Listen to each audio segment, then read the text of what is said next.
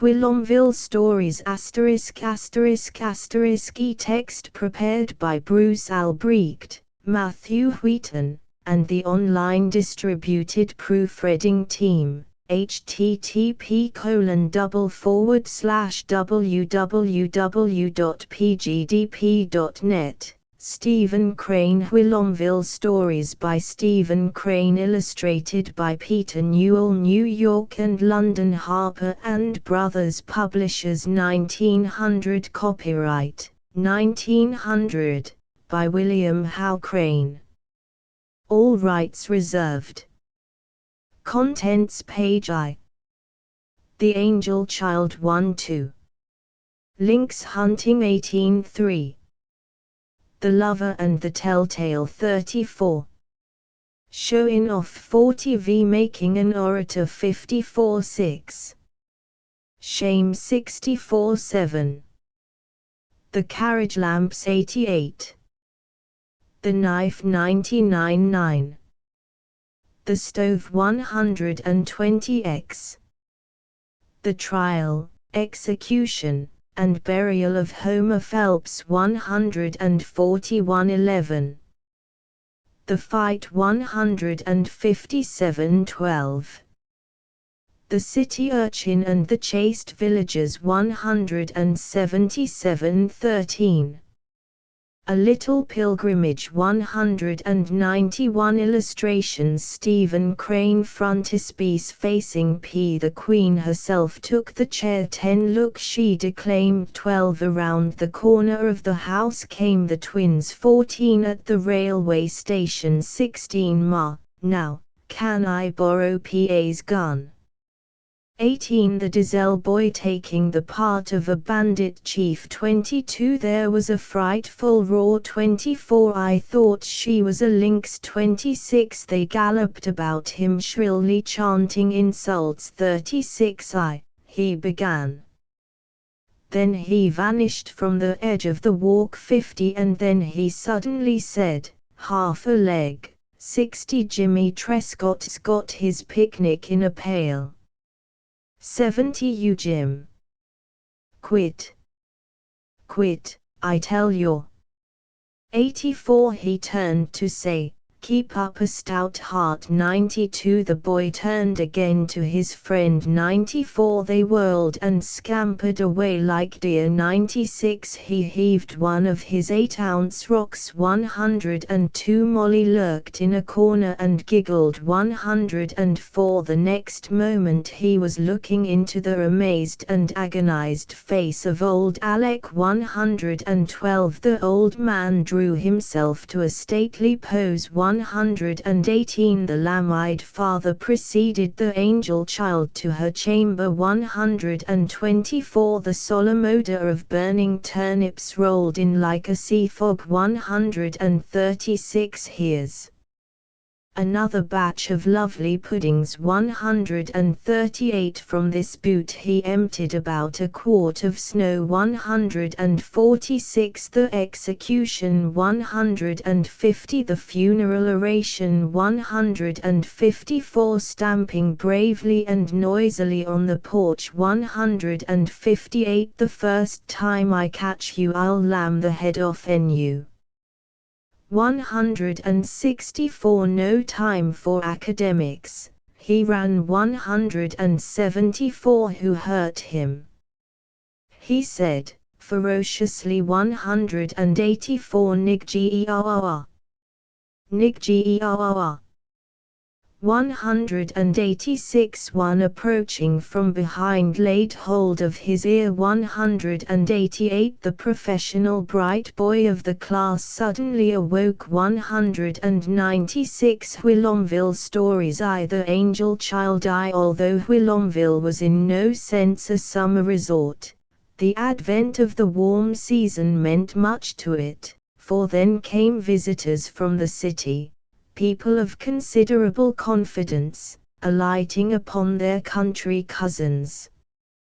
Moreover, many citizens who could afford to do so escaped at this time to the seaside. The town, with the commercial life quite taken out of it, drawled and drowsed through long months, during which nothing was worse than the white dust which arose behind every vehicle at blinding noon, and nothing was finer than the cool sheen of the hose sprays over the cropped lawns under the many maples in the twilight. One summer the Trescotts had a visitation. Mrs. Trescott owned a cousin who was a painter of high degree. I had almost said that he was of national reputation, but, come to think of it, it is better to say that almost everybody in the United States who knew about art and its travail knew about him. He had picked out a wife, and naturally, looking at him, one wondered how he had done it. She was quick, beautiful, imperious, while he was quiet, slow, and misty. She was a veritable queen of health, while he, apparently, was of a most brittle constitution. When he played tennis, particularly, he looked every minute as if he were going to break.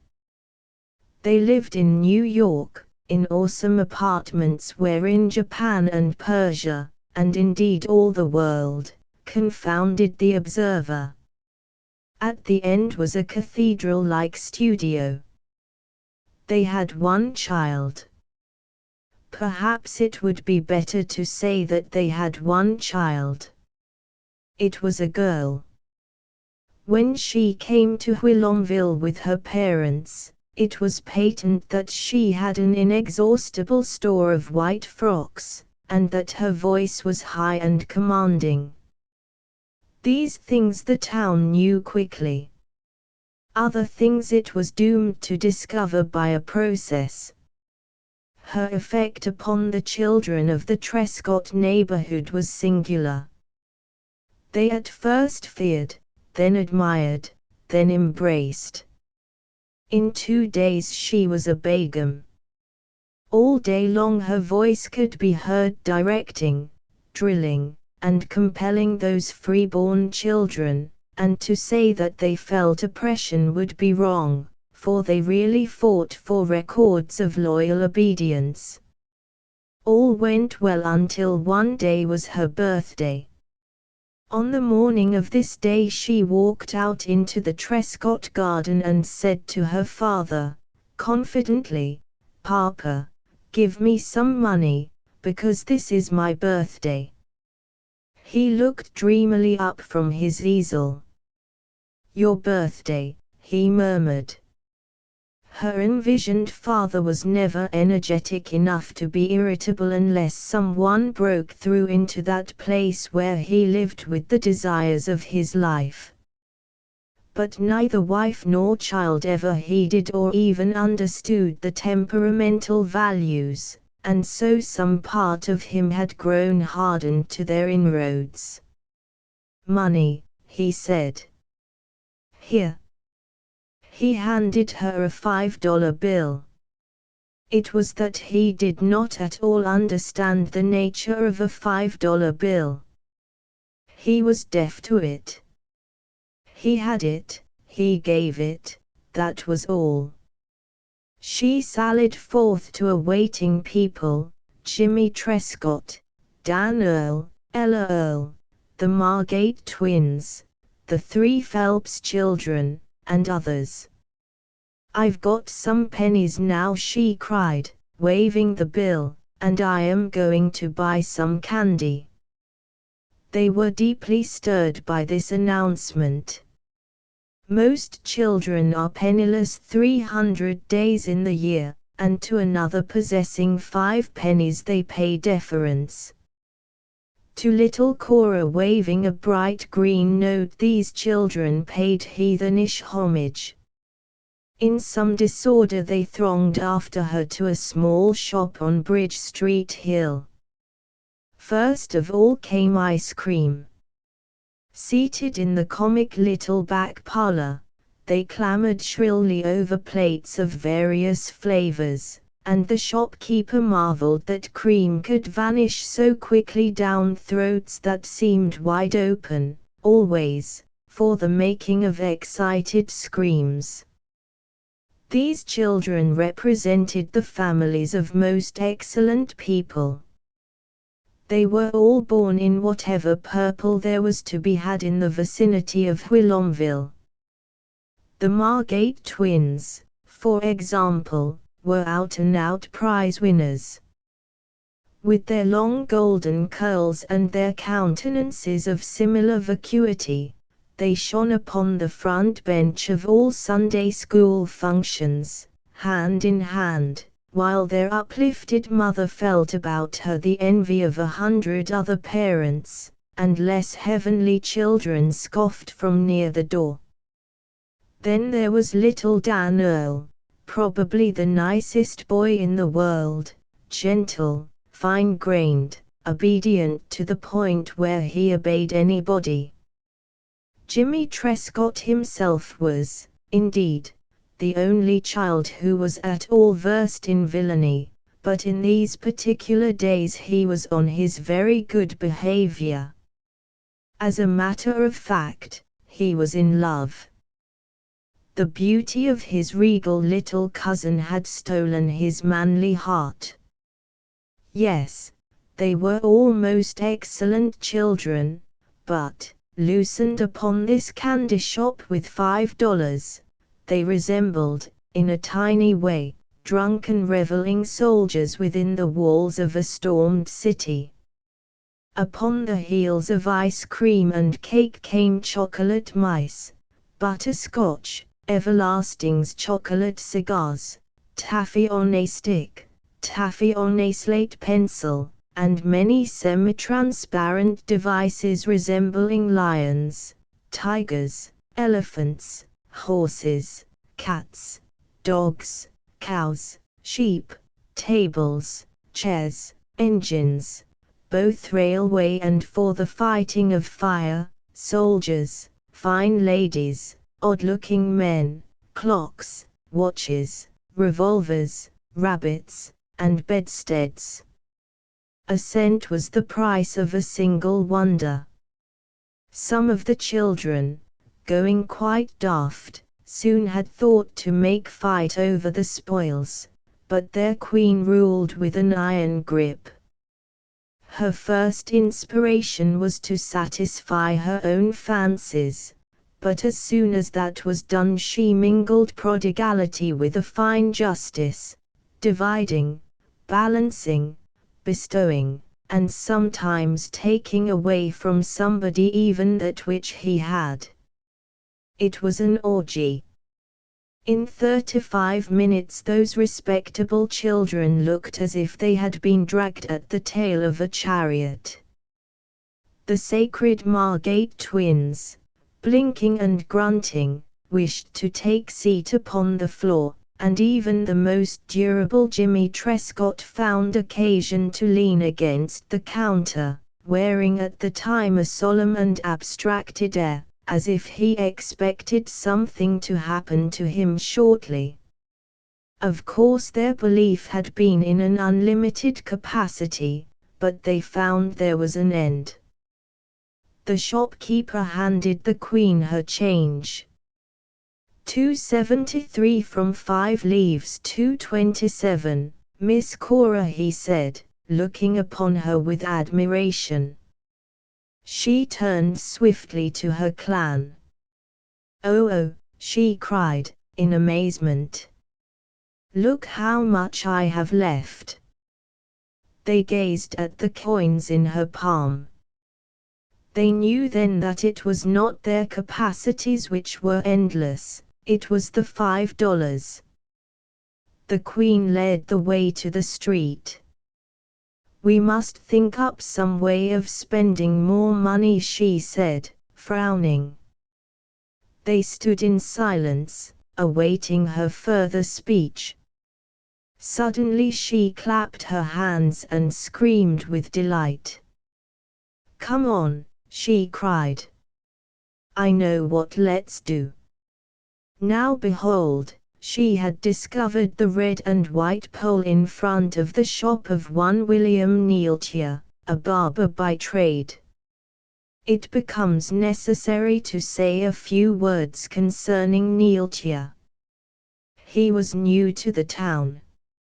He had come and opened a dusty little shop on Dusty Bridge Street Hill, and although the neighborhood knew from the courier winds that his diet was mainly cabbage, they were satisfied with that meager data. Of course Reef Snyder came to investigate him for the local barbers' union, but he found in him only sweetness and light, with a willingness to charge any price at all for a shave or a haircut. In fact, the advent of Neeltje would have made barely a ripple upon the placid bosom of Whilomville if it were not that his name was Neeltje. At first the people looked at his signboard out of the eye corner, and wondered lazily why anyone should bear the name of Neeltje, but as time went on, men spoke to other men, saying, "How do you pronounce the name of that barber up there on Bridge Street Hill?" And then, before any could prevent it, the best minds of the town were splintering their lances against William Neeltje's signboard. If a man had a mental superior, he guided him seductively to this name, and watched with glee his wrecking. The clergy of the town even entered the lists. There was one among them who had taken a collegiate prize in Syriac, as well as in several less opaque languages, and the other clergymen, at one of their weekly meetings, sought to betray him into this ambush. He pronounced the name correctly, but that mattered little, since none of them knew whether he did or did not, and so they took triumph according to their ignorance. Under these arduous circumstances it was certain that the town should look for a nickname, and at this time the nickname was in process of formation. So William Neeltje lived on with his secret, smiling foolishly towards the world. "Come on," cried little Cora. "Let's all get our hair cut." "That's what let's do. Let's all get our hair cut. Come on. Come on. Come on." The others were carried off their feet by the fury of this assault. To get their hair cut. What joy!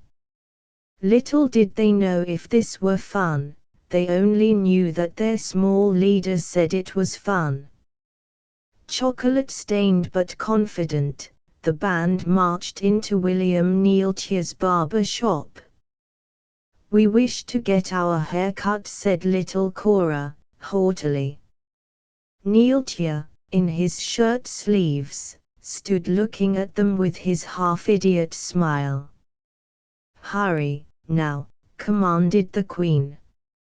A dray horse toiled step by step, up Bridge Street Hill. A far woman's voice arose. There could be heard the ceaseless hammers of shingling carpenters. All was summer peace. "Come on, now. Who's going first?" "Come on, Ella, you go first. Get in our hair cut." Oh, what fun! Little Ella Earl would not, however, be first in the chair. She was drawn towards it by a singular fascination, but at the same time she was afraid of it, and so she hung back, saying, "No. You go first. No. You go first."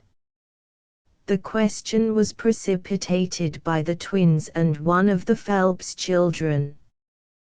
They made simultaneous rush for the chair, and screamed and kicked, each pair preventing the third child.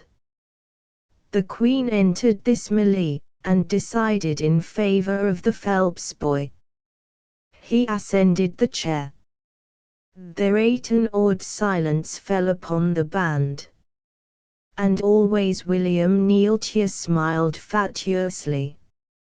He tucked a cloth in the neck of the Phelps boy, and taking scissors, began to cut his hair. The group of children came closer and closer. Even the Queen was deeply moved. "Does it hurt any?" she asked, in a wee voice. "Nor," said the Phelps boy, with dignity. "Anyhow, I've had hair cut afore." When he appeared to them looking very soldierly with his cropped little head, there was a tumult over the chair. The Margate twins howled, Jimmy Trescott was kicking them on the shins.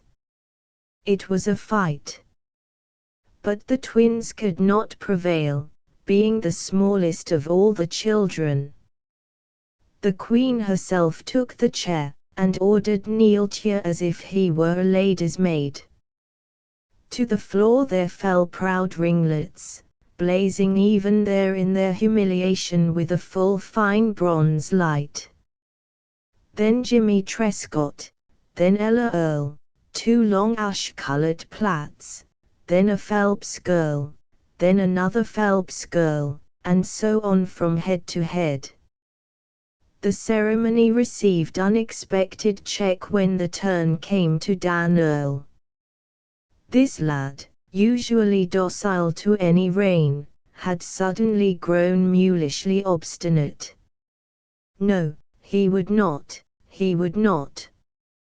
He himself did not seem to know why he refused to have his hair cut, but, despite the shrill derision of the company, he remained obdurate.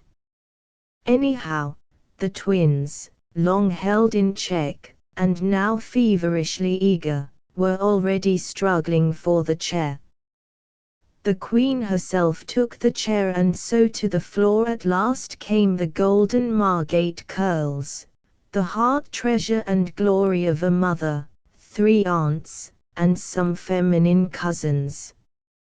All having been finished, the children, highly elate, thronged out into the street. They crowed and cackled with pride and joy, anon turning to scorn the cowardly Dan Earl. Ella Earl was an exception. She had been pensive for some time, and now the shorn little maiden began vaguely to weep. In the door of his shop William Neeltje stood watching them, upon his face a grin of almost inhuman idiocy. It now becomes the duty of the unfortunate writer to exhibit these children to their fond parents. "Come on," Jimmy cried little Cora, "let's go show Mama." And they hurried off, these happy children, to show Mama. The Trescotts and their guests were assembled indolently awaiting the luncheon bell. Jimmy and the angel child burst in upon them. "Oh, Mama," shrieked little Cora, "see how fine I am. I've had my hair cut. Isn't it splendid? And Jimmy too." The wretched mother took one sight, emitted one yell, and fell into a chair. Mrs. Trescott dropped a large lady's journal and made a nerveless mechanical clutch at it. The painter gripped the arms of his chair and leaned forward, staring until his eyes were like 2 little clock faces.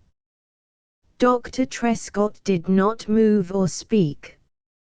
To the children the next moments were chaotic. There was a loudly wailing mother, and a pale-faced, aghast mother, a stammering father, and a grim and terrible father. The angel child did not understand anything of it save the voice of calamity, and in a moment all her little imperialism went to the winds. She ran sobbing to her mother. "Oh, Mama! Mama! Mama. The desolate Jimmy heard out of this inexplicable situation a voice which he knew well, a sort of colonel's voice, and he obeyed like any good soldier. Jimmy. He stepped 3 paces to the front. Yes, sir. How did this happen? Said Trescott. Now Jimmy could have explained how had happened anything which had happened, but he did not know what had happened, so he said, nothing. And, oh, look at her frock, said Mrs. Trescott, brokenly. Look. She declaimed. The words turned the mind of the mother of the angel child. She looked up, her eyes blazing. Frock, she repeated. Frock. What do I care for her frock? Frock, she choked out again from the depths of her bitterness. Then she arose suddenly, and whirled tragically upon her husband. Look, she declaimed. All her lovely hair, gone, gone. The painter was apparently in a fit, his jaw was set, his eyes were glazed, his body was stiff and straight. All gone, all her lovely hair, all gone, my poor little darling, my poor little darling. And the angel child added her heartbroken voice to her mother's wail as they fled into each other's arms. In the meantime Trescott was patiently unraveling some skeins of Jimmy's tangled intellect. And then you went to this barber's on the hill. Yes. And where did you get the money? Yes. I see. And who besides you and Cora had their hair cut? The Margate oh, Lord.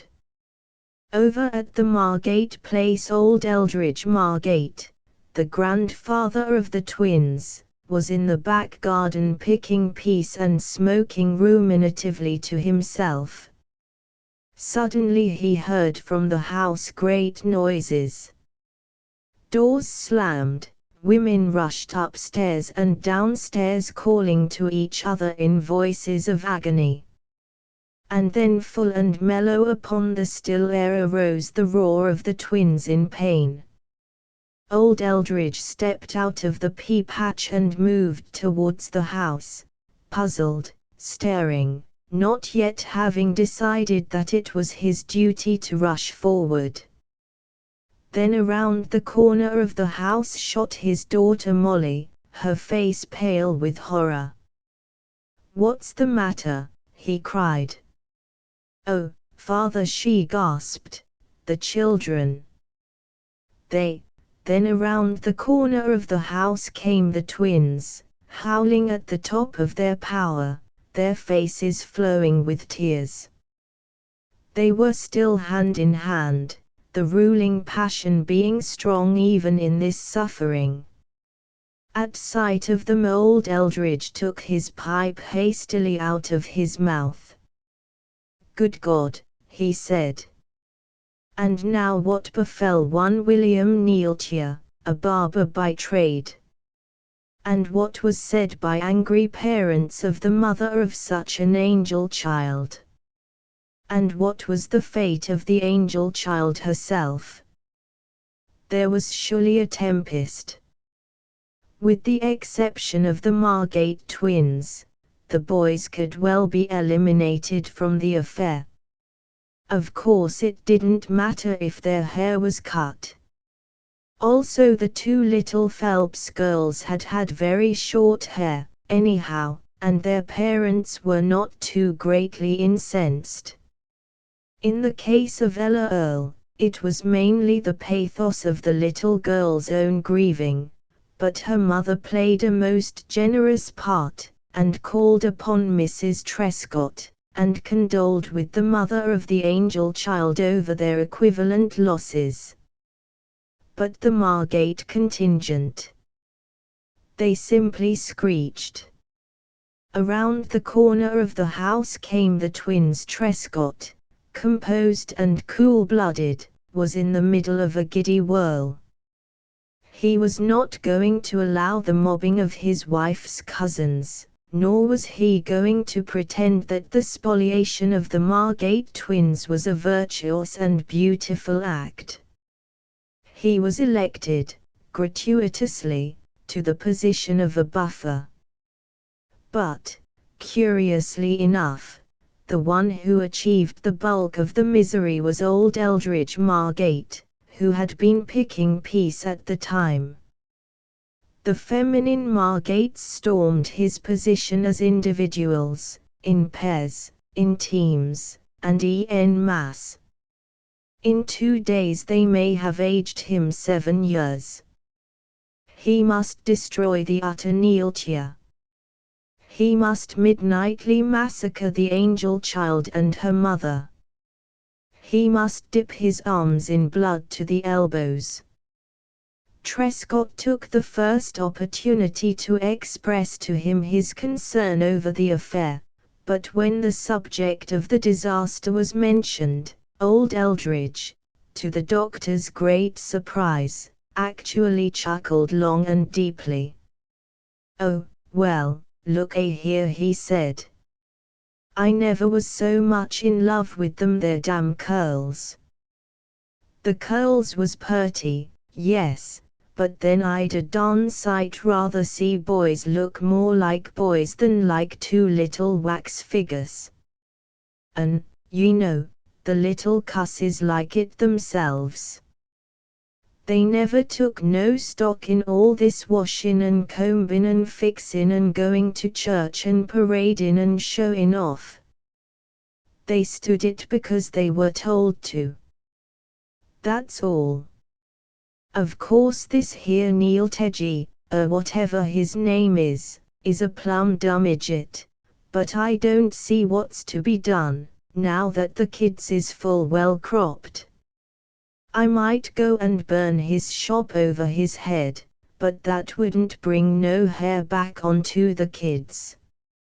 They're even kicking on sashes now, and that's all right, 'cause what for does a boy want a sash?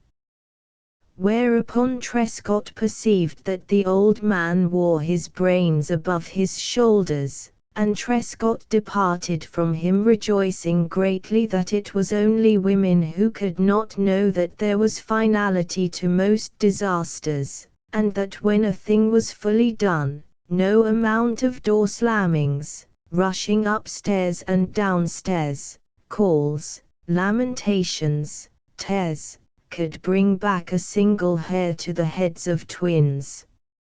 At the railway station, but the rains came and the winds blew in the most biblical way when a certain fact came to light in the Trescott household. Little Cora, corroborated by Jimmy, innocently remarked that $5 had been given her by her father on her birthday, and with this money the evil had been wrought. Trescott had known it, but he, thoughtful man, had said nothing.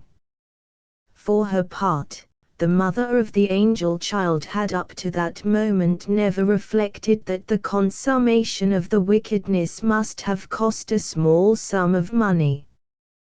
But now it was all clear to her.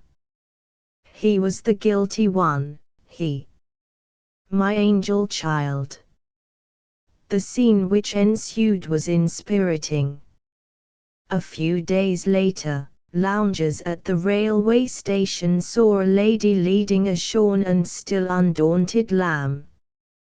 Attached to them was a husband and father, who was plainly bewildered, but still more plainly vexed, as if he would be saying, "Damn 'em! Why can't they leave me alone?" 2 lynx hunting Jimmy lounged about the dining room and watched his mother with large, serious eyes. Suddenly he said, "Ma, now, can I borrow PA's gun?" She was overcome with the feminine horror which is able to mistake preliminary words for the full accomplishment of the dread thing. "Why, Jimmy," she cried. "Of all wonders! Your father's gun!" "No, indeed you can't." He was fairly well crushed, but he managed to mutter, sullenly, "Well, Willie Dizelle, he's got a gun."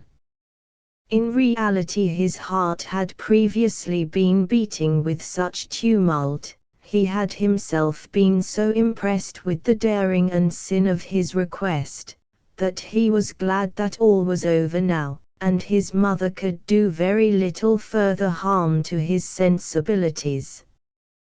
He had been influenced into the venture by the larger boys.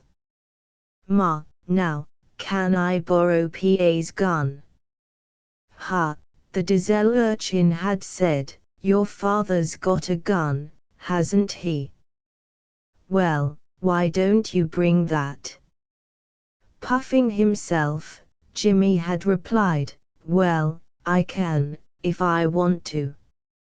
It was a black lie, but really the Dizelle boy was too outrageous with his eternal bill posting about the gun which a beaming uncle had entrusted to him.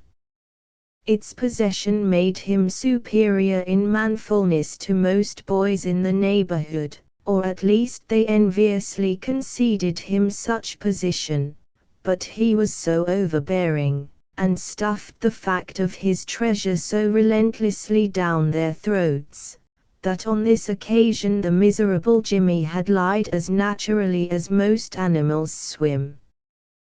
Willie Dizelle had not been checkmated, for he had instantly retorted, "Why don't you get it, then?" "Well, I can, if I want to." "Well, get it, then." "Well, I can, if I want to." Thereupon Jimmy had paced away with great airs of surety as far as the door of his home, where his manner changed to one of tremulous misgiving as it came upon him to address his mother in the dining room. There had happened that which had happened. When Jimmy returned to his two distinguished companions he was blown out with a singular pomposity. He spoke these noble words, "Oh, well, I guess I don't want to take the gun out today."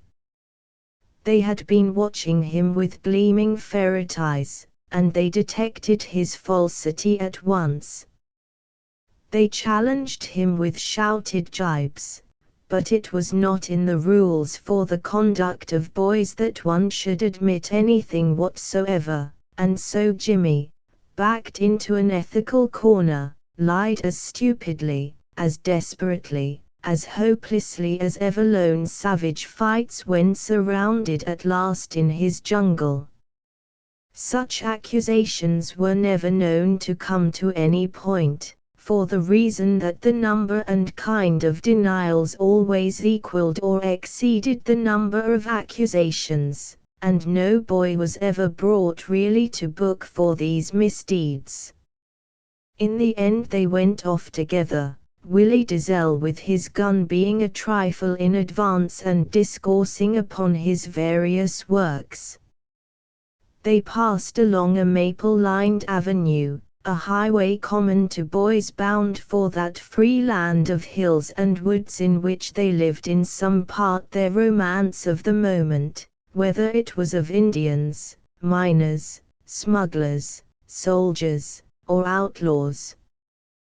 The paths were their paths, and much was known to them of the secrets of the dark green hemlock thickets, the wastes of sweet fern and huckleberry, the cliffs of gaunt bluestone with the sumac burning red at their feet. Each boy had, I am sure, a conviction that some day the wilderness was to give forth to him a marvelous secret. They felt that the hills and the forest knew much, and they heard a voice of it in the silence. It was vague, thrilling, fearful, and altogether fabulous. The grown folk seemed to regard these wastes merely as so much distance between one place and another place, or as a rabbit cover, or as a district to be judged according to the value of the timber, but to the boys it spoke some great inspiring word, which they knew even as those who pace the shore know the enigmatic speech of the surf. In the meantime they lived there, in season, lives of ringing adventure, by dint of imagination. The boys left the avenue, skirted hastily through some private grounds, climbed a fence, and entered the thickets. It happened that at school the previous day Willie Dizelle had been forced to read and acquire in some part a solemn description of a lynx. The meagre information thrust upon him had caused him grimaces of suffering, but now he said, suddenly, "I'm going to shoot a lynx." The other boys admired this statement, but they were silent for a time.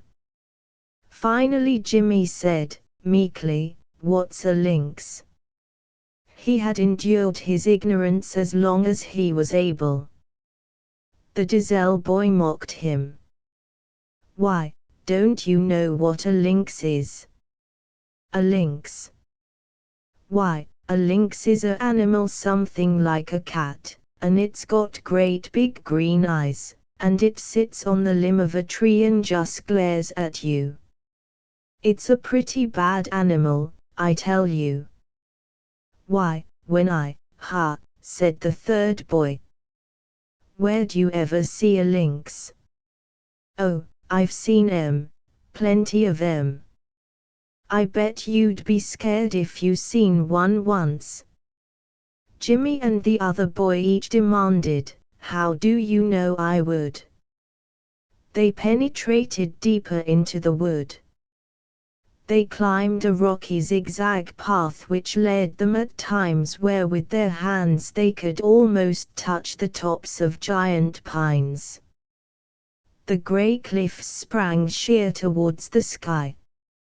Willie Dizelle babbled about his impossible lynx, and they stalked the mountainside like chamois hunters, although no noise of bird or beast broke the stillness of the hills. Below them Whilomville was spread out somewhat like the cheap green and black lithograph of the time, a bird's-eye view of Whilomville, NY. The Dizelle boy taking the part of a bandit chief. In the end the boys reached the top of the mountain and scouted off among wild and desolate ridges. They were burning with the desire to slay large animals. They thought continually of elephants, lions, tigers, crocodiles. They discoursed upon their immaculate conduct in case such monsters confronted them, and they all lied carefully about their courage. The breeze was heavy with the smell of sweet fern. The pines and hemlocks sighed as they waved their branches. In the hollows the leaves of the laurels were lacquered where the sunlight found them. No matter the weather, it would be impossible to long continue an expedition of this kind without a fire, and presently they built one, snapping down for fuel the brittle underbranches of the pines. About this fire they were willed to conduct a sort of play, the Dizelle boy taking the part of a bandit chief, and the other boys being his trusty lieutenants. They stalked to and fro, long-strided, stern yet devil-may-care, three terrible little figures. Jimmy had an uncle who made game of him whenever he caught him in this kind of play, and often this uncle quoted derisively the following classic: "Once aboard the lugger, Bill, and the girl is mine. Now to burn the chateau and destroy all evidence of our crime. But, hark ye, Bill, no violence. Wheeling abruptly, he addressed these dramatic words to his comrades. They were impressed. They decided at once to be smugglers, and in the most ribald fashion they talked about carrying off young women. At last they continued their march through the woods. The smuggling motif was now grafted fantastically upon the original lynx idea, which Willie Dizelle refused to abandon at any price. Once they came upon an innocent bird who happened to be looking another way at the time. After a great deal of manoeuvring and big words, Willie Dizelle reared his fowling piece and blew this poor thing into a mere rag of wet feathers, of which he was proud. Afterwards the other big boy had a turn at another bird. Then it was plainly Jimmy's chance. The two others had, of course, some thought of cheating him out of this chance, but of a truth he was timid to explode such a thunderous weapon, and as soon as they detected this fear they simply overbore him, and made it clearly understood that if he refused to shoot he would lose his caste, his scalp lock, his girdle, his honor. They had reached the old death-colored snake fence which marked the limits of the upper pasture of the Fleming farm. Under some hickory trees the path ran parallel to the fence. Behold!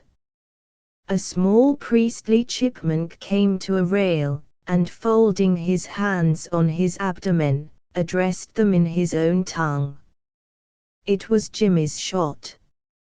Adjured by the others, he took the gun. His face was stiff with apprehension. The Dizelle boy was giving forth fine words. Go ahead. Or, don't be afraid. It's nothing to do. Why, I've done it 1,000,000 times. Don't shut both your eyes, now. Just keep one open and shut the other one. He'll get away if you don't watch out. Now you're all right. Why don't you let her go? Go ahead. There was a frightful roar. Jimmy, with his legs braced apart, was in the center of the path. His back was greatly bent, owing to the mechanics of supporting the heavy gun. His companions were screeching in the rear. There was a wait. Then he pulled trigger. To him there was a frightful roar, his cheek and his shoulder took a stunning blow, his face felt a hot flush of fire, and opening his two eyes, he found that he was still alive. He was not too dazed to instantly adopt a becoming egotism. It had been the first shot of his life. But directly after the well-mannered celebration of this victory a certain cow, which had been grazing in the line of fire, was seen to break wildly across the pasture, bellowing and bucking. The three smugglers and lynx hunters looked at each other out of blanched faces. Jimmy had hit the cow. The first evidence of his comprehension of this fact was in the celerity with which he returned the discharged gun to Willie Dizelle. They turned to flee. The land was black, as if it had been overshadowed suddenly with thick storm clouds. And even as they fled in their horror a gigantic Swedish farmhand came from the heavens and fell upon them, shrieking in eerie triumph. In a twinkle they were clouted prostrate. The Swede was elate and ferocious in a foreign and fulsome way. He continued to beat them and yell. From the ground they raised their dismal appeal. Oh, please, mister, we didn't do it. He did it. I didn't do it. We didn't do it. We didn't mean to do it. Oh, please, mister. In these moments of childish terror little lads go half blind, and it is possible that few moments of their afterlife made them suffer as they did when the Swede flung them over the fence and marched them towards the farmhouse. They begged like cowards on the scaffold, and each one was for himself. Oh, please let me go, mister. I didn't do it, mister. He did it. Oh, please let me go, mister. I thought she was a lynx. The boyish view belongs to boys alone, and if this tall and knotted laborer was needlessly without charity, none of the three lads questioned it. Usually when they were punished they decided that they deserved it, and the more they were punished the more they were convinced that they were criminals of a most subterranean type. As to the hitting of the cow being a pure accident, and therefore not of necessity a criminal matter, such reading never entered their heads. When things happened and they were caught, they commonly paid dire consequences, and they were accustomed to measure the probabilities of woe utterly by the damage done, and not in any way by the culpability. The shooting of the cow was plainly heinous, and undoubtedly their dungeons would be knee-deep in water. He did it, mister. This was a general outcry. Jimmy used it as often as did the others. As for them, it is certain that they had no direct thought of betraying their comrade for their own salvation. They thought themselves guilty because they were caught. When boys were not caught they might possibly be innocent. But captured boys were guilty. When they cried out that Jimmy was the culprit, it was principally a simple expression of terror. Old Henry Fleming, the owner of the farm, strode across the pasture towards them. He had in his hand a most cruel whip. This whip he flourished. At his approach the boys suffered the agonies of the fire regions. And yet anybody with half an eye could see that the whip in his hand was a mere accident, and that he was a kind old man, when he cared. When he had come near he spoke crisply. "What you boys been doing to my cow?" The tone had deep threat in it. They all answered by saying that none of them had shot the cow. Their denials were tearful and clamorous, and they crawled knee by knee. The vision of it was like three martyrs being dragged towards the stake. Old Fleming stood there, grim, tight-lipped. After a time he said, "Which boy done it?" There was some confusion, and then Jimmy spake. "I done it, mister." Fleming looked at him. Then he asked, "Well, what did you shoot her for?" Jimmy thought, hesitated, decided, faltered, and then formulated this, "I thought she was a lynx."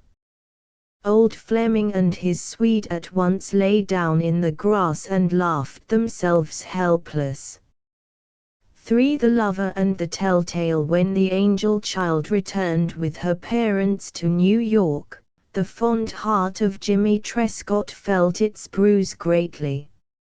For 2 days he simply moped, becoming a stranger to all former joys. When his old comrades yelled invitation, as they swept off on some interesting quest, he replied with mournful gestures of disillusion. He thought often of writing to her, but of course the shame of it made him pause. Write a letter to a girl. The mere enormity of the idea caused him shudders. Persons of his quality never wrote letters to girls. Such was the occupation of mollycoddles and snivellers. He knew that if his acquaintances and friends found in him evidences of such weakness and general milkiness, they would fling themselves upon him like so many wolves, and bait him beyond the borders of sanity. However, one day at school, in that time of the morning session when children of his age were allowed 15 minutes of play in the school grounds, he did not as usual rush forth ferociously to his games. Commonly he was of the worst hoodlums, preying upon his weaker brethren with all the cruel disregard of a grown man. On this particular morning he stayed in the schoolroom, and with his tongue stuck from the corner of his mouth, and his head twisting in a painful way, he wrote to little Cora, pouring out to her all the poetry of his hungry soul, as follows: "My dear Cora, I love thee with all my heart, oh come back again, back again, for I love thee best of all, oh come back again, when the spring come again we'll fly, and we'll fly like a bird."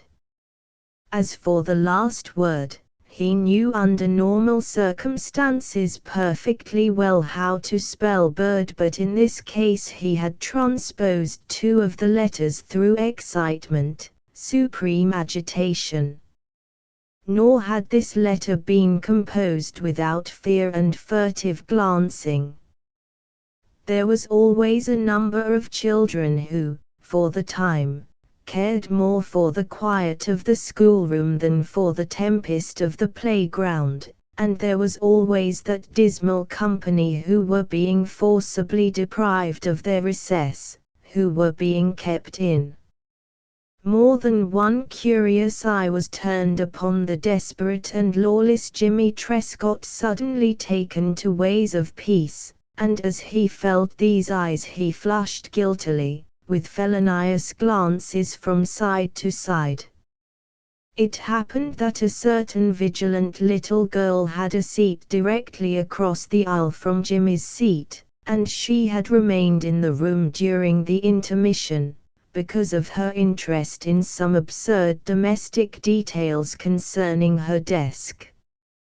Parenthetically, it might be stated that she was in the habit of imagining this desk to be a house, and at this time, with an important little frown, indicative of a proper matron, she was engaged in dramatizing her ideas of a household.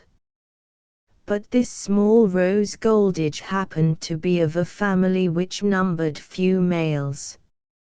It was, in fact, one of those curious middle-class families that hold much of their ground, retain most of their position, after all their visible means of support have been dropped in the grave. It contained now only a collection of women who existed submissively, defiantly, securely, mysteriously, in a pretentious and often exasperating virtue. It was often too triumphantly clear that they were free of bad habits. However, bad habits is a term here used in a commoner meaning, because it is certainly true that the principal and indeed solitary joy which entered their lonely lives was the joy of talking wickedly and busily about their neighbors. It was all done without dream of its being of the vulgarity of the alleys. Indeed, it was simply a constitutional but not incredible chastity and honesty expressing itself in its ordinary superior way of the whirling circles of life, and the vehemence of the criticism was not lessened by a further infusion of an acid of worldly defeat, worldly suffering, and worldly hopelessness. Out of this family circle had sprung the typical little girl who discovered Jimmy Trescott agonizingly writing a letter to his sweetheart. Of course all the children were the most abandoned gossips, but she was peculiarly adapted to the purpose of making Jimmy miserable over this particular point. It was her life to sit of evenings about the stove and hearken to her mother and a lot of spinsters talk of many things. During these evenings she was never licensed to utter an opinion either one way or the other way.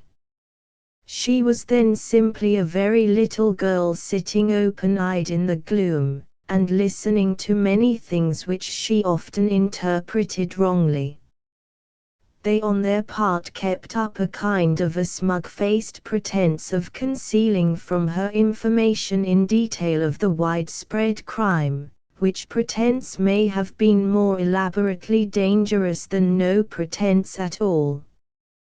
Thus all her home teaching fitted her to recognize at once in Jimmy Trescott's manner that he was concealing something that would properly interest the world.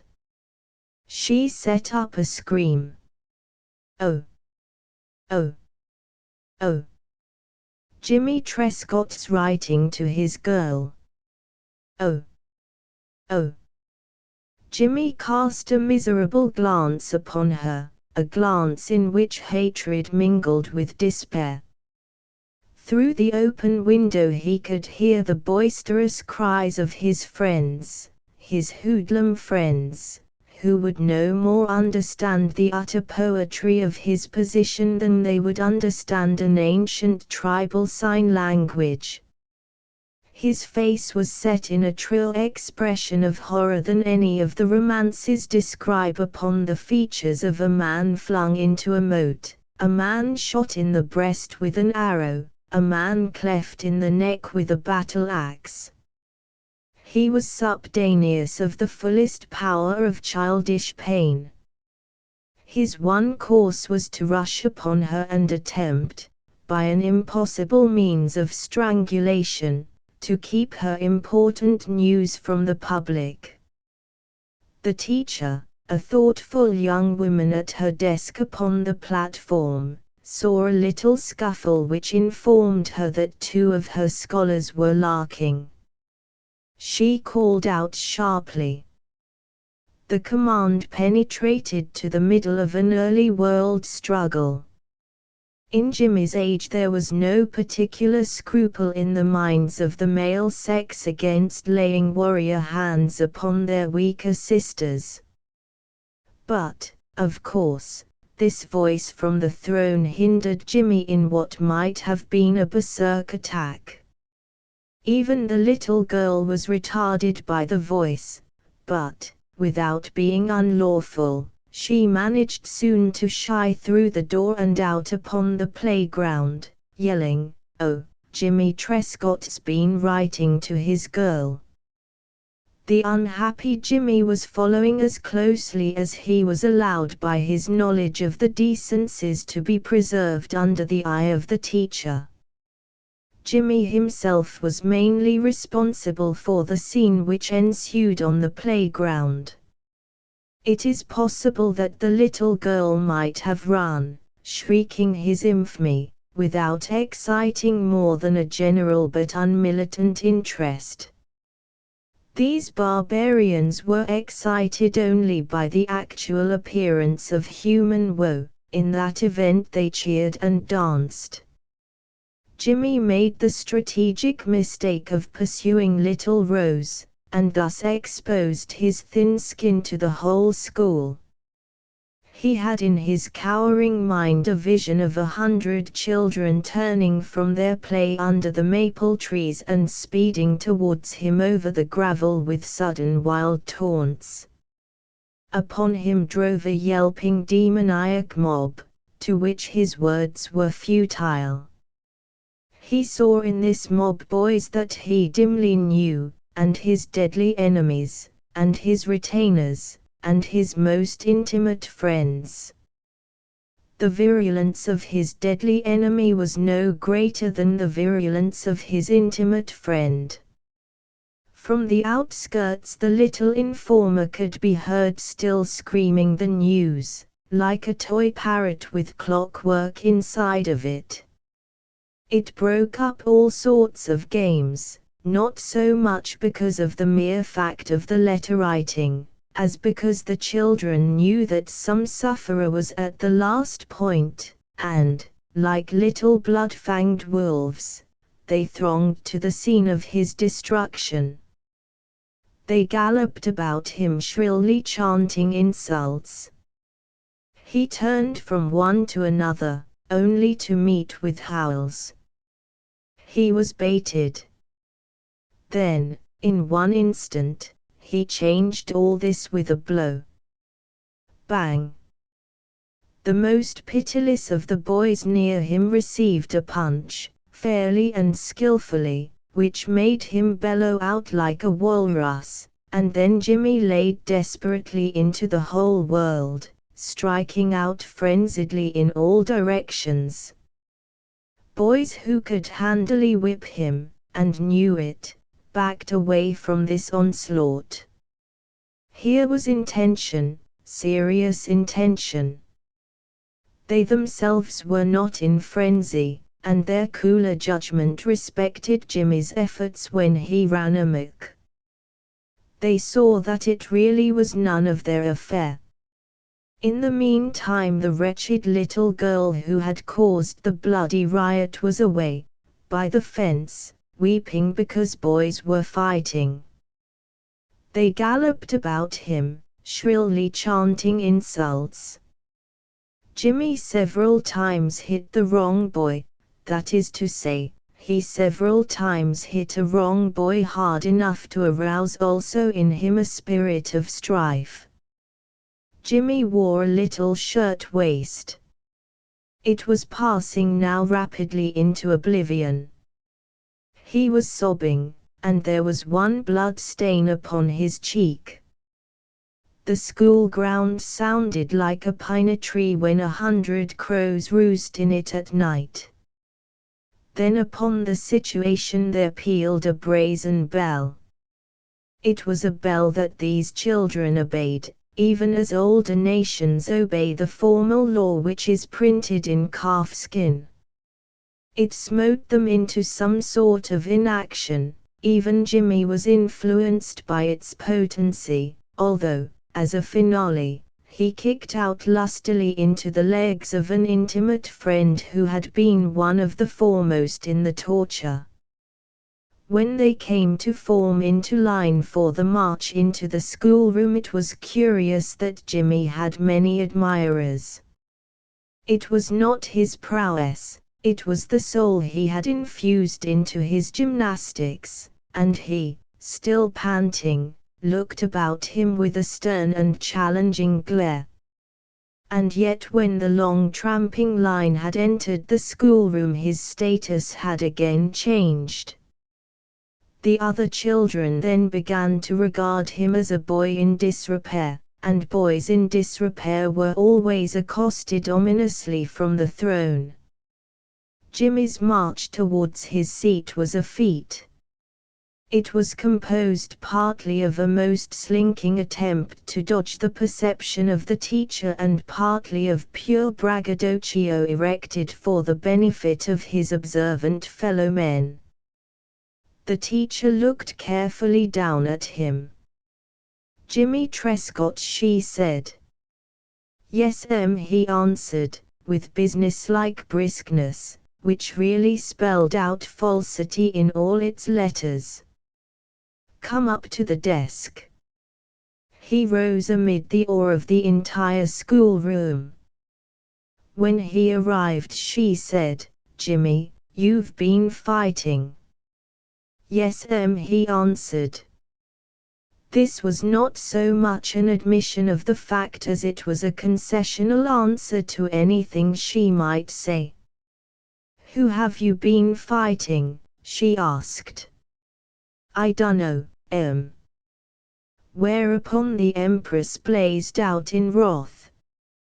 "You don't know who you've been fighting?" Jimmy looked at her gloomily.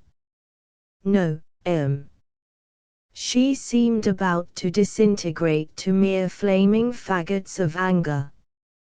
You don't know who you've been fighting, she demanded, blazing.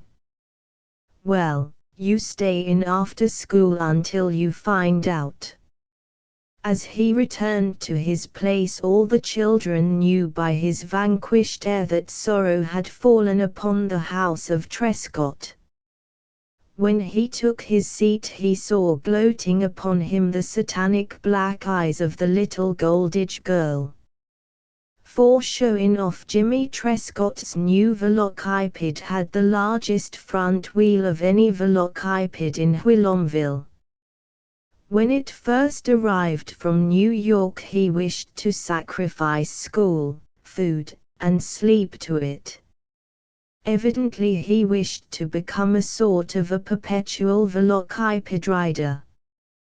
But the powers of the family laid a number of judicious embargoes upon him, and he was prevented from becoming a fanatic.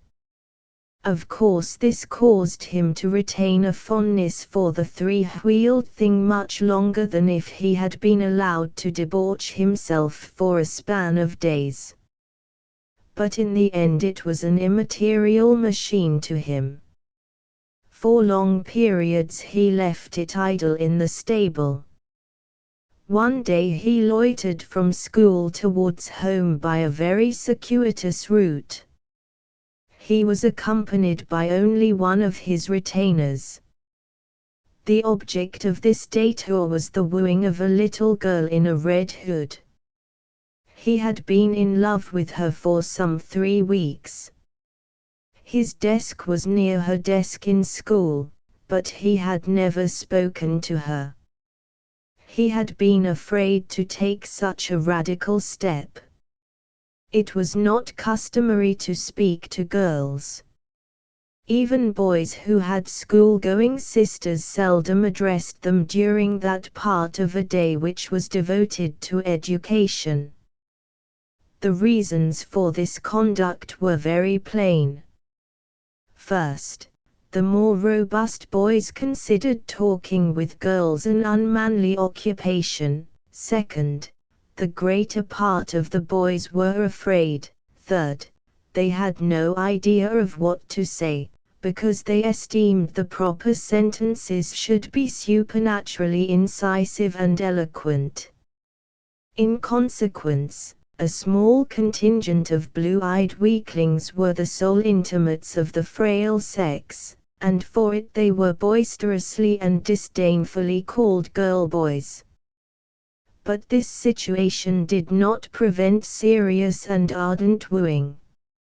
For instance, Jimmy and the little girl who wore the red hood must have exchanged glances at least 200 times in every school hour, and this exchange of glances accomplished everything.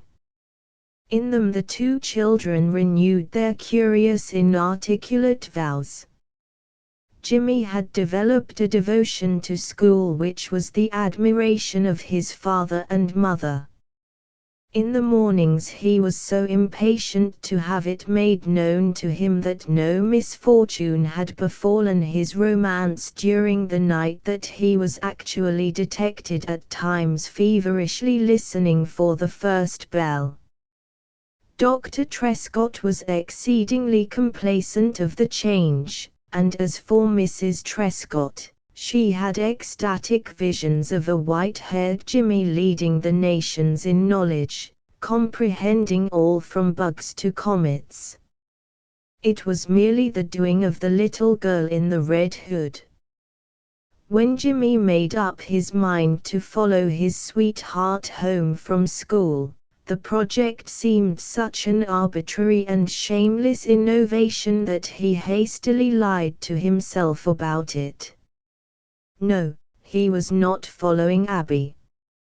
He was merely making his way homeward through the new and rather longer route of Bryant Street and Oakland Park. It had nothing at all to do with a girl. It was a mere eccentric notion. "Come on," said Jimmy, gruffly, to his retainer. "Let's go home this way." "What for?" demanded the retainer. Oh, because. Ha. Oh, it's more fun, going this way. The retainer was bored and loath, but that mattered very little. He did not know how to disobey his chief. Together they followed the trail of red-hooded Abby and another small girl. These latter at once understood the object of the chase, and looking back giggling, they pretended to quicken their pace. But they were always looking back. Jimmy now began his courtship in earnest. The first thing to do was to prove his strength in battle. This was transacted by means of the retainer. He took that devoted boy and flung him heavily to the ground, meanwhile mouthing a preposterous ferocity. The retainer accepted this behavior with a sort of bland resignation. After his overthrow he raised himself, coolly brushed some dust and dead leaves from his clothes, and then seemed to forget the incident. "I can jump farther than you can," said Jimmy, in a loud voice. "I know it," responded the retainer, simply. But this would not do. There must be a contest. "Come on," shouted Jimmy, imperiously. "Let's see you jump." The retainer selected a footing on the curb, balanced and calculated a moment, and jumped without enthusiasm. Jimmy's leap of course was longer. "There," he cried, blowing out his lips. "I beat you, didn't I? Easy. I beat you." He made a great hubbub, as if the affair was unprecedented. "Yes," admitted the other, emotionless. Later, Jimmy forced his retainer to run a race with him, held more jumping matches, flung him twice to earth, and generally behaved as if a retainer was indestructible. If the retainer had been in the plot, it is conceivable that he would have endured this treatment with mere whispered, half-laughing protests. But he was not in the plot at all, and so he became enigmatic. One cannot often sound the profound well in which lie the meanings of boyhood. Following the two little girls, Jimmy eventually passed into that suburb of Whilomville which is called Oakland Park. At his heels came a badly battered retainer. Oakland Park was a somewhat strange country to the boys. They were dubious of the manners and customs, and of course they would have to meet the local chieftains, who might look askance upon this invasion. Jimmy's girl departed into her home with a last backward glance that almost blinded the thrilling boy. On this pretext and that pretext, he kept his retainer in play before the house. He had hopes that she would emerge as soon as she had deposited her school bag. A boy came along the walk. Jimmy knew him at school. He was Tommy Semple, one of the weaklings who made friends with the fair sex. "Hello, Tom," said Jimmy. "You live round here?"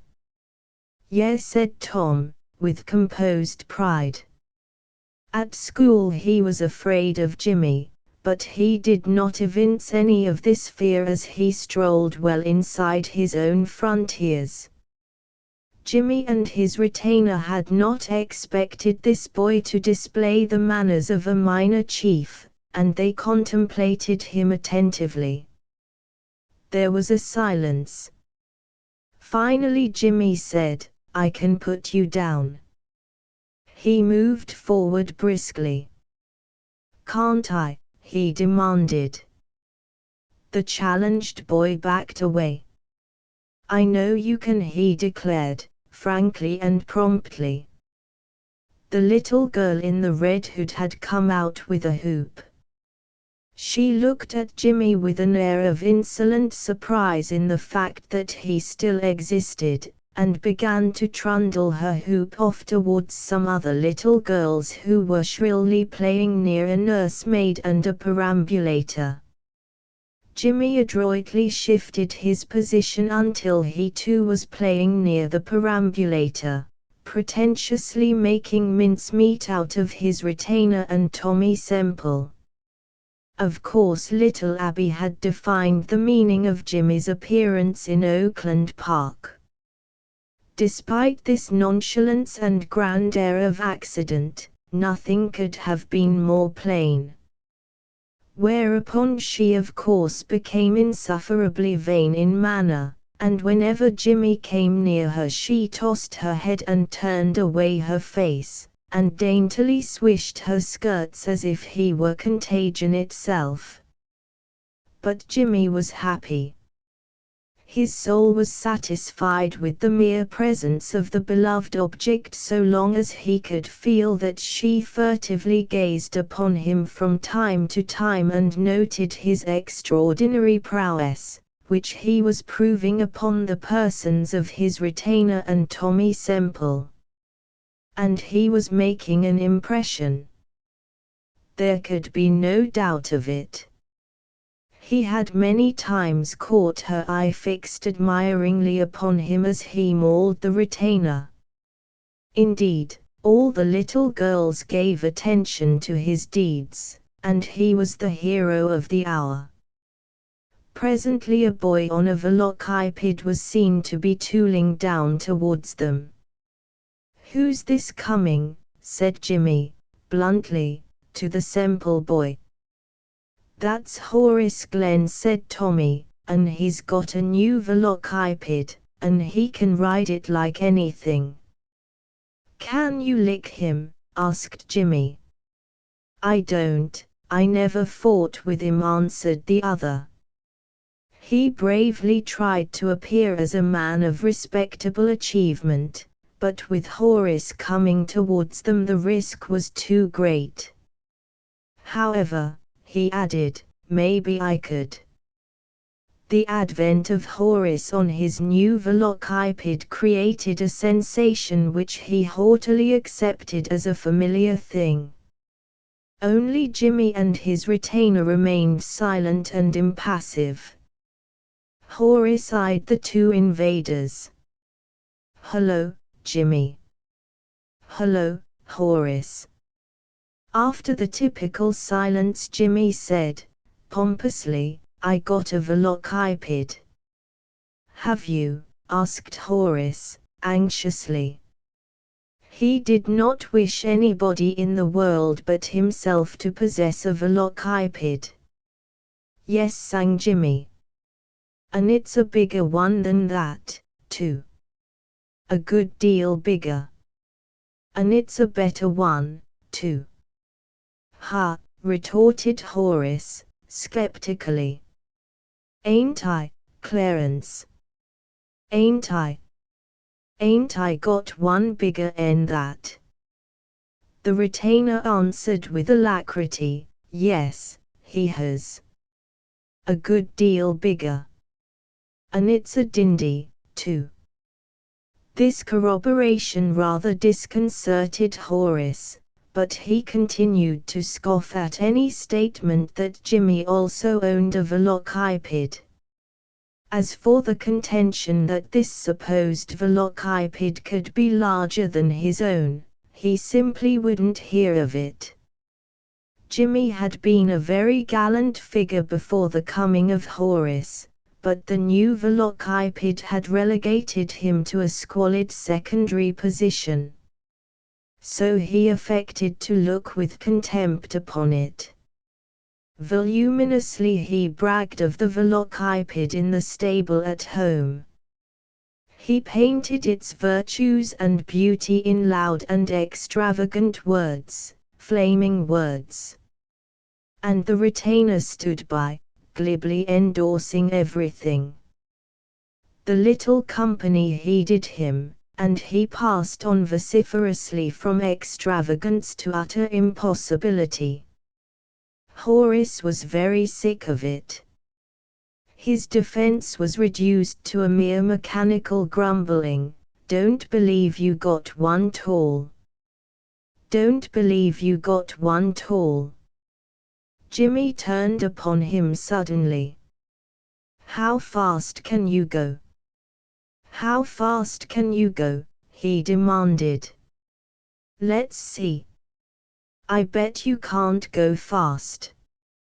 Horace lifted his spirits and answered with proper defiance. Can't I? He mocked. Can't I?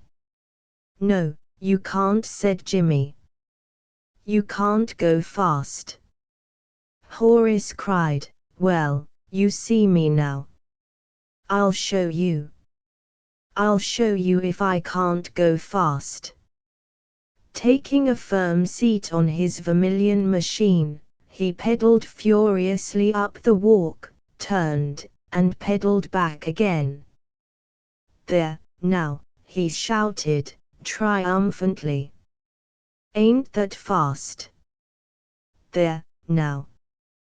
There was a low murmur of appreciation from the little girls. Jimmy saw with pain that even his divinity was smiling upon his rival. There. Ain't that fast? Ain't that fast? He strove to pin Jimmy down to an admission. He was exuberant with victory. Notwithstanding a feeling of discomfiture, Jimmy did not lose a moment of time. Why, he yelled, that ain't going fast tall. That ain't going fast tall. Why, I can go almost twice as fast as that. Almost twice as fast. Can't I, Clarence? The royal retainer nodded solemnly at the wide-eyed group. Course you can. Why, spouted Jimmy, you just ought to see me ride once. You just ought to see me. Why, I can go like the wind. Can't I, Clarence? And I can ride far, too, oh, awful far. Can't I, Clarence? Why, I wouldn't have that one. T'ain't he any good? You just ought to see mine once. The overwhelmed Horace attempted to reconstruct his battered glories. I can ride right over the curbstone, at some of the crossings, he announced, brightly. Jimmy's derision was a splendid sight. Right over the curbstone.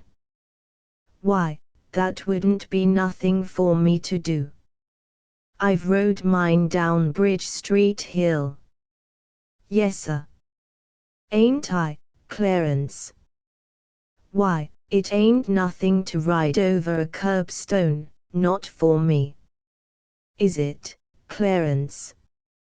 Down Bridge Street Hill.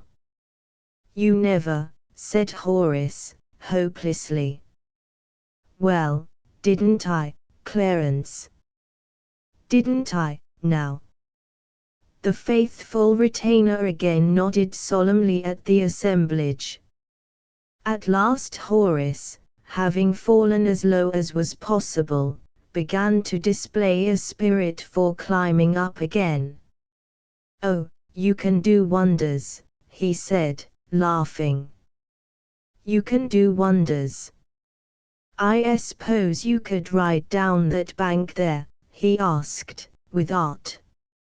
He had indicated a grassy terrace some 6 feet in height which bounded one side of the walk. At the bottom was a small ravine in which the reckless had flung ashes and tins. I suppose you could ride down that bank. He began. Then he vanished from the edge of the walk.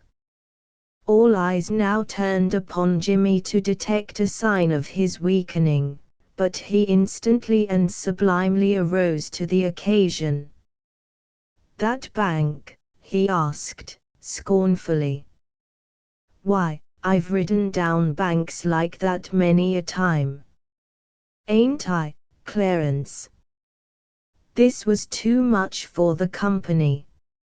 A sound like the wind in the leaves arose. It was the song of incredulity and ridicule. "Oh, oh, oh, oh, oh." And on the outskirts a little girl suddenly shrieked out, "Storyteller!" Horace had certainly won a skirmish.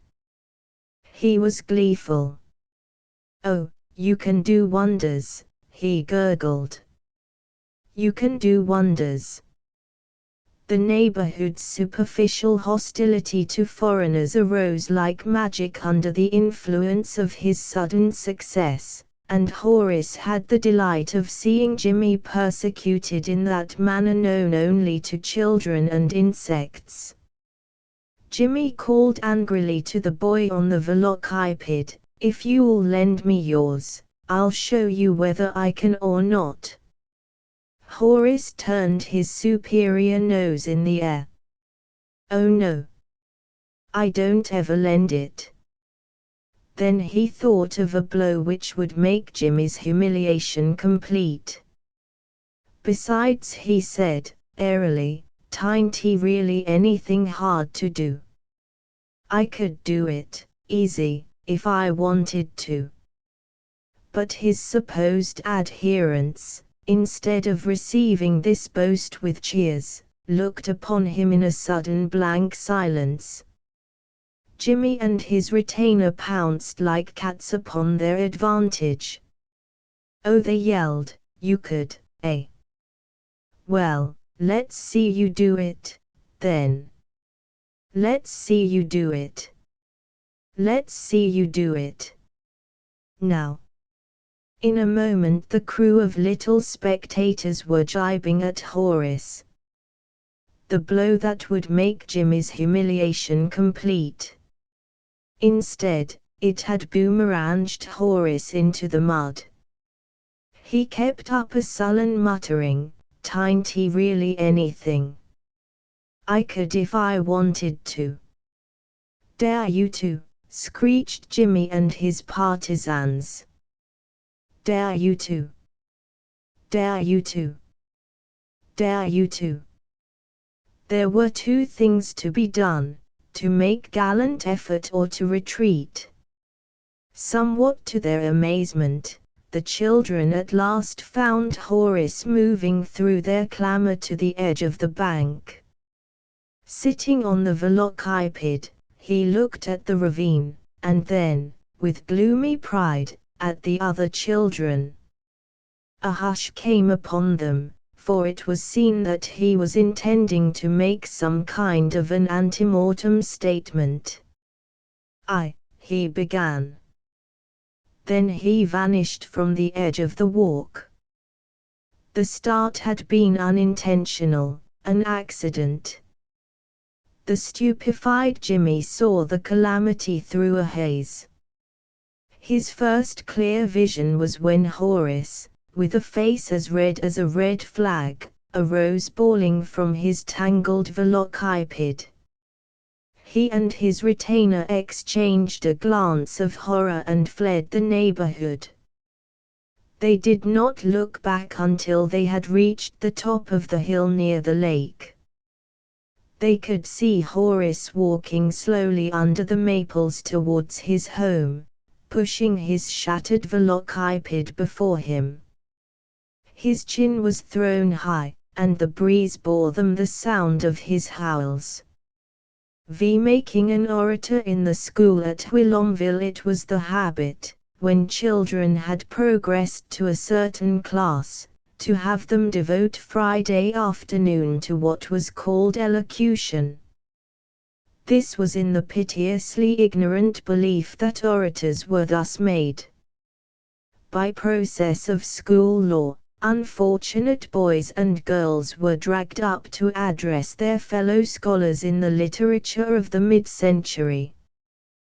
probably the children who were most capable of expressing themselves, the children who were most sensitive to the power of speech, suffered the most wrong.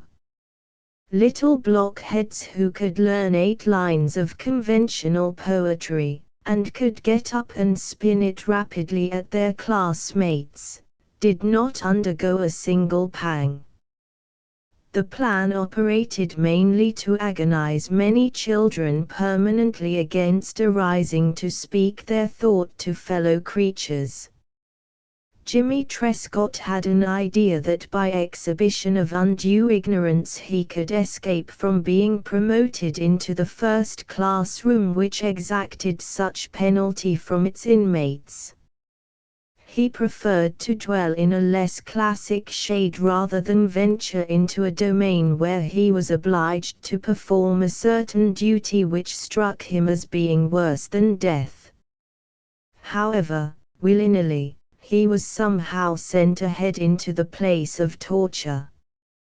Every Friday at least 10 of the little children had to mount the stage beside the teacher's desk and babble something which none of them understood. This was to make them orators.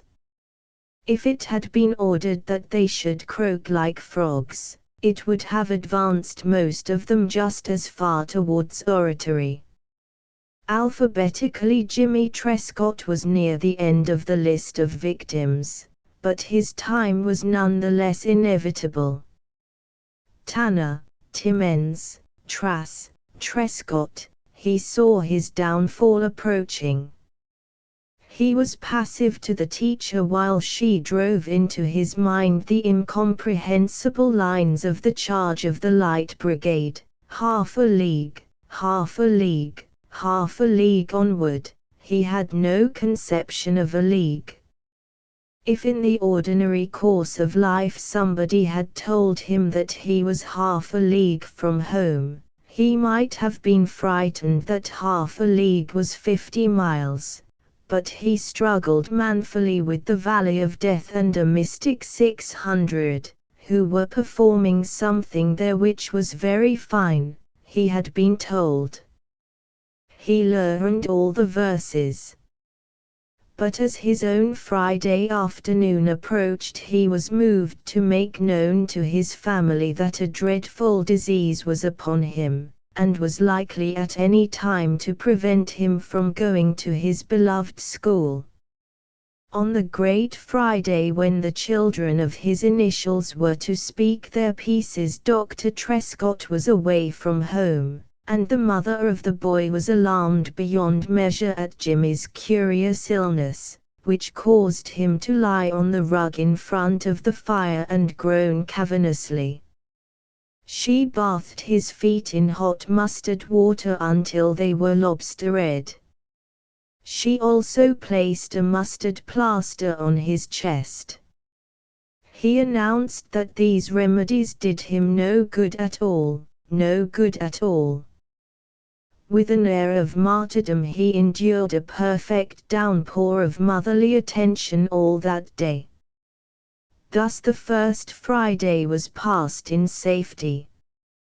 With singular patience he sat before the fire in the dining room and looked at picture books, only complaining of pain when he suspected his mother of thinking that he was getting better. The next day being Saturday and a holiday, he was miraculously delivered from the arms of disease, and went forth to play, a blatantly healthy boy. He had no further attack until Thursday night of the next week, when he announced that he felt very, very poorly. The mother was already chronically alarmed over the condition of her son, but Dr. Trescott asked him questions which denoted some incredulity. On the third Friday Jimmy was dropped at the door of the school from the doctor's buggy. The other children, notably those who had already passed over the mountain of distress, looked at him with glee, seeing in him another lamb brought to butchery.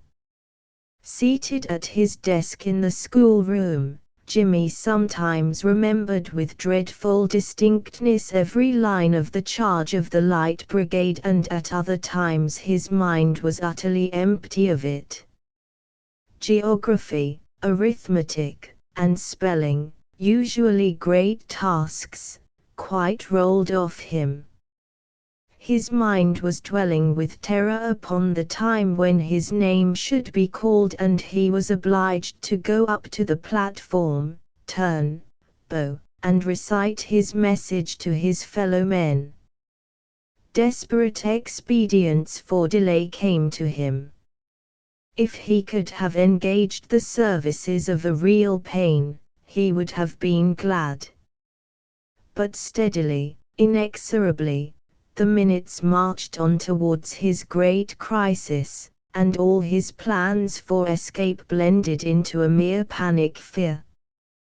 The maples outside were defeating the weakening rays of the afternoon sun, and in the shadowed schoolroom had come a stillness, in which, nevertheless, one could feel the complacence of the little pupils who had already passed through the flames. They were calmly prepared to recognize as a spectacle the torture of others. Little Johnny Tanner opened the ceremony. He stamped heavily up to the platform, and bowed in such a manner that he almost fell down. He blurted out that it would ill befit him to sit silent while the name of his fair island was being reproached, and he appealed to the gallant soldier before him if every British battlefield was not sown with the bones of sons of the Emerald Isle. He was also heard to say that he had listened with deepening surprise and scorn to the insinuation of the honourable member from North Glenmorganshire that the loyalty of the Irish regiments in Her Majesty's service could be questioned. To what purpose, then, he asked, had the blood of Irishmen flowed on 100 fields? To what purpose had Irishmen gone to their death with bravery and devotion in every part of the world where the victorious flag of England had been carried? If the honourable member for North Glenmorganshire insisted upon construing a mere pot-house row between soldiers in Dublin into a grand treachery to the colours and to Her Majesty's uniform, then it was time for Ireland to think bitterly of her dead sons, whose graves now marked every step of England's progress, and yet who could have their honours stripped from them so easily by the honourable member for North Glenmorganshire. Furthermore, the honourable member for North Glenmorganshire, it is needless to say that little Johnny Tanner's language made it exceedingly hot for the honourable member for North Glenmorganshire. But Johnny was not angry. He was only in haste. He finished the honourable member for North Glenmorganshire in what might be called a gallop. Susie Timmins then went to the platform, and with a face as pale as death whisperingly reiterated that she would be Queen of the May. The child represented there a perfect picture of unnecessary suffering. Her small lips were quite blue, and her eyes, opened wide, stared with a look of horror at nothing. The phlegmatic trussboy, with his moon face only expressing peasant parentage, calmly spoke some undeniably true words concerning destiny. In his seat Jimmy Trescott was going half blind with fear of his approaching doom. He wished that the trussboy would talk forever about destiny. If the schoolhouse had taken fire, he thought that he would have felt simply relief. Anything was better. Death amid the flames was preferable to a recital of the charge of the Light Brigade. But the trussboy finished his remarks about destiny in a very short time. Jimmy heard the teacher call his name, and he felt the whole world look at him. He did not know how he made his way to the stage. Parts of him seemed to be of lead, and at the same time parts of him seemed to be light as air, detached. His face had gone as pale as had been the face of Susie Timmins.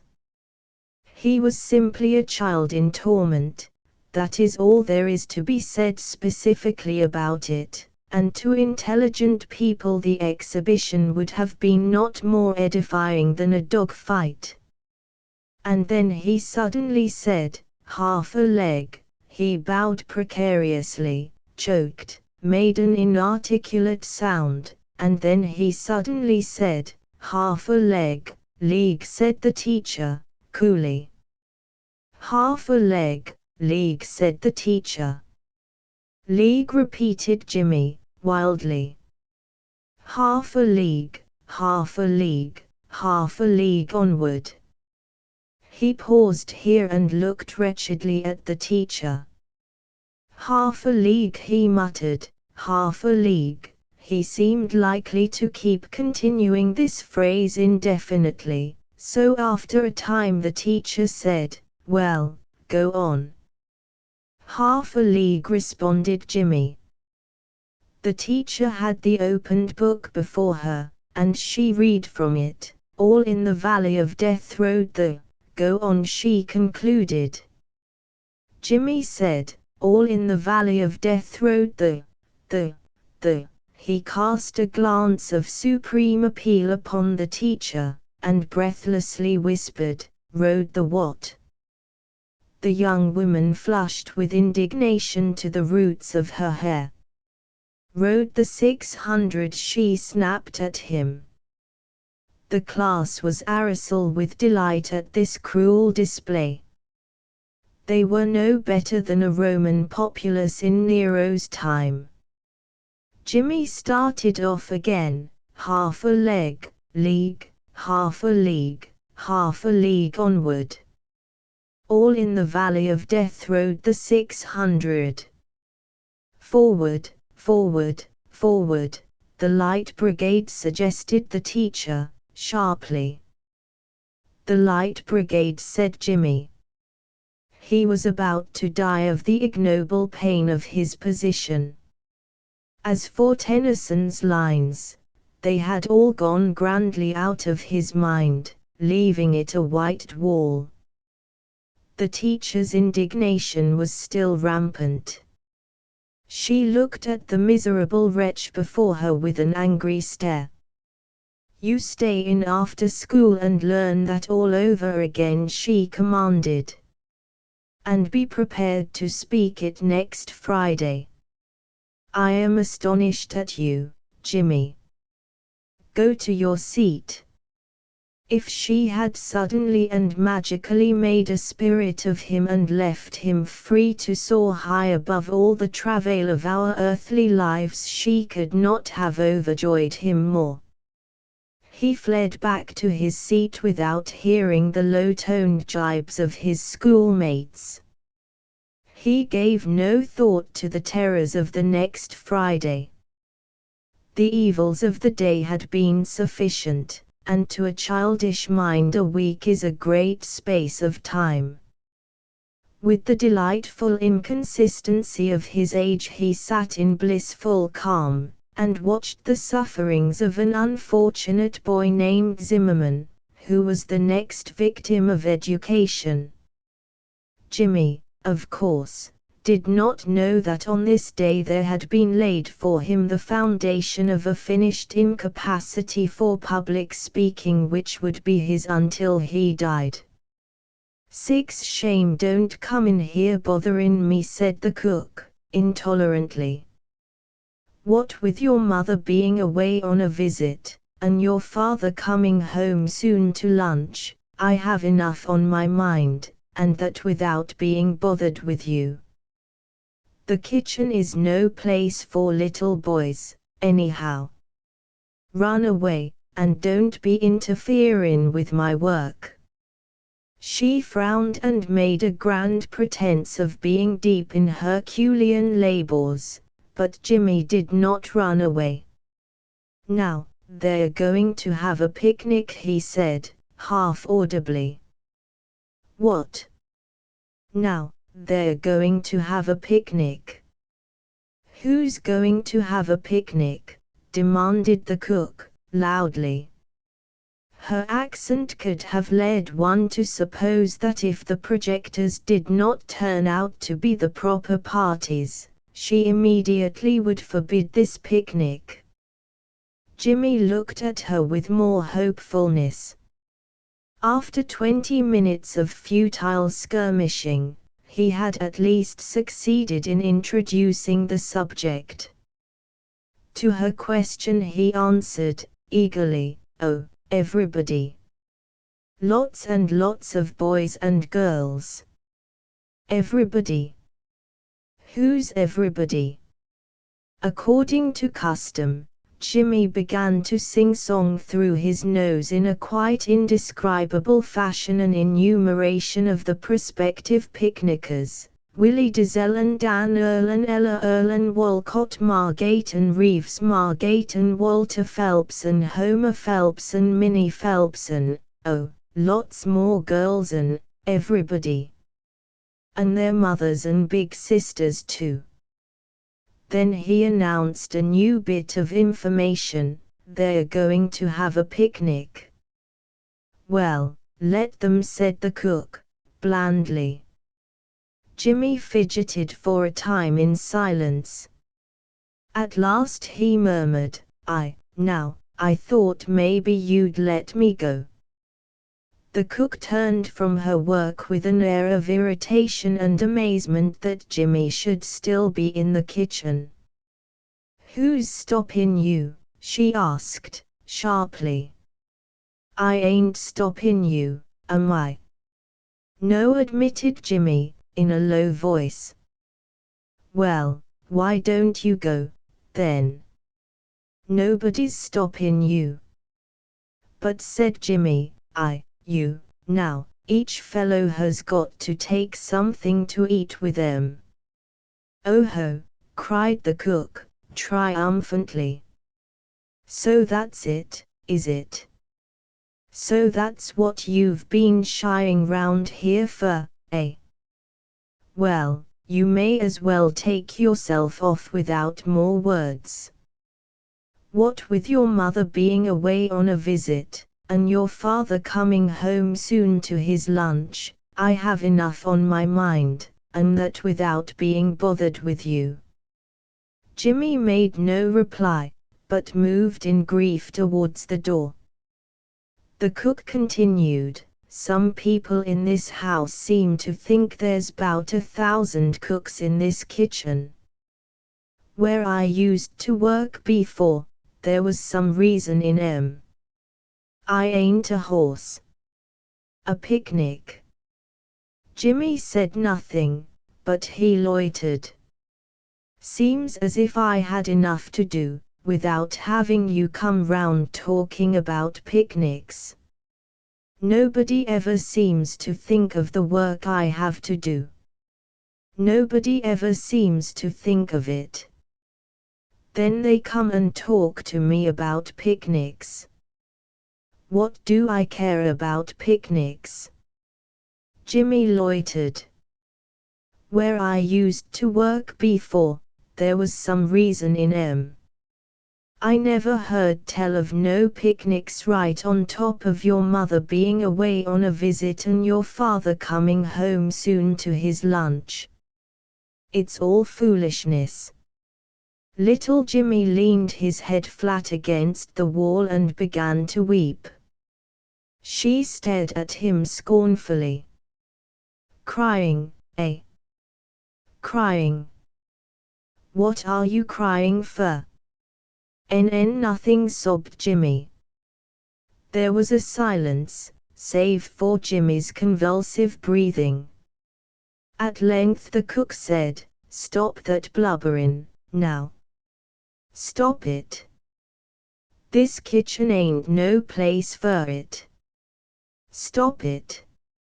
Very well. If you don't stop, I won't give you nothing to go to the picnic with, there. For the moment he could not end his tears. You never said, he sputtered, you never said you'd give me anything. And why would I? She cried, angrily.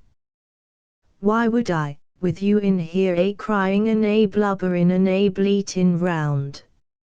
Enough to drive a woman crazy. I don't see how you could expect me to. The idea. Suddenly Jimmy announced, I've stopped crying. I ain't going to cry no more 'tall. Well, then, grumbled the cook, well, then, stop it. I've got enough on my mind. It chanced that she was making for luncheon some salmon croquettes. A tin still half full of pinky prepared fish was beside her on the table. Still grumbling, she seized a loaf of bread and, wielding a knife, she cut from this loaf 4 slices, each of which was as big as a 6-shilling novel. She profligately spread them with butter, and jabbing the point of her knife into the salmon tin, she brought up bits of salmon, which she flung and flattened upon the bread. Then she crashed the pieces of bread together in pairs, much as one would clash cymbals. There was no doubt in her own mind but that she had created 2 sandwiches. There, she cried. That'll do you all right. Lemme see. What'll I put 'em in? There, I've got it. She thrust the sandwiches into a small pail and jammed on the lid. Jimmy was ready for the picnic. Oh, thank you, Mary, he cried, joyfully, and in a moment he was off, running swiftly. The picnickers had started nearly half an hour earlier, owing to his inability to quickly attack and subdue the cook, but he knew that the rendezvous was in the grove of tall, pillar-like hemlocks and pines that grew on a rocky knoll at the lake shore. His heart was very light as he sped, swinging his pail. But a few minutes previously his soul had been gloomed in despair, now he was happy. He was going to the picnic, where privilege of participation was to be bought by the contents of the little tin pail. When he arrived in the outskirts of the grove he heard a merry clamor, and when he reached the top of the knoll he looked down the slope upon a scene which almost made his little breast burst with joy. They actually had 2 campfires. 2 campfires.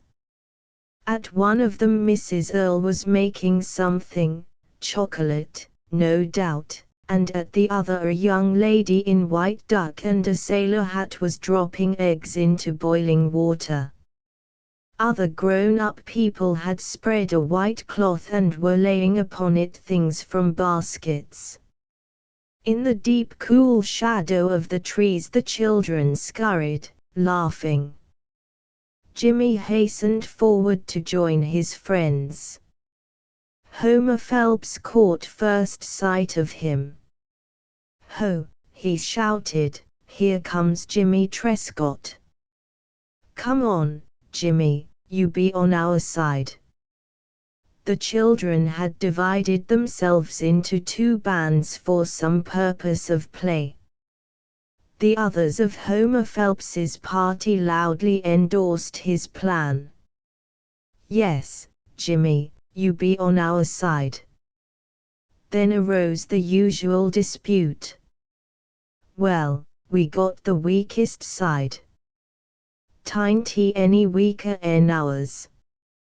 Homer Phelps suddenly started, and looking hard, said, "What you got in the pail, Jim?" Jimmy answered, somewhat uneasily, "got lunch in it." Instantly that brat of a Minnie Phelps simply tore down the sky with her shrieks of derision. Got his lunch in it. In a pail. She ran screaming to her mother. "Oh, Mama! Oh, Mama! Jimmy Trescott's got his picnic in a pail."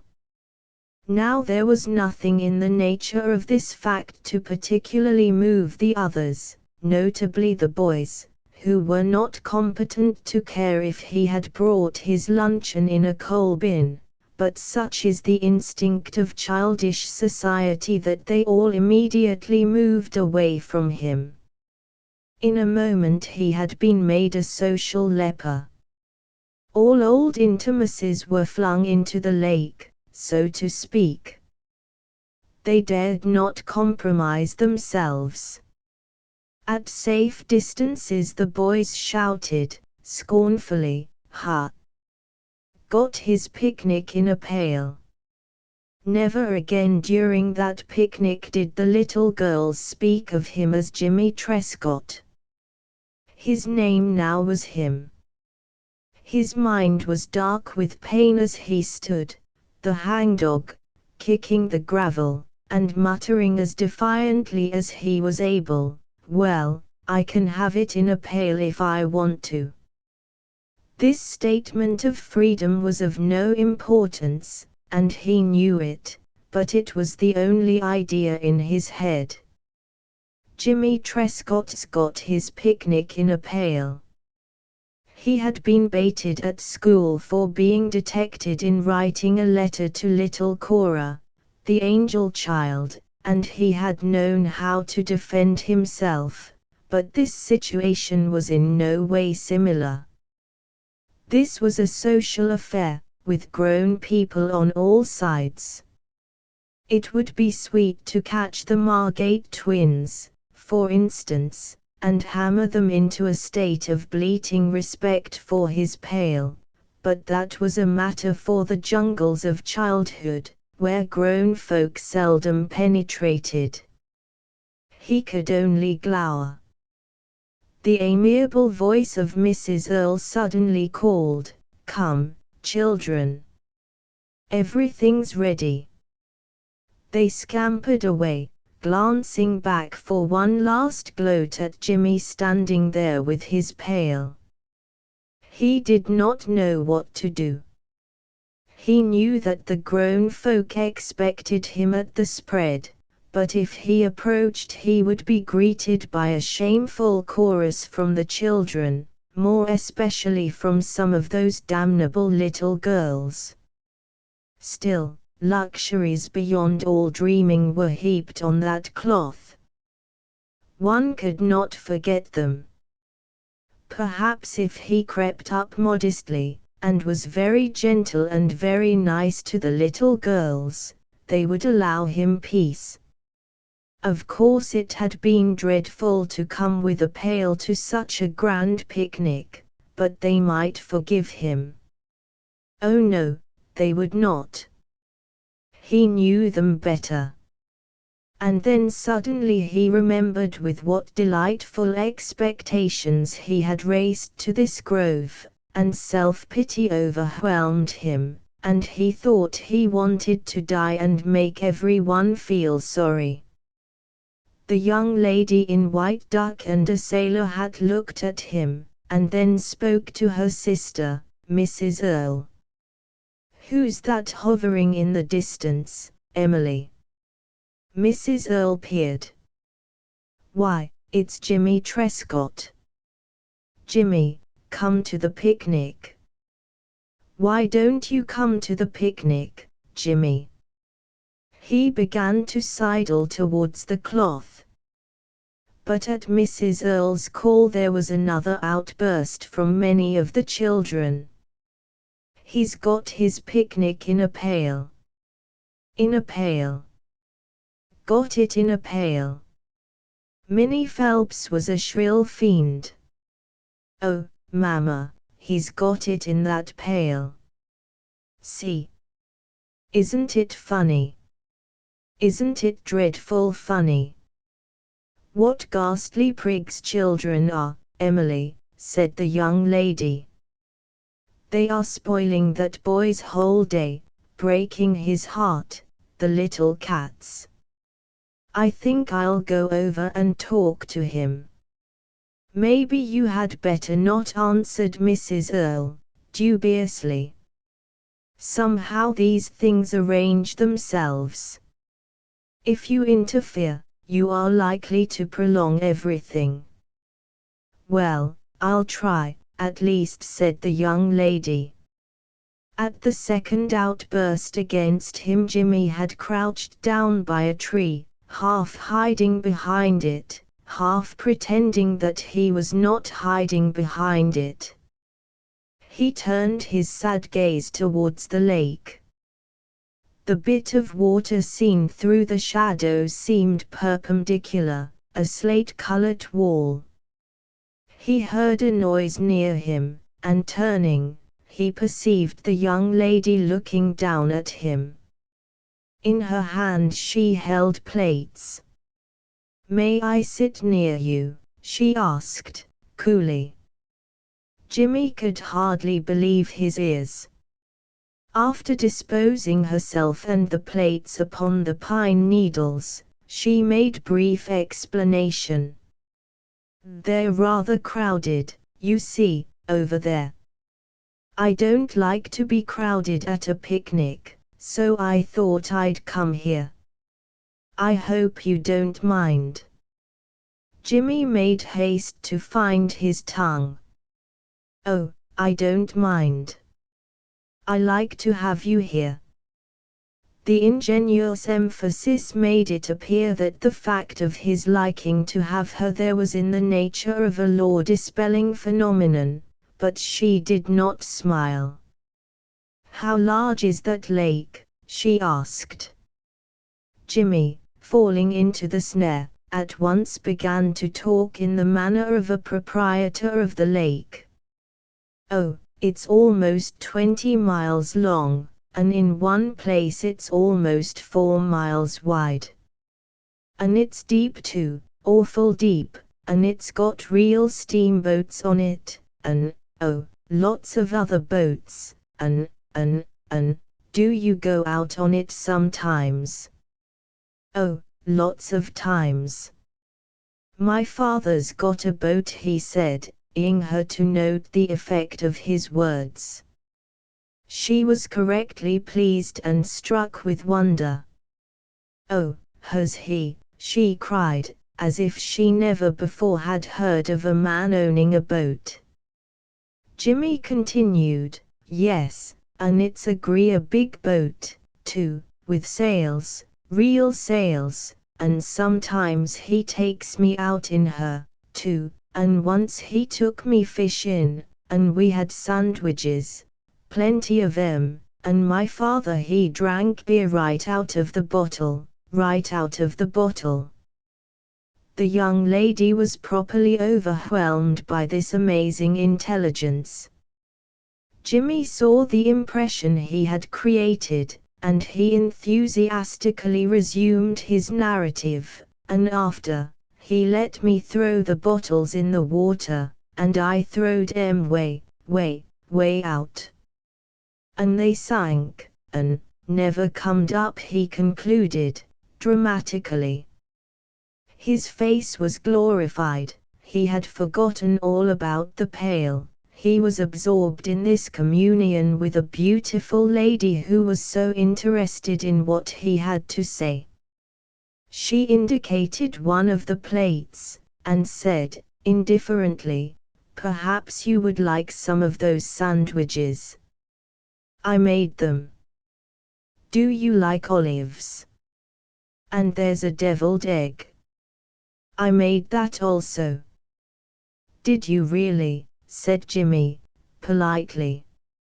His face gloomed for a moment because the pail was recalled to his mind, but he timidly possessed himself of a sandwich. "Hope you are not going to scorn my deviled egg," said his goddess. "I am very proud of it." He did not, he scorned little that was on the plate. Their gentle intimacy was ineffable to the boy. He thought he had a friend, a beautiful lady, who liked him more than she did anybody at the picnic, to say the least. This was proved by the fact that she had flung aside the luxuries of the spread cloth to sit with him, the exile. Thus early did he fall a victim to woman's wiles. "Where do you live?" he asked, suddenly. "Oh, a long way from here." "In New York?" His next question was put very bluntly. "Are you married?" "Oh no," she answered, gravely. Jimmy was silent for a time, during which he glanced shyly and furtively up at her face. It was evident that he was somewhat embarrassed. Finally he said, "When I grow up to be a man." "Oh, that is some time yet," said the beautiful lady. "But when I do, I should like to marry you." "Well, I will remember it," she answered, "but don't talk of it now, because it's such a long time, and I wouldn't wish you to consider yourself bound." She smiled at him. He began to brag. "When I grow up to be a man, I'm going to have lots and lots of money, and I'm going to have a big house, and a horse and a shotgun, and lots of books 'bout elephants and tigers, and lots of ice cream and pie and caramels." As before, she was impressed, he could see it.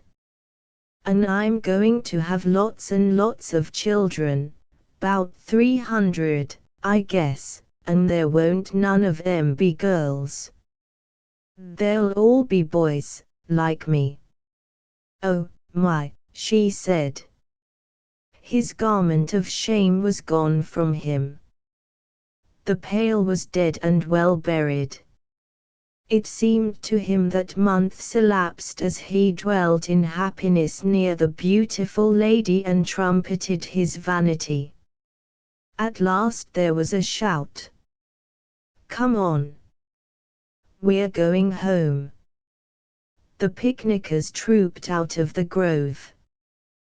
The children wished to resume their jeering, for Jimmy still gripped his pail, but they were restrained by the circumstances.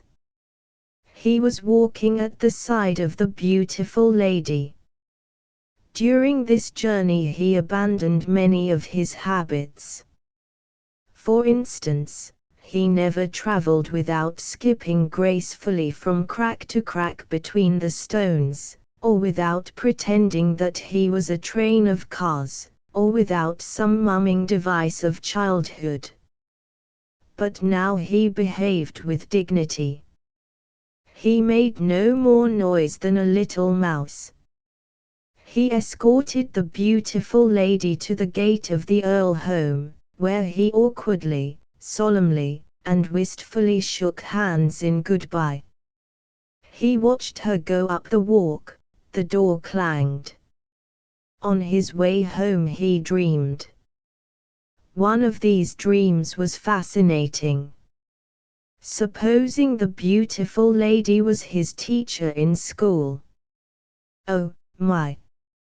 Wouldn't he be a good boy, sitting like a statuette all day long, and knowing every lesson to perfection, and everything?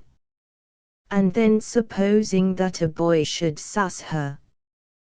Jimmy painted himself waylaying that boy on the homeward road, and the fate of the boy was a thing to make strong men cover their eyes with their hands. And she would like him more and more, more and more. And he would be a little god.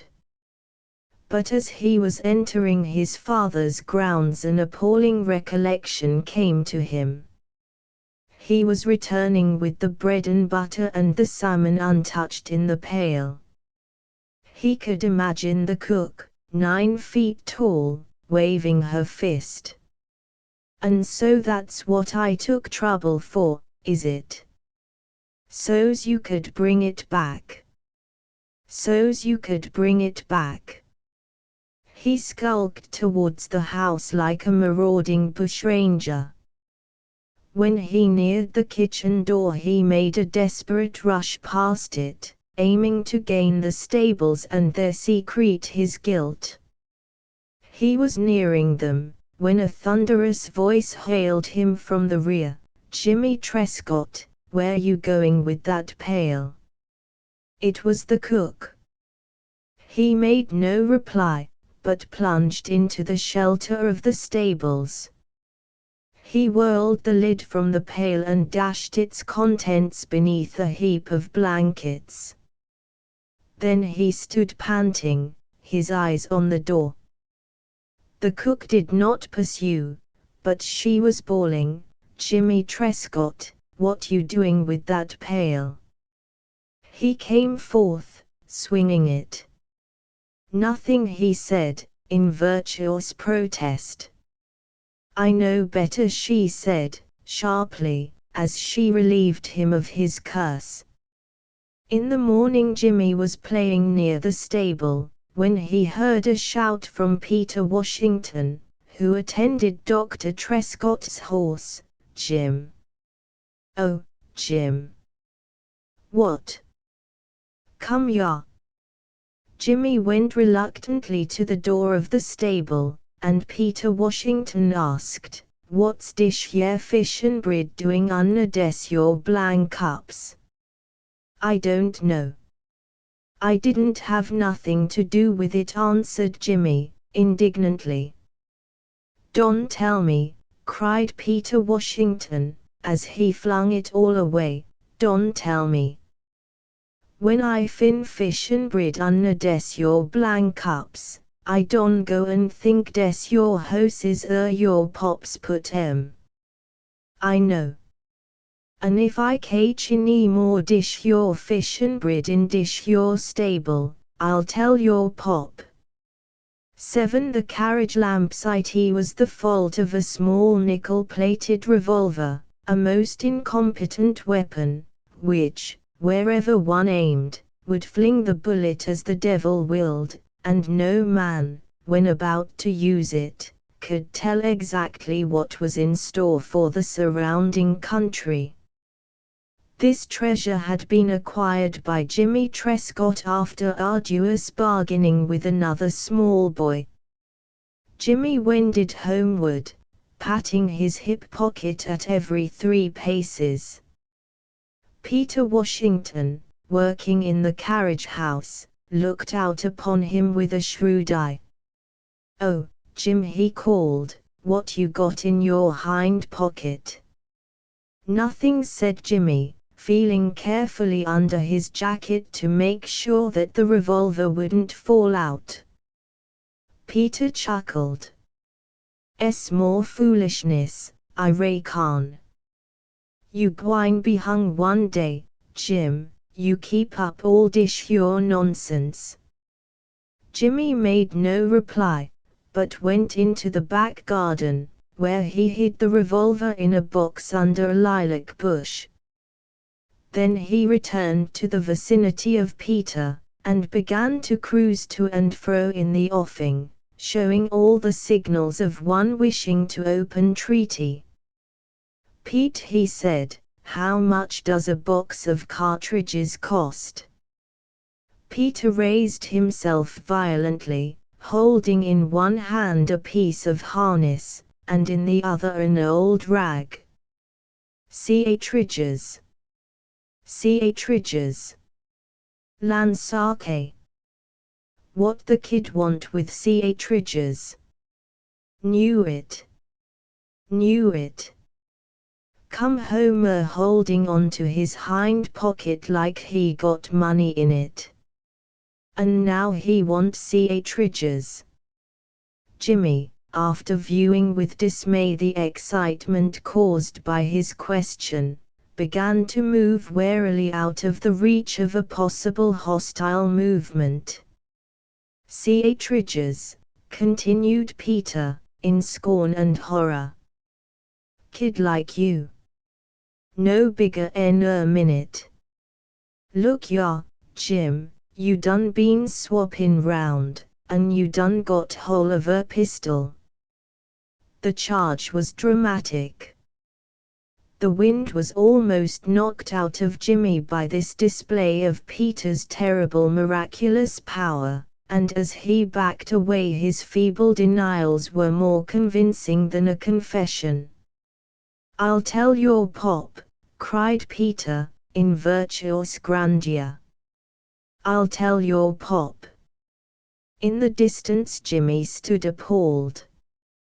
He knew not what to do. The dread adult wisdom of Peter Washington had laid bare the sin and disgrace stared at Jimmy. There was a whirl of wheels, and a high, lean trotting mare spun Dr. Trescott's buggy towards Peter, who ran forward busily. As the doctor climbed out, Peter, holding the mare's head, began his denunciation. "Doct, I gwine tell on Jim. He come home holding on to his hind pocket, and proud like he won a tucky raffle, and I sure know what he been up to, and I done challenge him, and he nev say he didn't." "Why, what do you mean?" said the doctor. "What's this, Jimmy?" The boy came forward, glaring wrathfully at Peter.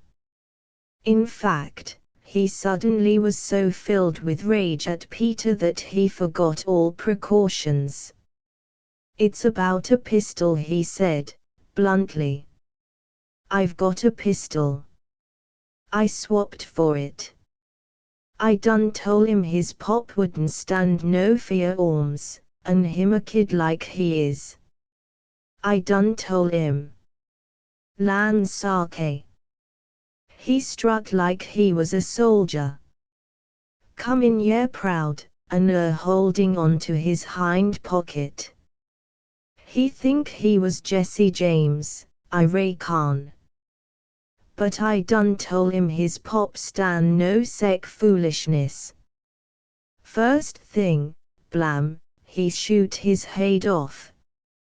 No, see, he too tiny t come in here struttin' like he jest bought Main Street.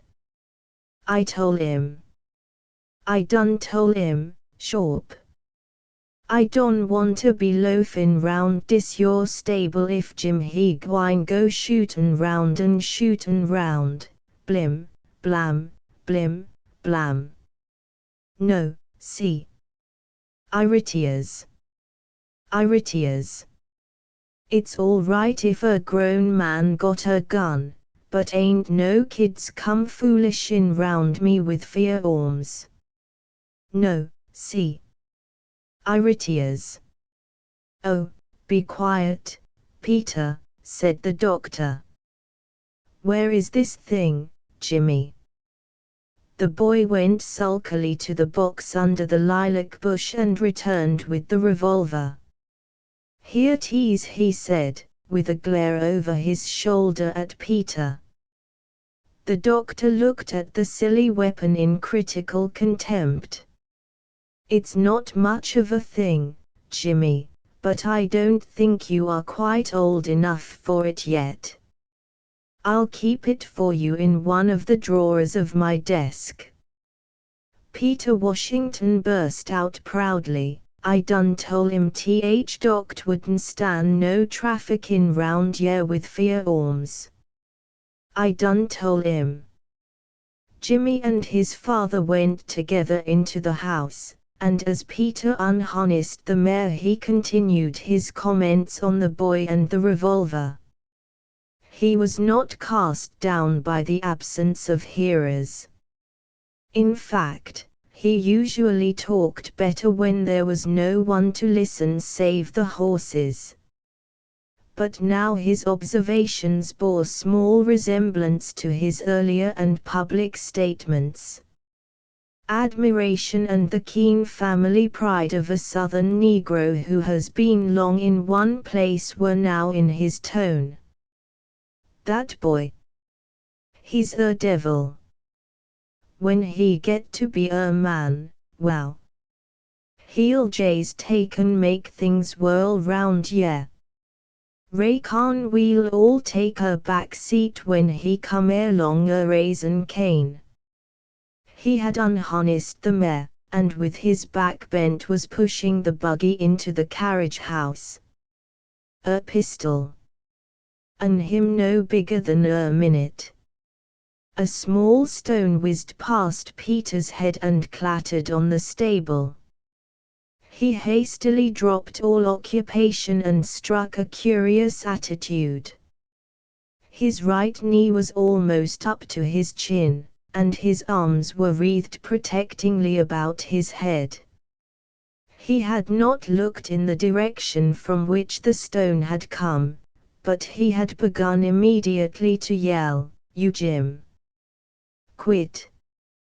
Quit, I tell you! You Jim! Quit!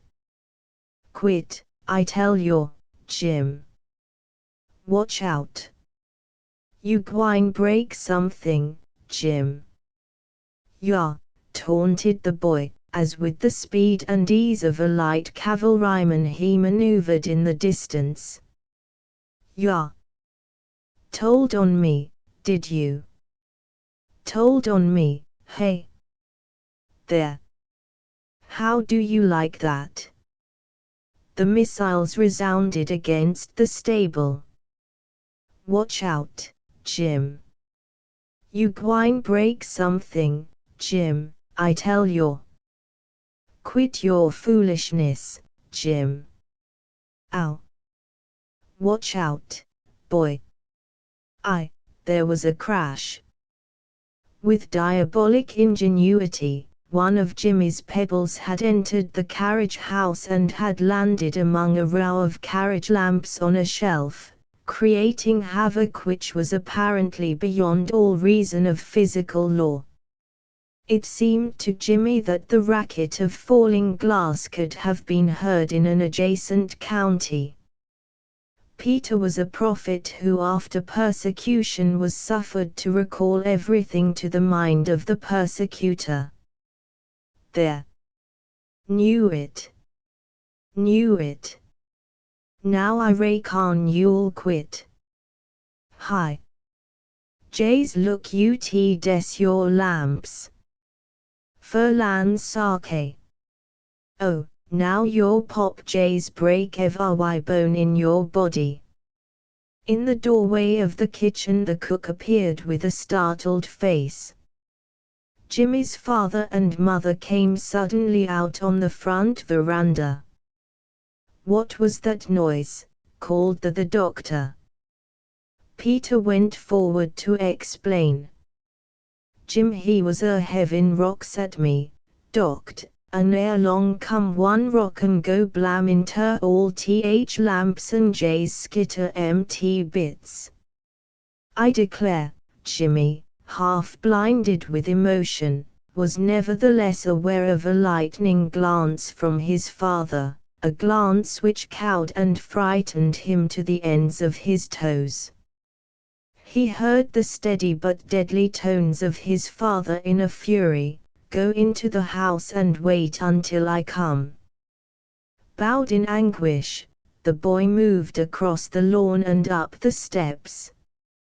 His mother was standing on the veranda still gazing towards the stable. He loitered in the faint hope that she might take some small pity on his state.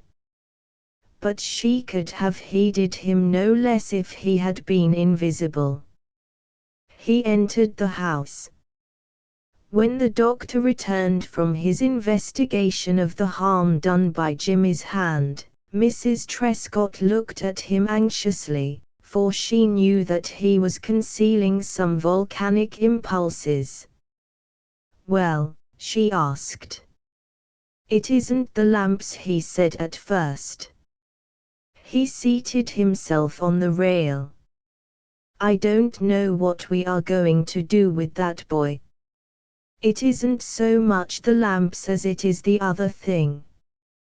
He was throwing stones at Peter because Peter told me about the revolver.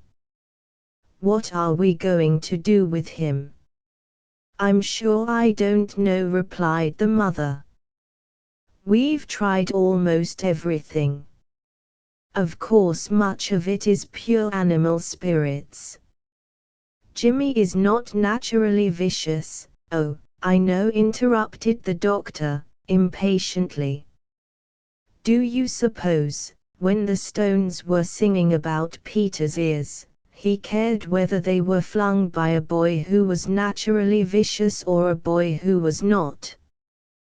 The question might interest him afterward, but at the time he was mainly occupied in dodging these effects of pure animal spirits.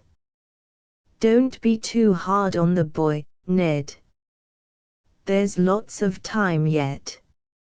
He's so young yet, and I believe he gets most of his naughtiness from that wretched Diesel boy.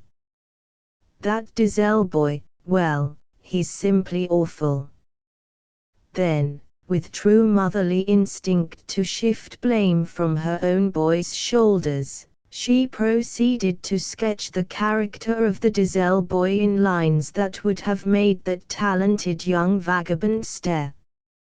It was not admittedly her feeling that the doctor's attention should be diverted from the main issue and his indignation divided among the camps, but presently the doctor felt himself burn with wrath for the Diesel boy. Why don't you keep Jimmy away from him? He demanded. Jimmy has no business consorting with abandoned little predestined jailbirds like him. If I catch him on the place, I'll box his ears. It is simply impossible, unless we kept Jimmy shut up all the time, said Mrs. Trescott. I can't watch him every minute of the day, and the moment my back is turned, he's off. I should think those Diesel people would hire somebody to bring up their child for them, said the doctor. They don't seem to know how to do it themselves. Presently you would have thought from the talk that one Willie Diesel had been throwing stones at Peter Washington because Peter Washington had told Dr. Trescott that Willie Diesel had come into possession of a revolver. In the meantime Jimmy had gone into the house to await the coming of his father. He was in a rebellious mood. He had not intended to destroy the carriage lamps. He had been merely hurling stones at a creature whose perfidy deserved such action, and the hitting of the lamps had been merely another move of the great conspirator Fate to force one Jimmy Trescott into dark and troublous ways. The boy was beginning to find the world a bitter place. He couldn't win appreciation for a single virtue, he could only achieve quick, rigorous punishment for his misdemeanors. Everything was an enemy. Now there were those silly old lamps, what were they doing up on that shelf, anyhow? It would have been just as easy for them at the time to have been in some other place. But no, there they had been, like the crowd that is passing under the wall when the mason for the first time in 20 years lets fall a brick. Furthermore, the flight of that stone had been perfectly unreasonable. It had been a sort of freak in physical law. Jimmy understood that he might have thrown stones from the same fatal spot for an hour without hurting a single lamp. He was a victim, that was it. Fate had conspired with the detail of his environment to simply hound him into a grave or into a cell. But who would understand? Who would understand? And here the boy turned his mental glance in every direction, and found nothing but what was to him the black of cruel ignorance. Very well, some day they would. From somewhere out in the street he heard a peculiar whistle of 2 notes. It was the common signal of the boys in the neighborhood, and judging from the direction of the sound, it was apparently intended to summon him. He moved immediately to one of the windows of the sitting room. It opened upon a part of the grounds remote from the stables and cut off from the veranda by a wing. He perceived Willie Dizelle loitering in the street. Jimmy whistled the signal after having pushed up the window sash some inches. He saw the Dizelle boy turn and regard him, and then call several other boys. They stood in a group and gestured. These gestures plainly said, "Come out. We've got something on hand." Jimmy sadly shook his head. But they did not go away. They held a long consultation. Presently Jimmy saw the intrepid Dizelle boy climb the fence and begin to creep among the shrubbery, in elaborate imitation of an Indian scout. In time he arrived under Jimmy's window, and raised his face to whisper, "Come on out. We're going on a bear hunt." A bear hunt. Of course Jimmy knew that it would not be a real bear hunt, but would be a sort of carouse of pretension and big talking and preposterous lying and valor, wherein each boy would strive to have himself called Kit Carson by the others. He was profoundly affected. However, the parental word was upon him, and he could not move. "No," he answered, "I can't. I've got to stay in." "Are you a prisoner?" demanded the Dizelle boy, eagerly. "No, oh, yes, I suppose I am." The other lad became much excited, but he did not lose his wariness. "Don't you want to be rescued?" "Why, no, I dun know," replied Jimmy, dubiously. Willie Dizelle was indignant. "Why, of course you want to be rescued. We'll rescue you. I'll go and get my men." And thinking this a good sentence, he repeated, pompously, "I'll go and get my men." He began to crawl away, but when he was distant some 10 paces he turned to say, "Keep up a stout heart. Remember that you have friends who will be faithful unto death. The time is not now far off when you will again view the blessed sunlight." The poetry of these remarks filled Jimmy with ecstasy, and he watched eagerly for the coming of the friends who would be faithful unto death. They delayed some time, for the reason that Willie Dizelle was making a speech. "Now, men," he said, "our comrade is a prisoner in that there fortress. We must to the rescue. Who volunteers to go with me?" He fixed them with a stern eye. There was a silence, and then one of the smaller boys remarked, "If Doc Trescott catches us tracking over his lawn." Willie Dizelle pounced upon the speaker and took him by the throat. The two presented a sort of a burlesque of the woodcut on the cover of a dime novel which Willie had just been reading, The Red Captain, a tale of the pirates of the Spanish Main. "You are a coward," said Willie, through his clenched teeth. "No, I ain't," Willie piped the other, as best he could. "I say you are," cried the great chieftain, indignantly. "Don't tell me I'm a liar." He relinquished his hold upon the coward and resumed his speech. You know me, men. Many of you have been my followers for long years. You saw me slay six-handed Dick with my own hand. You know I never falter. Our comrade is a prisoner in the cruel hands of our enemies. Or, Pete Washington. He dasn't. My pa says if Pete ever troubles me he'll brain him. Come on. To the rescue. Who will go with me to the rescue? Or, come on. What are you afraid of? He turned to say, keep up a stout heart. It was another instance of the power of eloquence upon the human mind. There was only one boy who was not thrilled by this oration, and he was a boy whose favorite reading had been of the road agents and gunfighters of the Great West, and he thought the whole thing should be conducted in the Deadwood Dick manner. This talk of a comrade was silly, pard was the proper word. He resolved that he would make a show of being a pirate, and keep secret the fact that he really was Hold Up Harry, the terror of the Sierras.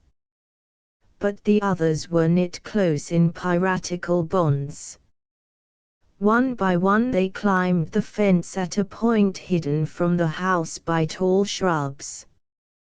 With many a low-breathed caution they went upon their perilous adventure. Jimmy was grown tired of waiting for his friends who would be faithful unto death. Finally he decided that he would rescue himself. It would be a gross breach of rule, but he couldn't sit there all the rest of the day waiting for his faithful unto death friends. The window was only 5 feet from the ground. He softly raised the sash and threw one leg over the sill. But at the same time he perceived his friends snaking among the bushes. He withdrew his leg and waited, seeing that he was now to be rescued in an orthodox way. The brave pirates came nearer and nearer. Jimmy heard a noise of a closing door, and turning, he saw his father in the room looking at him and the open window in angry surprise. Boys never faint, but Jimmy probably came as near to it as may the average boy. "What's all this?" asked the doctor, staring. Involuntarily Jimmy glanced over his shoulder through the window. His father saw the creeping figures. "What are those boys doing?" he said, sharply, and he knit his brows. "Nothing. Nothing. Don't tell me that. Are they coming here to the window?" "Why yes, sir." "What for?" To see me." "What about?" About nothing." "What about?" Jimmy knew that he could conceal nothing. The boy turned again to his friend. He said, "They're coming to rescue me." He began to whimper. The doctor sat down heavily. "What? To rescue you?" he gasped. "Why yes, sir." The doctor's eyes began to twinkle. "Very well," he said presently. "I will sit here and observe this rescue. And on no account do you warn them that I am here. Understand?" Of course Jimmy understood. He had been mad to warn his friends, but his father's mere presence had frightened him from doing it. He stood trembling at the window, while the doctor stretched in an easy chair near at hand. They waited. The doctor could tell by his son's increasing agitation that the great moment was near. Suddenly he heard Willie Diesel's voice hiss out a word, "SS silence." Then the same voice addressed Jimmy at the window, "Good cheer, my comrade. The time is now at hand. I have come." Never did the Red Captain turn his back on a friend. "1 minute more and you will be free. Once aboard my gallant craft and you can bid defiance to your haughty enemies. Why don't you hurry up? What are you standing there looking like a cow for?" Now, you," stammered Jimmy. Here, hold up, Harry." The terror of the Sierras evidently concluded that Willie Diesel had had enough of the premier part, so he said, "Brace up, pard. Don't ye turn white-livered now, for ye know that hold up Harry, the terror of the Sierras, ain't the man to—" "Oh, stop it," said Willie Diesel. "He won't understand that, you know. He's a pirate. Now, Jimmy, come on. Be of light heart, my comrade. Soon I'll arter all this here long time in jail ye thought ye had no friends meb, but I tell ye hold up Harry, the terror of the Sierras, a boat is waiting, I have ready a trusty horse." Willie Diesel could endure his rival no longer. "Look here, Henry, you're spoilin' the whole thing. We're all pirates, don't you see, and you're a pirate too." "I ain't a pirate. I'm hold up Harry, the terror of the Sierras." "You ain't, I say," said Willie, in despair. "You're spoilin' everything, you are." "All right, now. You wait. I'll fix you for this, see if I don't." "Oh, come on, Jimmy. A boat awaits us at the foot of the rocks. In 1 short hour you'll be free forever from your execrable enemies, and their vile plots. Hasten, for the dawn approaches." They whirled and scampered away like deer. The suffering Jimmy looked at his father, and was surprised at what he saw. The doctor was doubled up like a man with the colic. He was breathing heavily. The boy turned again to his friends. Now, look here," he began, stumbling among the words. I don't think I'll be rescued today." The pirates were scandalized. "What?" they whispered, angrily. "Ain't you going to be rescued?"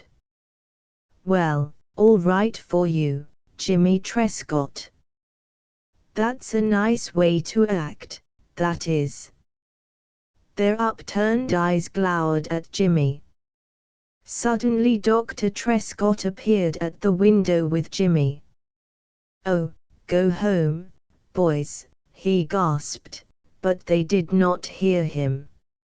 Upon the instant they had whirled and scampered away like deer. The first lad to reach the fence was the Red Captain, but hold up Harry, the terror of the Sierras, was so close that there was little to choose between them. Dr. Trescott lowered the window, and then spoke to his son in his usual quiet way. "Jimmy, I wish you would go and tell Peter to have the buggy ready at 7 o'clock. "Yes, sir," said Jimmy, and he swaggered out to the stables. "Pete, father wants the buggy ready at 7 o'clock. Peter paid no heed to this order, but with the tender sympathy of a true friend he inquired, "Who'd he hurt?" "Did what hurt?" "You're trouncin'." "Trouncin'," said Jimmy, contemptuously. "I didn't get any trouncin'." "No," said Peter. He gave Jimmy a quick shrewd glance, and saw that he was telling the truth. He began to mutter and mumble over his work. "Ump. Ump. Des your white folks act like they think a boy's made o' glass. No trouncin'. Ump."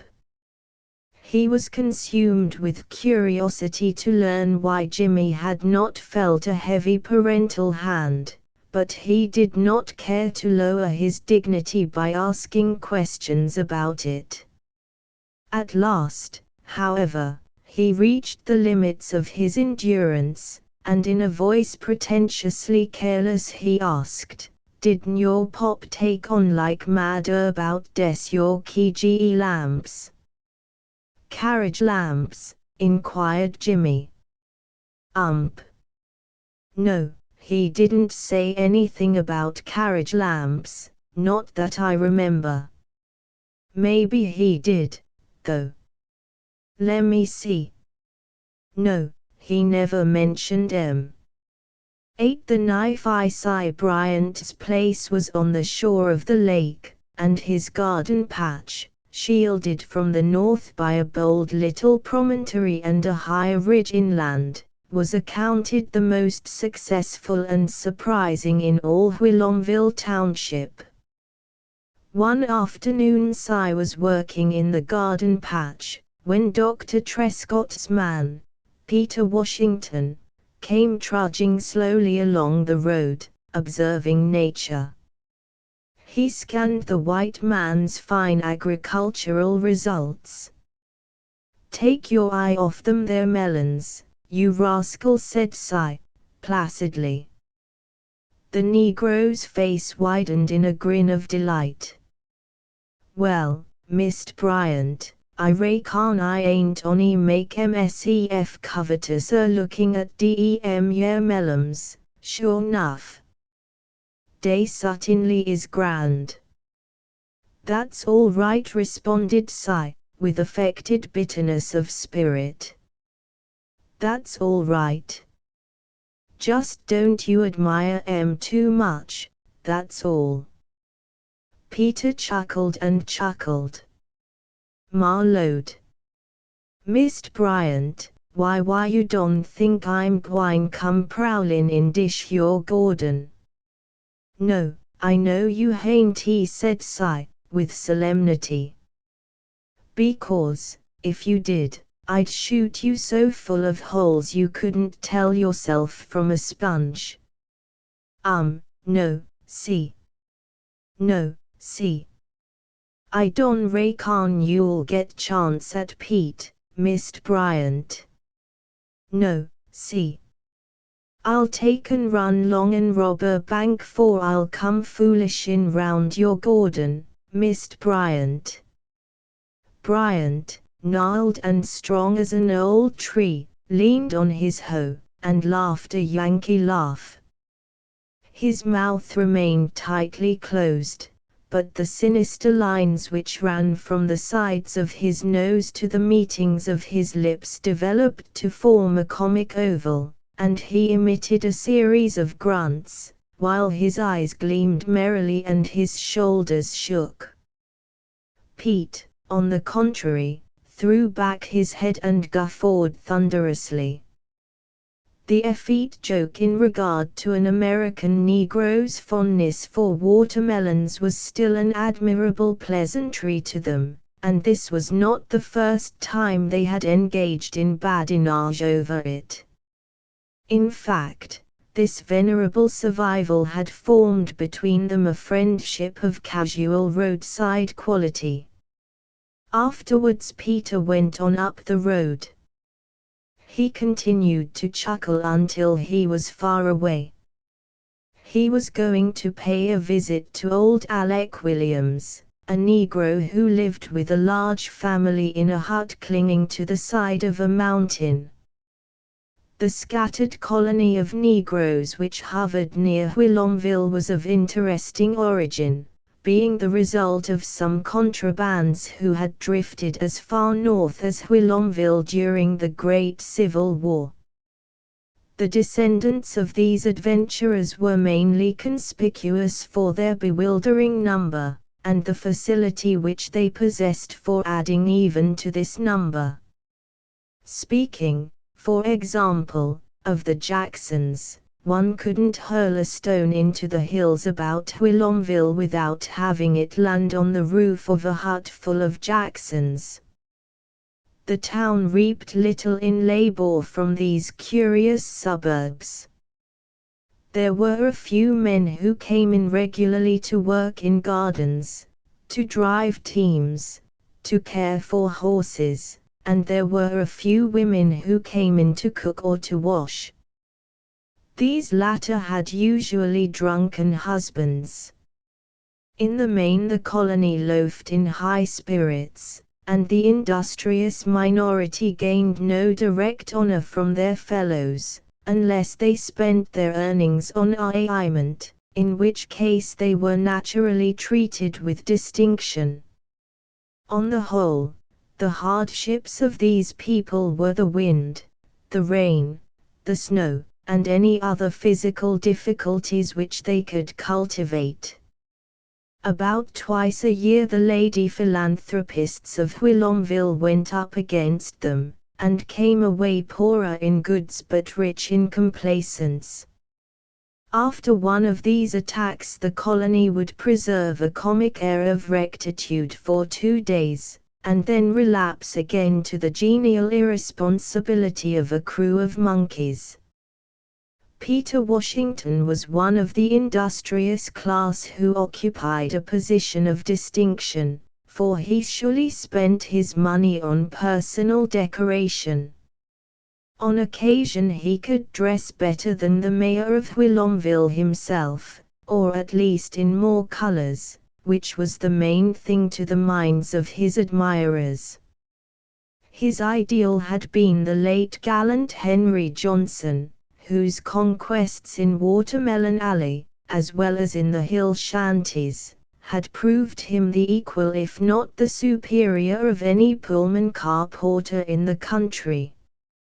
Perhaps Peter had too much Virginia laziness and humor in him to be a wholly adequate successor to the fastidious Henry Johnson, but, at any rate, he admired his memory so attentively as to be openly termed a dude by envious people. He heaved one of his 8-ounce rocks on this afternoon. He was going to call on old Alec Williams because Alec's eldest girl was just turned 17, and, to Peter's mind, was a triumph of beauty. He was not wearing his best clothes, because on his last visit Alec's half-breed hound Susie had taken occasion to forcefully extract a quite large and valuable part of the visitor's trousers.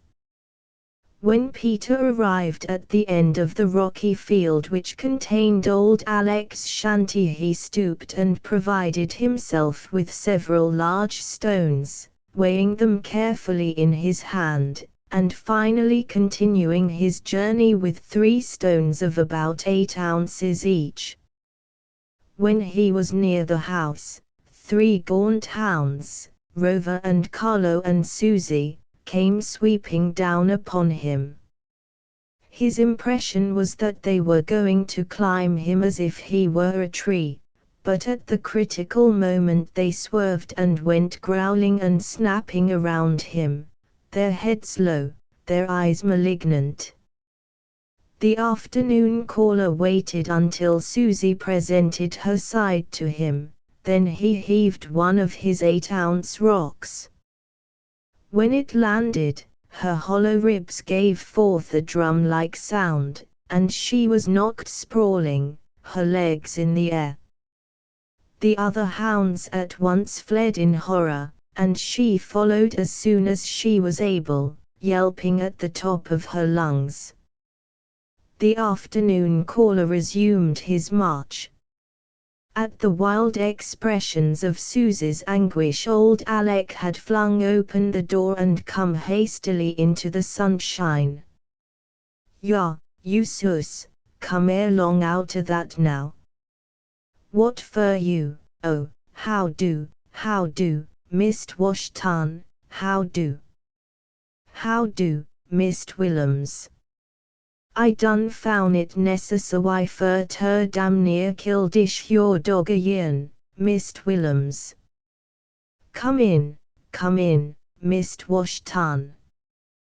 Dog no count, Mist Washtan." Then he turned to address the unfortunate animal. "Hooty, did it? Hooty. 'Pears like you gwine done some saints by time somebody break your back. 'Pears like I gwine club your inter a frazzle for you fin out some saints. GW on way FM ya." As the old man and his guest entered the shanty, a body of black children spread out in crescent-shape formation and observed Peter with awe. Fat old Mrs. Williams greeted him turbulently, while the eldest girl, Molly, lurked in a corner and giggled with finished imbecility, gazing at the visitor with eyes that were shy and bold by turns. She seemed at times absurdly overconfident, at times foolishly afraid, but her giggle consistently endured. It was a giggle on which an irascible but right-minded judge would have ordered her forthwith to be buried alive. Molly lurked in a corner and giggled amid a great deal of hospitable gabbling. Peter was conducted to the best chair out of the three that the house contained. Enthroned therein, he made himself charming in talk to the old people, who beamed upon him joyously. As for Molly, he affected to be unaware of her existence. This may have been a method for entrapping the sentimental interest of that young gazelle, or it may be that the giggle had worked upon him. He was absolutely fascinating to the old people. They could talk like rotary snowplows, and he gave them every chance, while his face was illumined with appreciation. They pressed him to stay for supper, and he consented, after a glance at the pot on the stove which was too furtive to be noted. During the meal old Alec recounted the high state of Judge Oglethorpe's kitchen garden, which Alec said was due to his unremitting industry and fine intelligence. Alec was a gardener, whenever impending starvation forced him to cease temporarily from being a lily of the field. "Mist Bryant he certainly got a grand garden," observed Peter. That's so, Mist Washtan assented Alec. "He got fine garden. Seems like I nev did see sek melons, big as a barrel, laying deer. I don't reckon anybody in dish your county kin hole it with Mist Bryant when comes ter melons." "That's so, Mist Washtan." They did not talk of watermelons until their heads held nothing else, as the phrase goes. But they talked of watermelons until, when Peter started for home that night over a lonely road, they held a certain dominant position in his mind. Alec had come with him as far as the fence, in order to protect him from a possible attack by the mongrels. There they had cheerfully parted, two honest men. The night was dark, and heavy with moisture. Peter found it uncomfortable to walk rapidly. He merely loitered on the road. When opposite Cy Bryant's place he paused and looked over the fence into the garden. He imagined he could see the form of a huge melon lying in dim stateliness not 10 yards away. He looked at the Bryant house. 2 windows, downstairs, were lighted. The Bryants kept no dog, old Si's favorite child having once been bitten by a dog, and having since died, within that year, of pneumonia. Peering over the fence, Peter fancied that if any low-minded night prowler should happen to note the melon, he would not find it difficult to possess himself of it. This person would merely wait until the lights were out in the house, and the people presumably asleep. Then he would climb the fence, reach the melon in a few strides, sever the stem with his ready knife, and in a trice be back in the road with his prize. There need be no noise, and, after all, the house was some distance. Selecting a smooth bit of turf, Peter took a seat by the roadside. From time to time he glanced at the lighted window. When Peter and Alec had said goodbye, the old man turned back in the rocky field and shaped a slow course towards that high dim light which marked the little window of his shanty. It would be incorrect to say that Alec could think of nothing but watermelons. But it was true that Si Bryant's watermelon patch occupied a certain conspicuous position in his thoughts.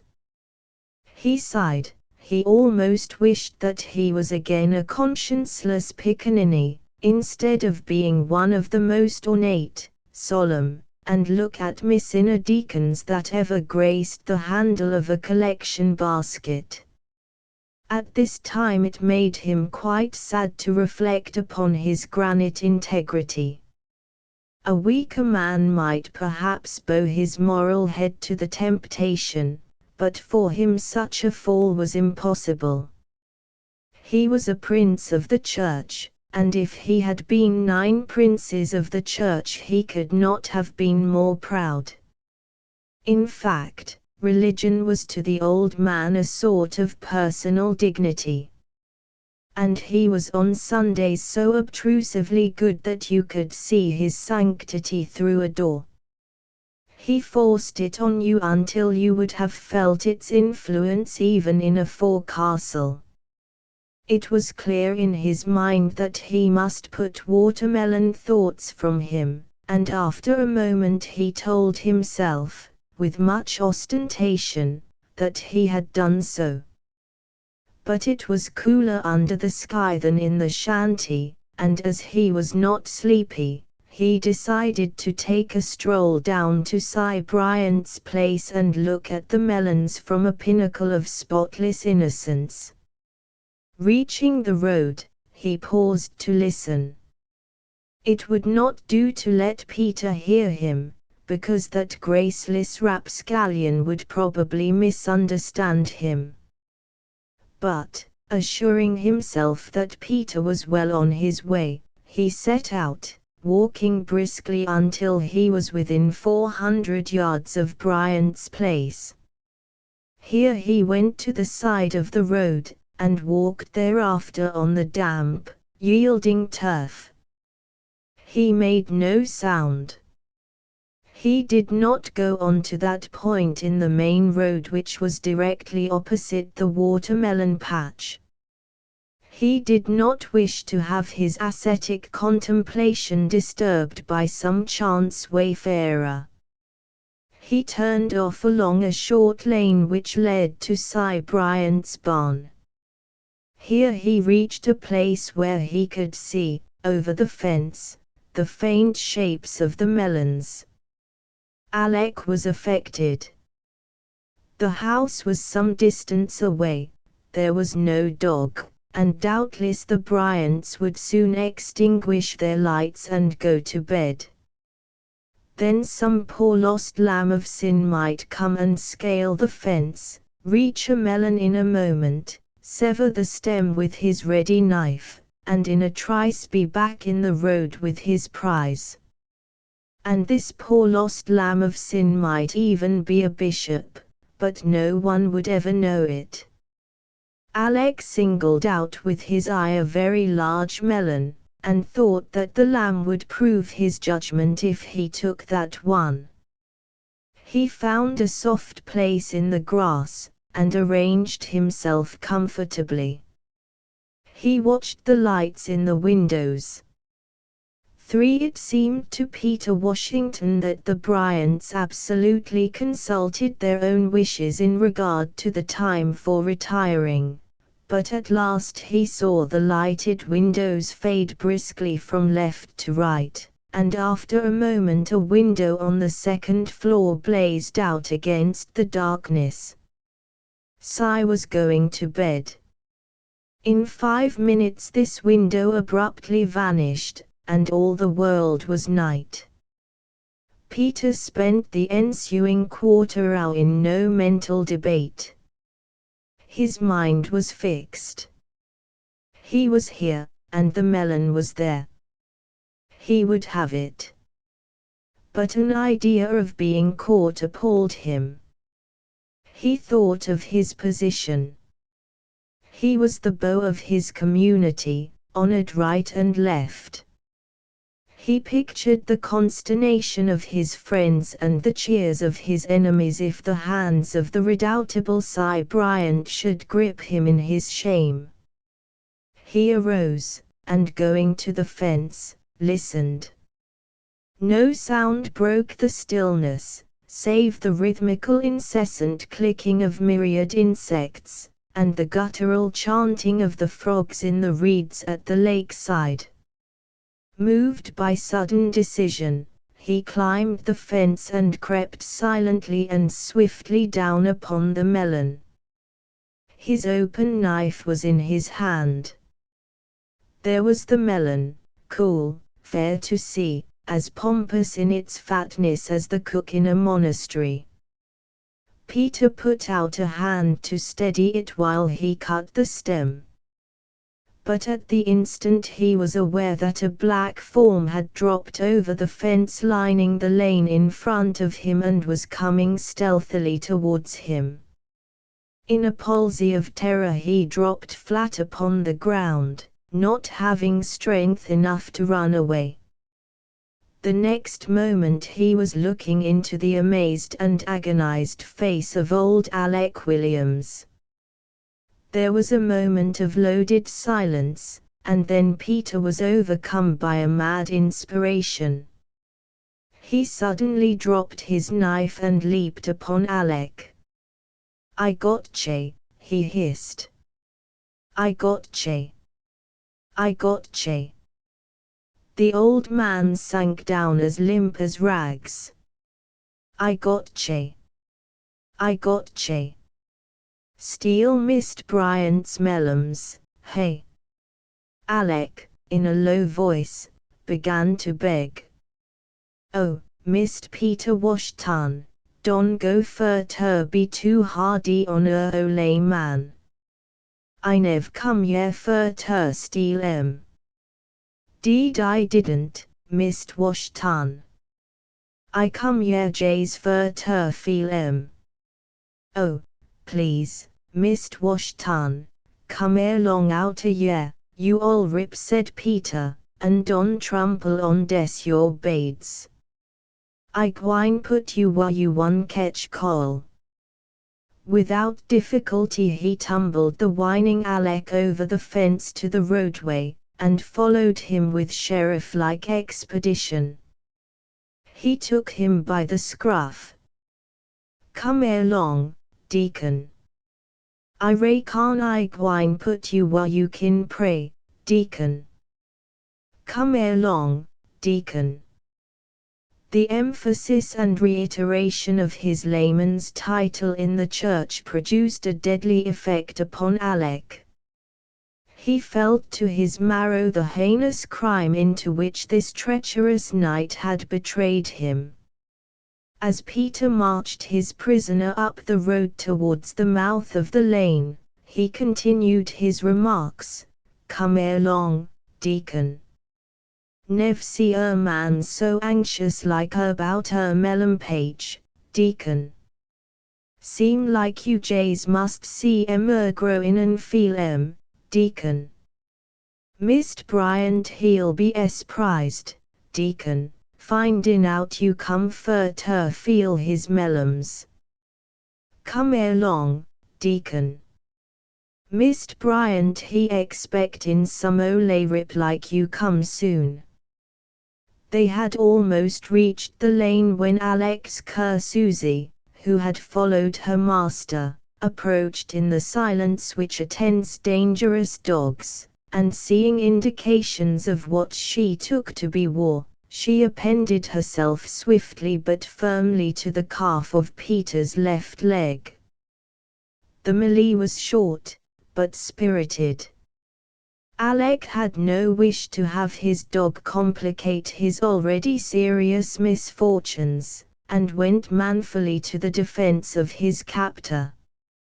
He procured a large stone, and by beating this with both hands down upon the resounding skull of the animal, he induced her to quit her grip.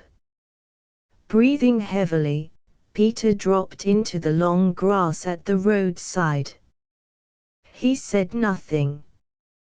The next moment he was looking into the amazed and agonized face of old Alec. "Mist Washington," said Alec at last, in a quavering voice, "I reckon I gwine wait ye see what you gwine do ter me." Whereupon Peter passed into a spasmodic state, in which he rolled to and fro and shook. "Mist Washington, I hope dish your dog ain't gone and give you fitses." Peter sat up suddenly. "No, she ain't," he answered, "but she gin me a big scare, and fur your 'sistance with a cobblestone, Mist Whillums, I tell you what I gwine do, I tell you what I gwine do." He waited an impressive moment. "I gwine lease you." Old Alec trembled like a little bush in a wind. "Mist Washington," quoth Peter, deliberately, "I gwine lease you." The old man was filled with a desire to negotiate this statement at once, but he felt the necessity of carrying off the event without an appearance of haste. "Yes, see, thank'ee, Mist Washington. I reckon I ramble home presently." He waited an interval, and then dubiously said, "Good evening, Mist Washington." "Good evening, deacon. Don come foolin' round feeling no melons, and I say truth." "Good evening, deacon." Alec took off his hat and made 3 profound bows. "Thank'ee, see. Thank'ee, see. Thank'ee, see." Peter underwent another severe spasm, but the old man walked off towards his home with a humble and contrite heart. For the next morning Alec proceeded from his shanty under the complete but customary illusion that he was going to work.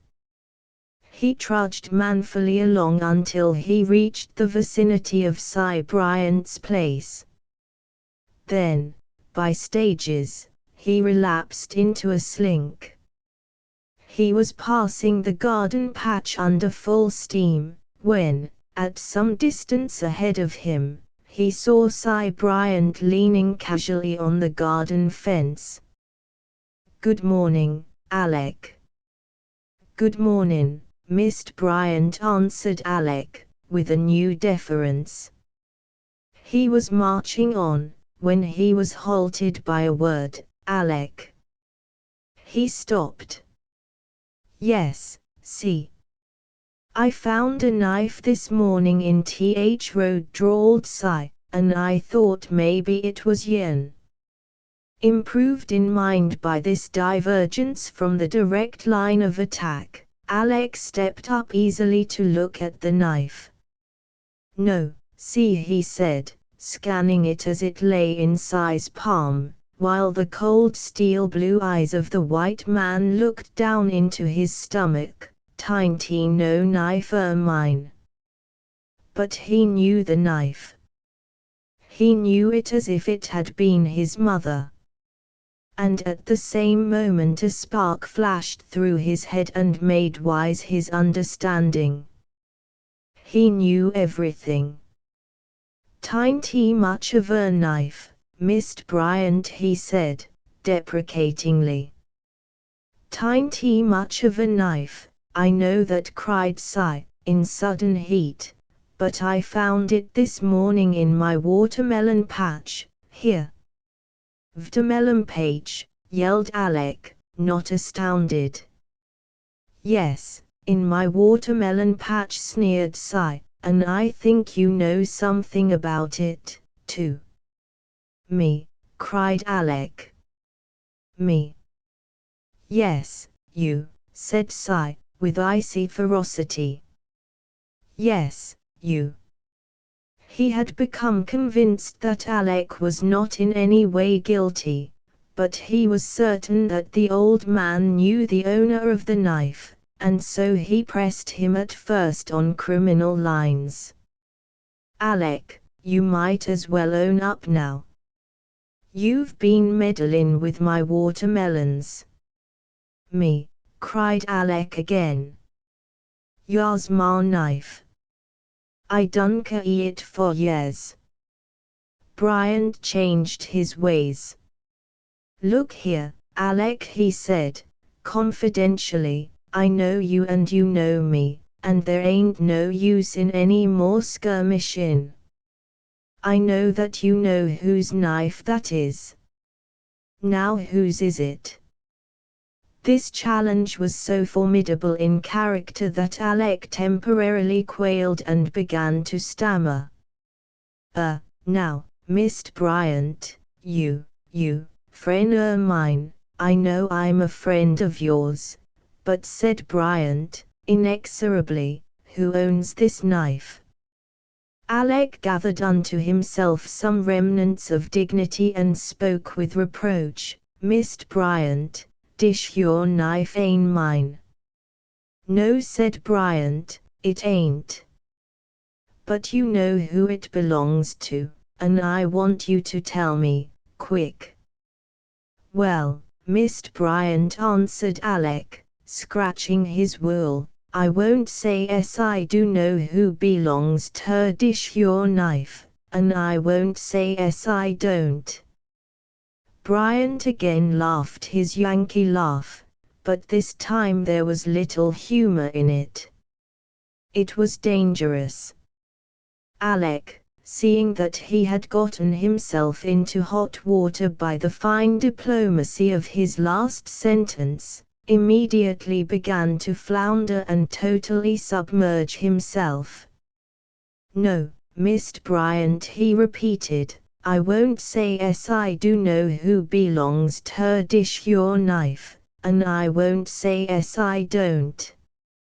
And he began to parrot this fatal sentence again and again. It seemed wound about his tongue. He could not rid himself of it.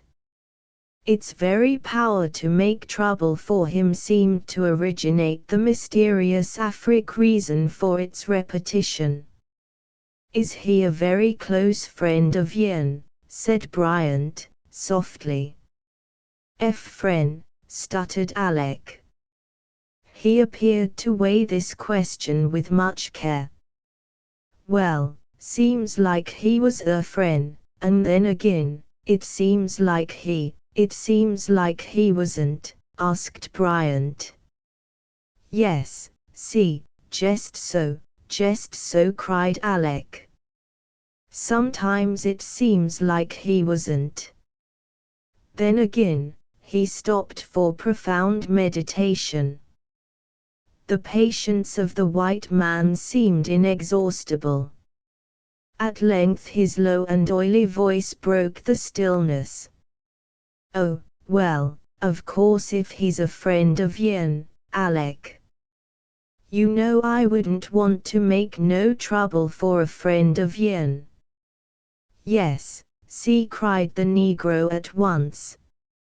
"He's a friend o' mine." "He is that?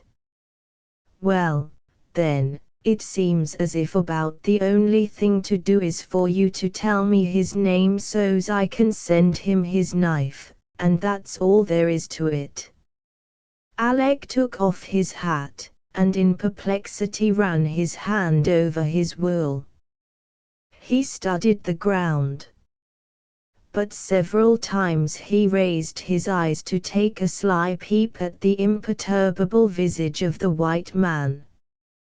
Why, yes, Mist' Bryant. I reckon that's about all what kin be done. I gwine tell you who belongs ter dish your knife." "Of course," said the smooth Bryant, "it ain't a very nice thing to have to do, but, no, cried Alec, brightly, "I'm gwine tell you, Mist' Bryant. I gwine tell you about that knife." "Mist' Bryant," he asked, solemnly, "does you know who belongs ter that knife?" "No, I gwine tell." "I gwine tell who, Mr. Bryant." The old man drew himself to a stately pose and held forth his arm. "I gwine tell who, Mist' Bryant, dish your knife belongs ter Sam Jackson." The old man drew himself to a stately pose. Bryant was startled into indignation. "Who in hell is Sam Jackson?" he growled.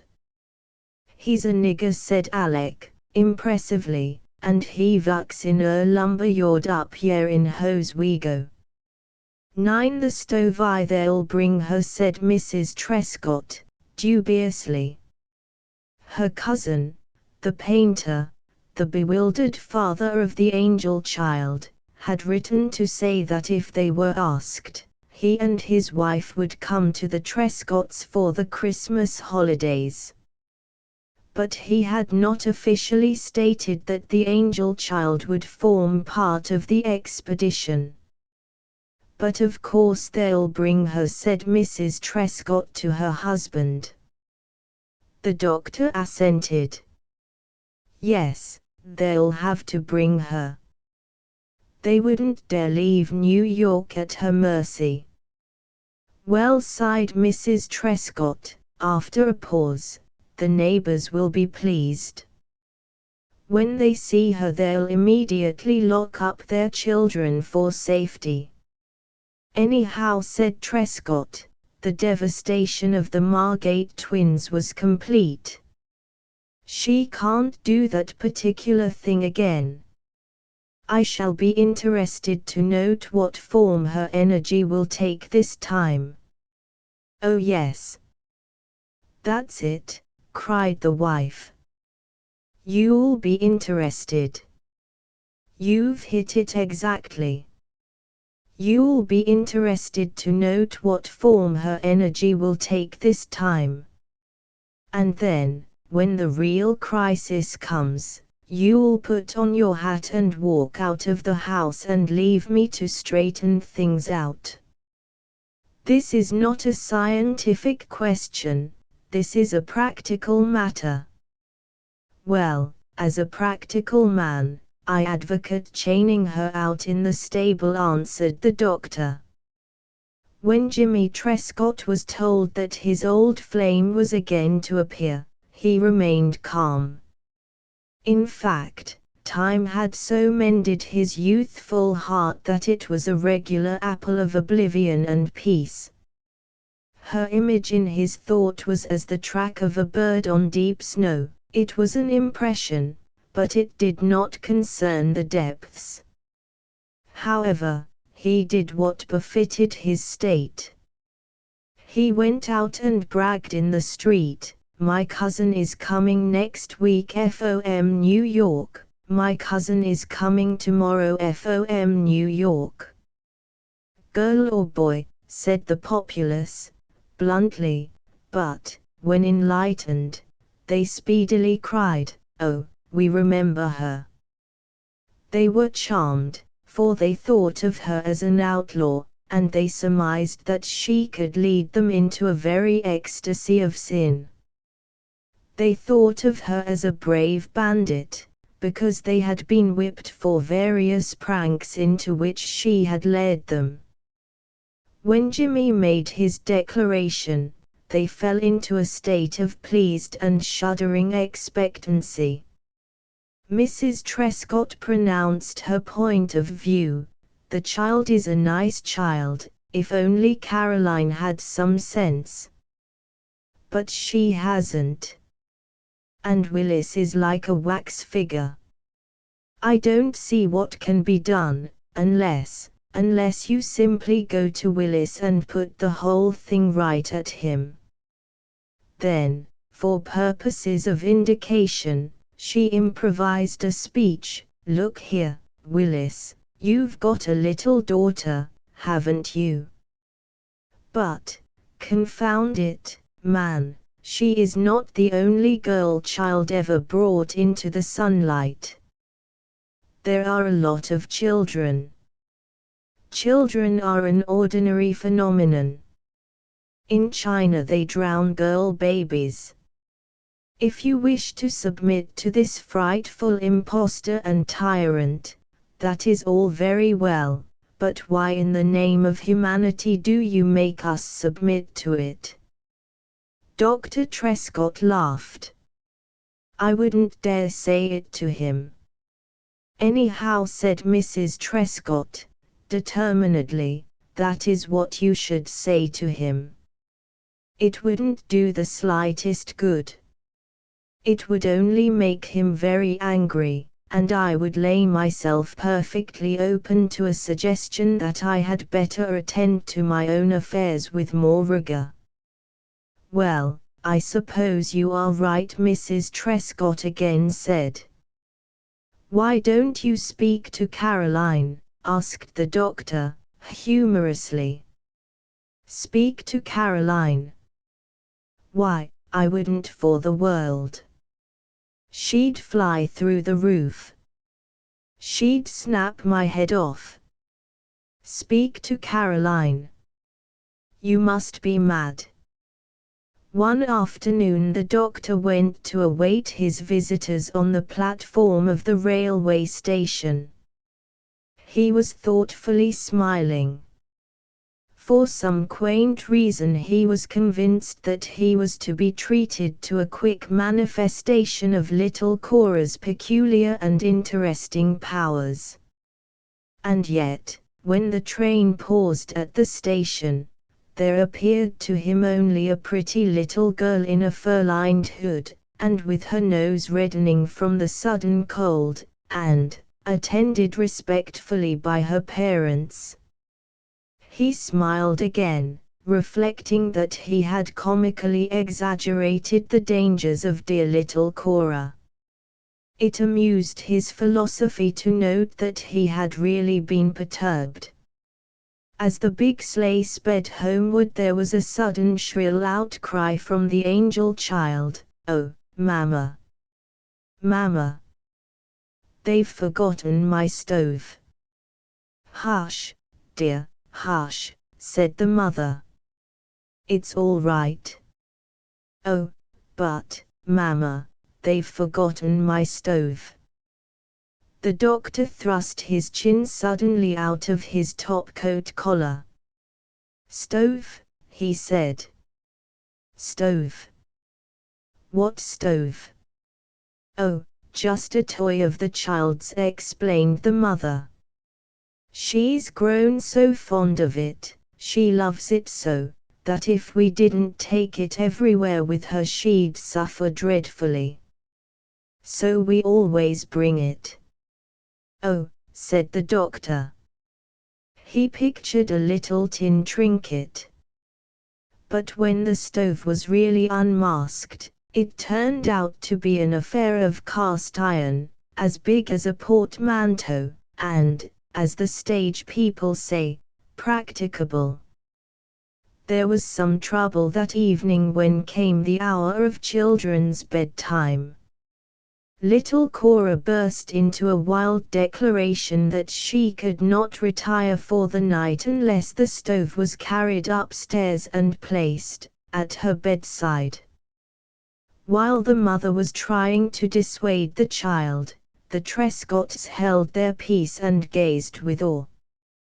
The incident closed when the lamb-eyed father gathered the stove in his arms and preceded the angel child to her chamber. The lamb-eyed father preceded the angel child to her chamber in the morning. Trescott was standing with his back to the dining room fire, awaiting breakfast, when he heard a noise of descending guests. Presently the door opened, and the party entered in regular order. First came the angel child, then the cooing mother, and last the great painter with his arm full of the stove. He deposited it gently in a corner, and sighed. Trescott wore a wide grin. "What are you carting that thing all over the house for?" he said, brutally. "Why don't you put it someplace where she can play with it, and leave it there?" The mother rebuked him with a look. "Well, if it gives her pleasure, Ned," she expostulated, softly. "If it makes the child happy to have the stove with her, why shouldn't she have it?" "Just so," said the doctor, with calmness. Jimmy's idea was the roaring fireplace in the cabin of the lone mountaineer. At first he was not able to admire a girl's stove built on well-known domestic lines. He eyed it and thought it was very pretty, but it did not move him immediately. But a certain respect grew to an interest, and he became the angel child's accomplice. And even if he had not had an interest grow upon him, he was certain to have been implicated sooner or later, because of the imperious way of little Cora, who made a serf of him in a few swift sentences. Together they carried the stove out into the desolate garden and squatted it in the snow. Jimmy's snug little muscles had been pitted against the sheer nervous vigor of this little golden-haired girl, and he had not won great honors. When the mind blazed inside the small body, the angel child was pure force. She began to speak. "Now, Jim, get some paper. Get some wood, little sticks at first. Now we want a match. You got a match? Well, go get a match. Get some more wood. Hurry up, now." "No. No. I'll light it my own self. You get some more wood. There. Isn't that splendid? You get a whole lot of wood and pile it up here by the stove. And now what'll we cook?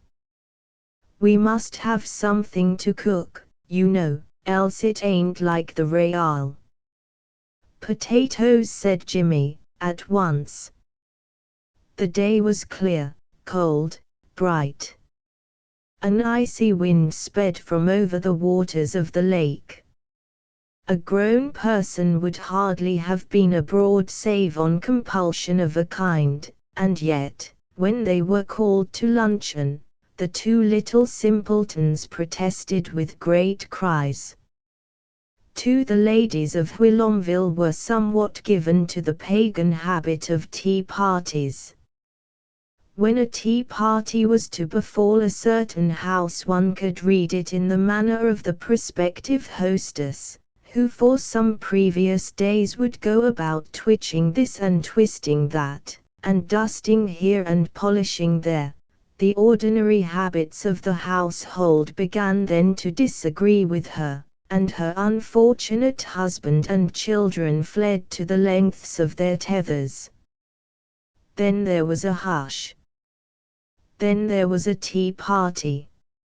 On the fatal afternoon a small picked company of latent enemies would meet. There would be a fanfare of affectionate greetings, during which everybody would measure to an inch the importance of what everybody else was wearing. Those who wore old dresses would wish then that they had not come, and those who saw that, in the company, they were well clad, would be pleased or exalted, or filled with the joys of cruelty. Then they had tea, which was a habit and a delight with none of them, their usual beverage being coffee with milk. Usually the party jerked horribly in the beginning, while the hostess strove and pulled and pushed to make its progress smooth. Then suddenly it would be off like the wind, 8, 15, or 25 tongues clattering, with a noise like a cotton mill combined with the noise of a few penny whistles. Then the hostess had nothing to do but to look glad, and see that everybody had enough tea and cake. When the door was closed behind the last guest, the hostess would usually drop into a chair and say, "Thank heaven! They're gone." There would be no malice in this expression. It simply would be that, womanlike, she had flung herself headlong at the accomplishment of a pleasure which she could not even define, and at the end she felt only weariness. The value and beauty, or oddity, of the teacups was another element which entered largely into the spirit of these terrible enterprises. The quality of the tea was an element which did not enter at all. Uniformly it was rather bad. But the cups. Some of the more ambitious people aspired to have cups each of a different pattern, possessing, in fact, the sole similarity that with their odd curves and dips of form they each resembled anything but a teacup. Others of the more ambitious aspired to a quite severe and godly set which, when viewed, appalled one with its austere and rigid family resemblances, and made one desire to ask the hostess if the teapot was not the father of all the little cups, and at the same time protesting gallantly that such a young and charming cream jug surely could not be their mother. But of course the serious part is that these collections so differed in style and the obvious amount paid for them that nobody could be happy. The poorer ones envied, the richer ones feared, the poorer ones continually striving to overtake the leaders always with their heads turned back to hear overtaking footsteps. And none of these things here written did they know. Instead of seeing that they were very stupid, they thought they were very fine. And they gave and took heart bruises, fierce, deep heart bruises, under the clear impression that of such kind of rubbish was the kingdom of nice people. The characteristics of outsiders of course emerged in shreds from these tea parties, and it is doubtful if the characteristics of insiders escaped entirely. In fact, these tea parties were in the large way the result of a conspiracy of certain unenlightened people to make life still more uncomfortable. Mrs. Trescott was in the circle of tea fighters largely through a sort of artificial necessity, a necessity, in short, which she had herself created in a spirit of femininity. When the painter and his family came for the holidays, Mrs. Trescott had for some time been feeling that it was her turn to give a tea party, and she was resolved upon it now that she was reinforced by the beautiful wife of the painter, whose charms would make all the other women feel badly. And Mrs. Trescott further resolved that the affair should be notable in more than one way. The painter's wife suggested that, as an innovation, they give the people good tea, but Mrs. Trescott shook her head. She was quite sure they would not like it. It was an impressive gathering. A few came to see if they could not find out the faults of the painter's wife, and these, added to those who would have attended even without that attractive prospect, swelled the company to a number quite large for Whilomville. There were the usual preliminary jolts, and then suddenly the tea party was in full swing, and looked like an unprecedented success.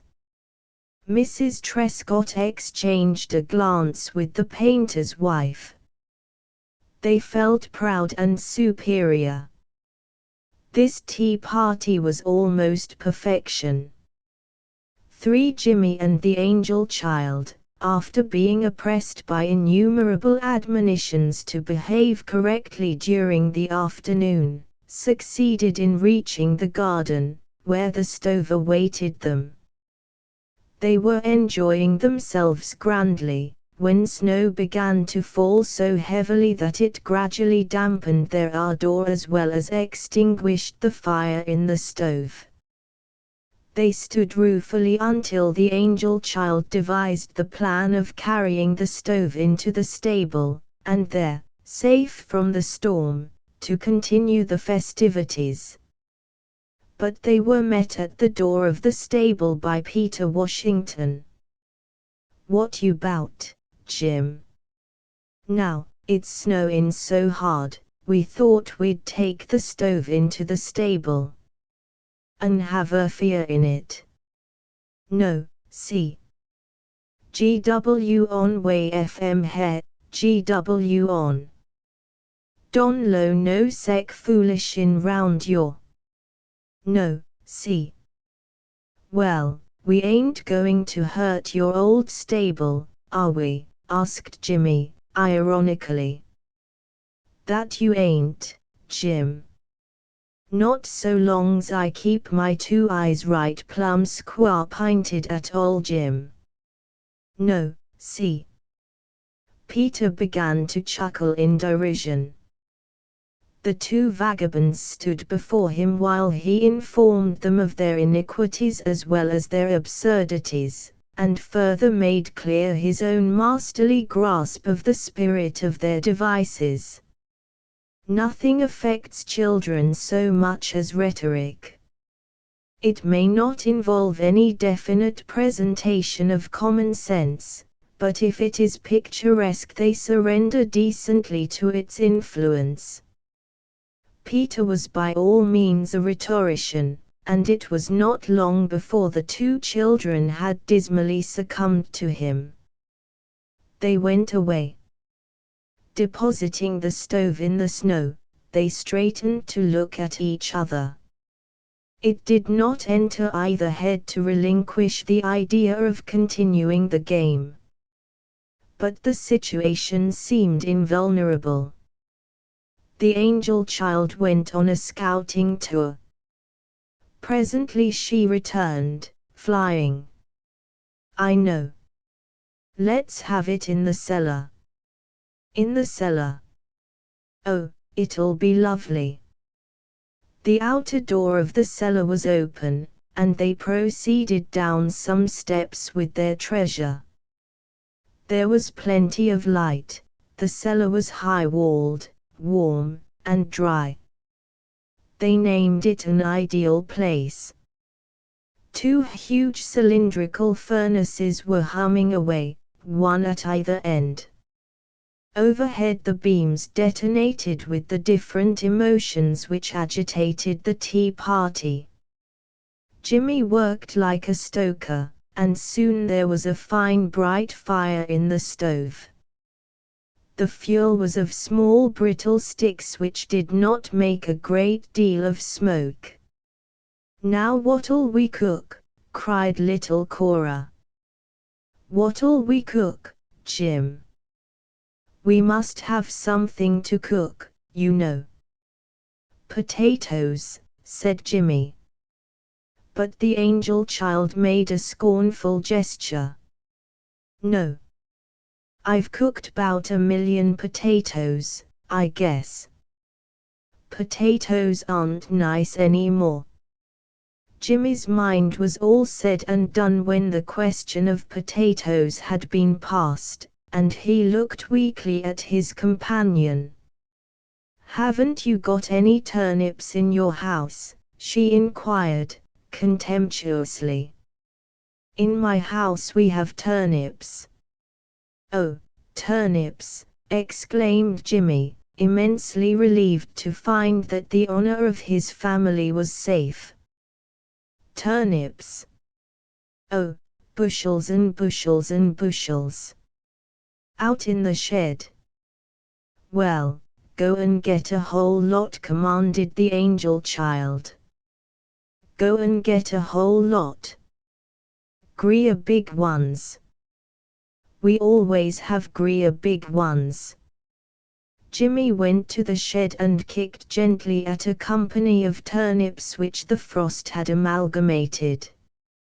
He made 3 journeys to and from the cellar, carrying always the very largest types from his father's store. 4 of them filled the oven of little Cora's stove.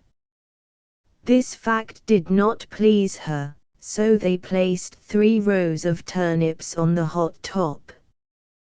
Then the angel child, profoundly moved by an inspiration, suddenly cried out, "Oh, Jimmy, let's play we're keeping a hotel, and have got to cook for 'bout 1,000 people, and those 2 furnaces will be the ovens, and I'll be the chief cook." "No, I want to be chief cook some of the time," interrupted Jimmy. "No, I'll be chief cook my own self. You must be my assistant. Now I'll prepare see. And then you put in the ovens. Get the shovel. We'll play that's the pan. I'll fix and then you put in the oven. Hold it still now." Jim held the coal shovel while little Cora, with a frown of importance, arranged turnips in rows upon it. She patted each one daintily, and then backed away to view it, with her head critically sideways. "There," she shouted at last. "That'll do, I guess. Put in the oven." Jimmy marched with his shovel full of turnips to one of the furnaces. The door was already open, and he slid the shovel in upon the red coals. "Come on," cried little Cora. "I've got another batch nearly ready." "But what am I going to do with these?" asked Jimmy. "There ain't only one shovel." "Leave them in there," retorted the girl, passionately. "Leave them in there, and then play you're coming with another pan. T'ain't he right to stand there and hold the pan, you goose?" So Jimmy expelled all his turnips from his shovel out upon the furnace fire, and returned obediently for another batch. "These are puddings," yelled the angel child, gleefully. "Dozens and dozens of puddings for the 1,000 people at our great big hotel." For at the first alarm the painter had fled to the doctor's office, where he hid his face behind a book and pretended that he did not hear the noise of feminine reveling. When the doctor came from a round of calls, he too retreated upon the office, and the men consoled each other as well as they were able. Once Mrs. Trescott dashed in to say delightedly that her tea party was not only the success of the season, but it was probably the very nicest tea party that had ever been held in Whilomville. After vainly beseeching them to return with her, she dashed away again, her face bright with happiness. The doctor and the painter remained for a long time in silence, Trescott tapping reflectively upon the window pane. Finally he turned to the painter, and sniffing, said, "What is that, Willis? Don't you smell something?" The painter also sniffed. "Why, yes. It's like turnips." "Turnips? No, it can't be." "Well, it's very much like it." The puzzled doctor opened the door into the hall, and at first it appeared that he was going to give back 2 paces. A result of frizzling turnips, which was almost as tangible as mist, had blown in upon his face and made him gasp. "Good God! Willis, what can this be?" he cried. Said the painter. "It's awful, isn't it?" The doctor made his way hurriedly to his wife, but before he could speak with her he had to endure the business of greeting a score of women. Then he whispered, "Out in the hall there's an awful, the solemn odor of burning turnips rolled in like a sea fog, but at that moment it came to them on the wings of a sudden draught. The solemn odor of burning turnips rolled in like a sea fog, and fell upon that dainty, perfumed tea party. It was almost a personality. If some unbidden and extremely odious guest had entered the room, the effect would have been much the same. The sprightly talk stopped with a jolt, and people looked at each other. Then a few brave and considerate persons made the usual attempt to talk away as if nothing had happened. They all looked at their hostess, who wore an air of stupefaction. The odor of burning turnips grew and grew. To Trescott it seemed to make a noise. He thought he could hear the dull roar of this outrage. Under some circumstances he might have been able to take the situation from a point of view of comedy, but the agony of his wife was too acute, and, for him, too visible. She was saying, "Yes, we saw the play the last time we were in New York. I liked it very much. That scene in the second act, the gloomy church, you know, and all that, and the organ playing, and then when the 4 singing little girls came in," but Trescott comprehended that she did not know if she was talking of a play or a parachute. He had not been in the room 20 seconds before his brow suddenly flushed with an angry inspiration. He left the room hastily, leaving behind him an incoherent phrase of apology, and charged upon his office, where he found the painter somnolent. "Willis," he cried, sternly, "come with me. It's that damn kid of yours." The painter was immediately agitated. He always seemed to feel more than anyone else in the world the peculiar ability of his child to create resounding excitement, but he seemed always to exhibit his feelings very late. He arose hastily, and hurried after Trescott to the top of the inside cellar stairway.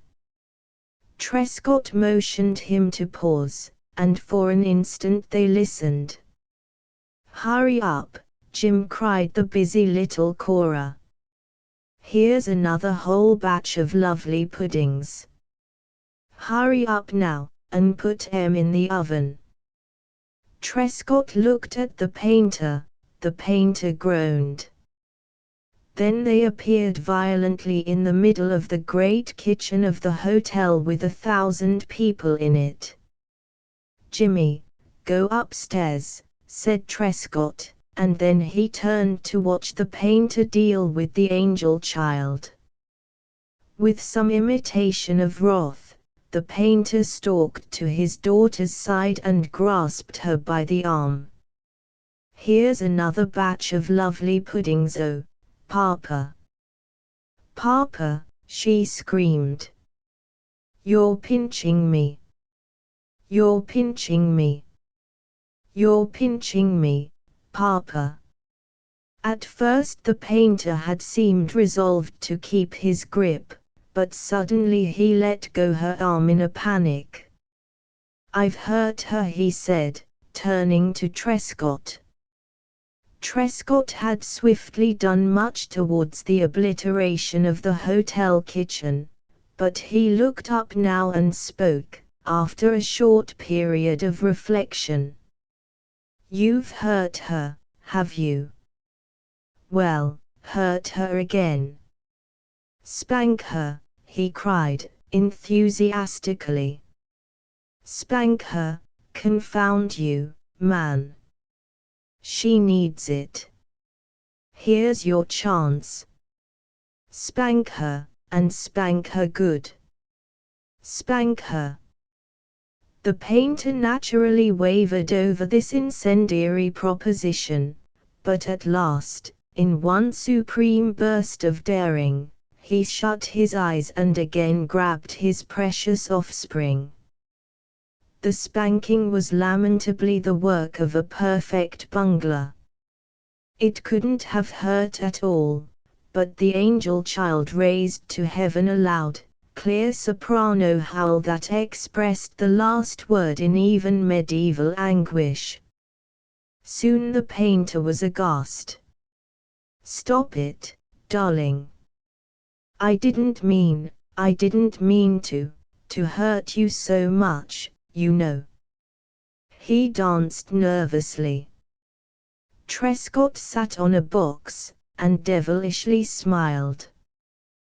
But the pasture call of suffering motherhood came down to them, and a moment later a splendid apparition appeared on the cellar stairs. She understood the scene at a glance. "Willis, what have you been doing?" Trescott sat on his box.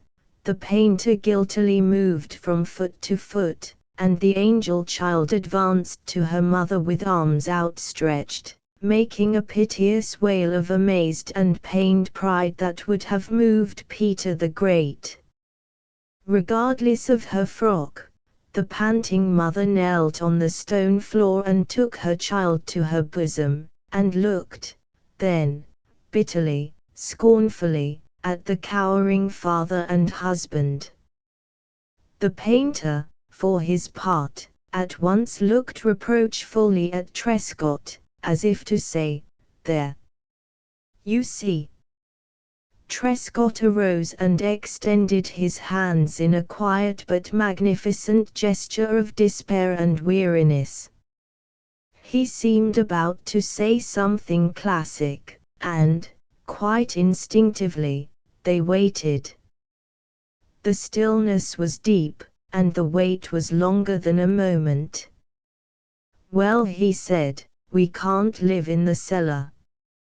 Let's go upstairs." The trial, execution, and burial of Homer Phelps. From time to time an unwearied pine bough let fall to the earth its load of melting snow, and the branch swung back glistening in the faint wintry sunlight. Down the Gulsha Brook clattered amid its ice with the sound of a perpetual breaking of glass. All the forest looked drenched and forlorn. The skyline was a ragged enclosure of grey cliffs and hemlocks and pines.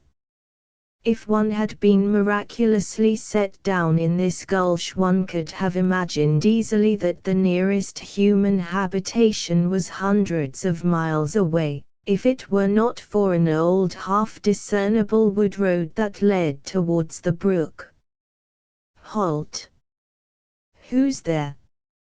This low and gruff cry suddenly dispelled the stillness which lay upon the lonely gulch, but the hush which followed it seemed even more profound. The hush endured for some seconds, and then the voice of the challenger was again raised, this time with a distinctly querulous note in it. Halt! Who's there? Why don't you answer when I holler? Don't you know you're likely to get shot? A second voice answered, Oh, you knew who I was easy enough. That don't make no difference, Rents.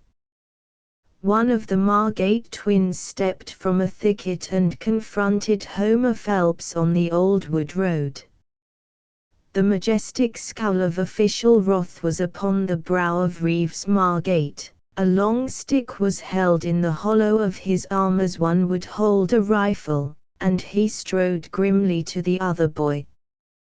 That don't make no difference, Rents. You've got to answer when I holler, anyhow. Willie says so. At the mention of the dread chieftain's name the Phelps boy daunted a trifle, but he still sulkily murmured, Well, you knew it was me. He started on his way through the snow, but the twins sturdily blocked the path.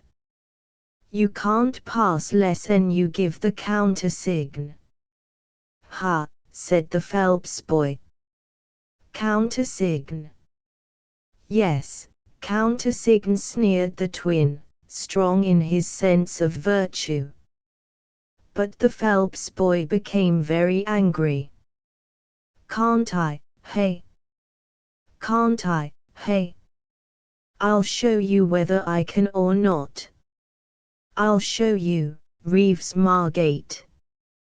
There was a short scuffle, and then arose the anguished clamor of the sentry, Hey, fellas. Here's a man trying to run past the guard. Hey, fellas. Hey. There was a great noise in the adjacent underbrush. The voice of Willie could be heard exhorting his followers to charge swiftly and bravely. Then they appeared, Willie Dizelle, Jimmy Trescott, the other Margate twin, and Dan Earl. The chieftain's face was dark with wrath. What's the matter?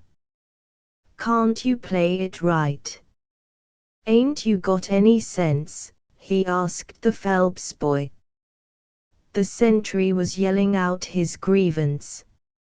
Now, he came along and I hollered at him, and he didn't pay no attention, and when I asked him for the countersign, he wouldn't say nothing. That ain't no way. Can't you play it right? Asked the chief again, with gloomy scorn. He knew it was me easy enough, said the Phelps boy. That ain't got nothing to do with it, cried the chief, furiously. That ain't got nothing to do with it. If you're going to play, you've got to play it right. It ain't no fun if you go spoilin' the whole thing this way. Can't you play it right? I forgot the countersign, lied the culprit, weakly. Whereupon the remainder of the band yelled out, with one triumphant voice, War to the knife! War to the knife! I remember it, Willie.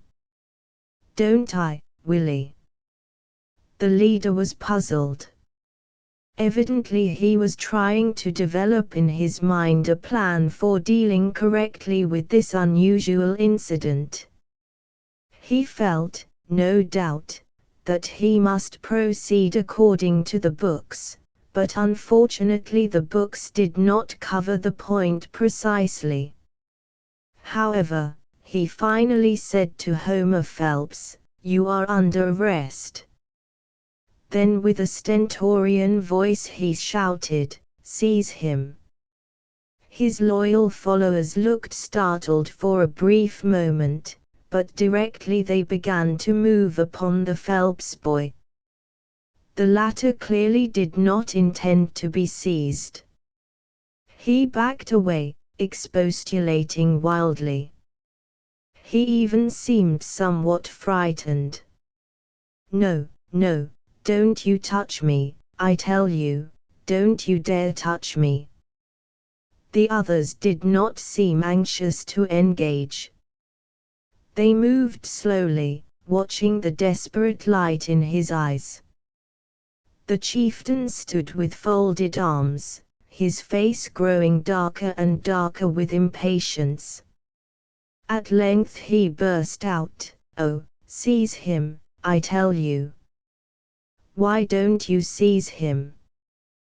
Grab him by the leg, Danny. Hurry up, all of you. Seize him, I keep a sayin'."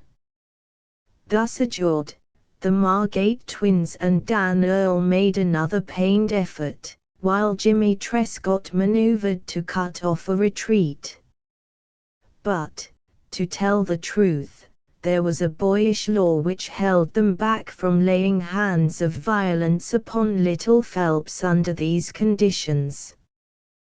Perhaps it was because they were only playing, whereas he was now undeniably serious.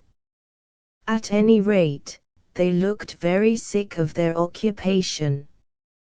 "Don't you dare," snarled the Phelps boy, facing first one and then the other. He was almost in tears.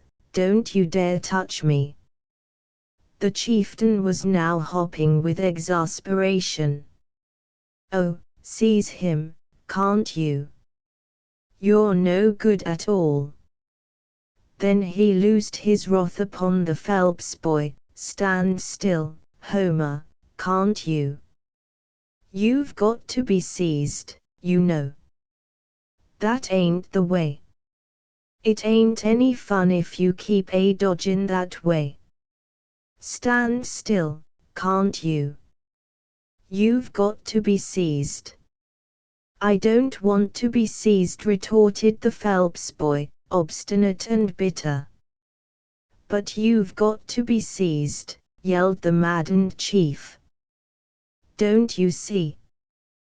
That's the way to play it." The Phelps boy answered, promptly, "But I don't want to play that way." "But that's the right way to play it. Don't you see? You've got to play it the right way. You've got to be seized, and then we'll hold a trial on you, and all sorts of things." But this prospect held no illusions for the Phelps boy. He continued doggedly to repeat, "I don't want to play that way." Of course in the end the chief stooped to beg and beseech this unreasonable lad. "Oh, come on, Homer. Don't be so mean. You're a-spoilin' everything. We won't hurt you any. Not the tintiest bit. It's all just playing. What's the matter with you?" The different tone of the leader made an immediate impression upon the other. He showed some signs of the beginning of weakness.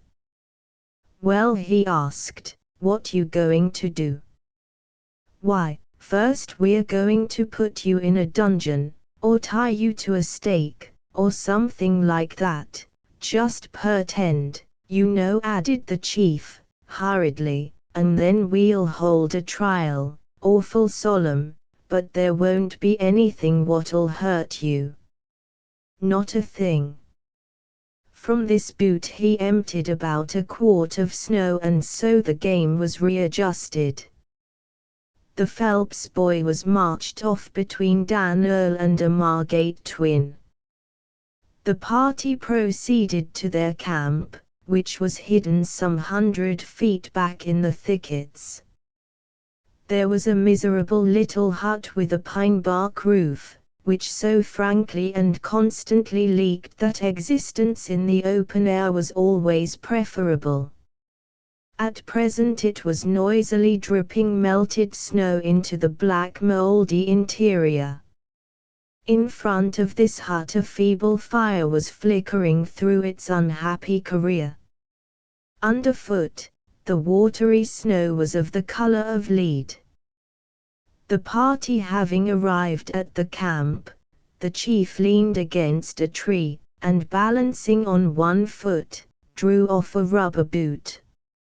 From this boot he emptied about a quart of snow. He squeezed his stocking, which had a hole from which protruded a lobster-red toe. He resumed his boot. "Bring up the prisoner," said he. They did it. "Guilty or not guilty?" he asked. "Ha," said the Phelps boy. "Guilty or not guilty?" demanded the chief, peremptorily. "Guilty or not guilty? Don't you understand?" Homer Phelps looked profoundly puzzled. "Guilty or not guilty?" he asked, slowly and weakly. The chief made a swift gesture, and turned in despair to the others. "Oh, he don't do it right. He does it all wrong." He again faced the prisoner with an air of making a last attempt. "Now look here, Homer, when I say, guilty or not guilty, you want to up and say, not guilty. Don't you see?" "Not guilty," said Homer, at once. "No, no, no. Wait till I ask you. Now wait." He called out, pompously, "Pards, if this prisoner before us is guilty, what shall be his fate?" All those well-trained little infants with one voice sung out, "Death." "Prisoner," continued the chief, "are you guilty or not guilty?" "But look here," argued Homer, "you said it wouldn't be nothing that would hurt." "Aye, thunder and lightning," roared the wretched chief. "Keep your mouth shut, can't ye?" What in the mischief? But there was an interruption from Jimmy Trescott, who shouldered a twin aside and stepped to the front. "Here," he said, very contemptuously, "let me be the prisoner. I'll show him how to do it."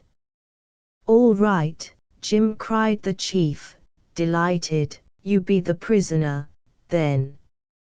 Now all you fellas with guns stand there in a row. Get out of the way, Homer." He cleared his throat, and addressed Jimmy. "Prisoner, are you guilty or not guilty?" "Not guilty," answered Jimmy, firmly. Standing there before his judge, unarmed, slim, quiet, modest, he was ideal. The chief beamed upon him, and looked aside to cast a triumphant and withering glance upon Homer Phelps. He said, "There. That's the way to do it." The twins and Dan Earl also much admired Jimmy. "That's all right so far, anyhow," said the satisfied chief. "And now we'll proceed with the execution." "That ain't right," said the new prisoner, suddenly. "That ain't the next thing. You've got to have a trial first. You've got to fetch up a lot of people first who'll say I done it." "That's so," said the chief. "I didn't think. Here, Reeves, you be first witness. Did the prisoner do it? The twin gulped for a moment in his anxiety to make the proper reply. He was at the point where the roads forked. Finally he hazarded, yes. There, said the chief, that's one of 'em. Now, Dan, you be a witness. Did he do it? Dan Earl, having before him the twins' example, did not hesitate. Yes, he said. Well, then, pards, what shall be his fate? Again came the ringing answer, death. With Jimmy in the principal role, this drama, hidden deep in the hemlock thicket, neared a kind of perfection. You must blindfold me, cried the condemned lad, briskly, and then I'll go off and stand, and you must all get in a row and shoot me. The chief gave this plan his urbane countenance, and the twins and Dan Earl were greatly pleased. They blindfolded Jimmy under his careful directions. He waded a few paces into snow, and then turned and stood with quiet dignity, awaiting his fate.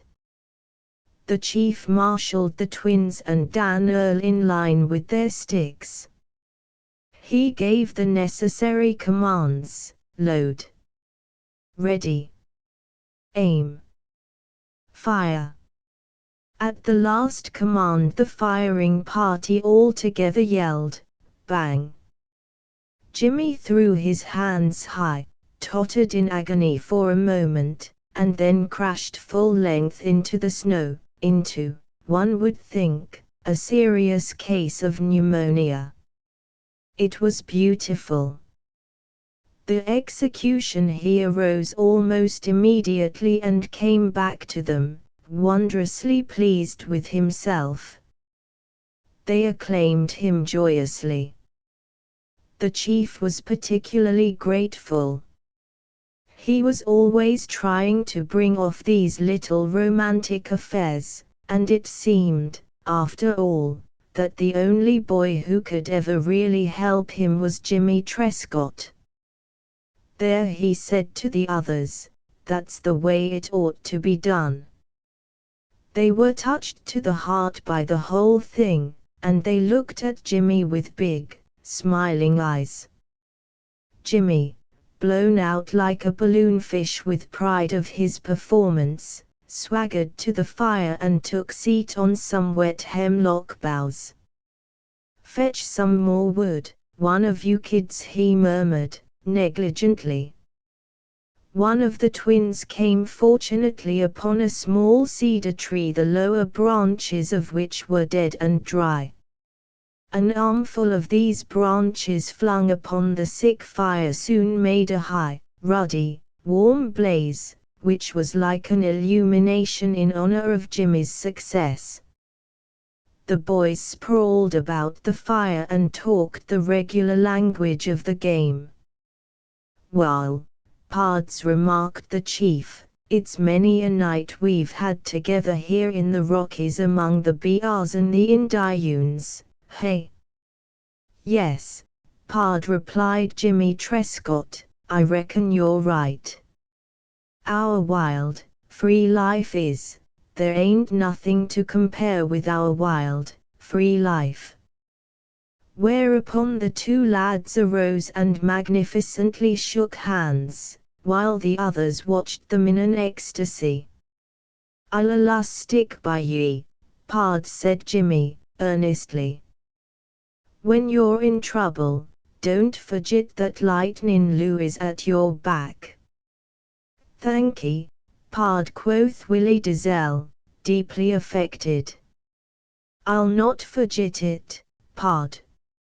And don't you forget, either, that Deadshot Demon, the leader of the Red Raiders, never forgets a friend." But Homer Phelps was having none of this great fun. Since his disgraceful refusal to be seized and executed, he had been hovering unheeded on the outskirts of the band. He seemed very sorry. He cast a wistful eye at the romantic scene. He knew too well that if he went near at that particular time he would be certain to encounter a pitiless snubbing. So he vacillated modestly in the background. At last the moment came when he dared venture near enough to the fire to gain some warmth, for he was now bitterly suffering with the cold. He sidled close to Willie Dizelle. No one heeded him. Eventually he looked at his chief, and with a bright face said, "Now, if I was seized now to be executed, I could do it as well as Jimmy Trescott, I could." The chief gave a crow of scorn, in which he was followed by the other boys. "Ho!" he cried, "why didn't you do it, then? Why didn't you do it?" Homer Phelps felt upon him many pairs of disdainful eyes.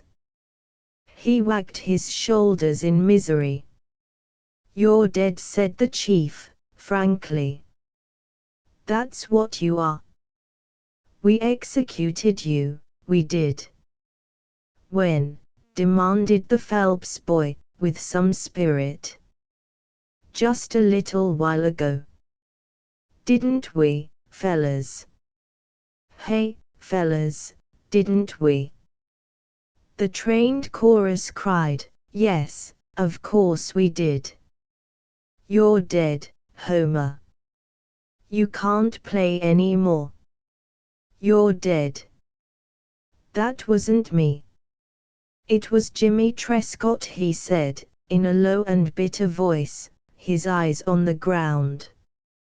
He would have given the world if he could have retracted his mad refusals of the early part of the drama. "No," said the chief, "it was you. We're playing it was you, and it was you. You're dead, you are." And seeing the cruel effect of his words, he did not refrain from administering some advice. "The next time, don't be such a chucklehead."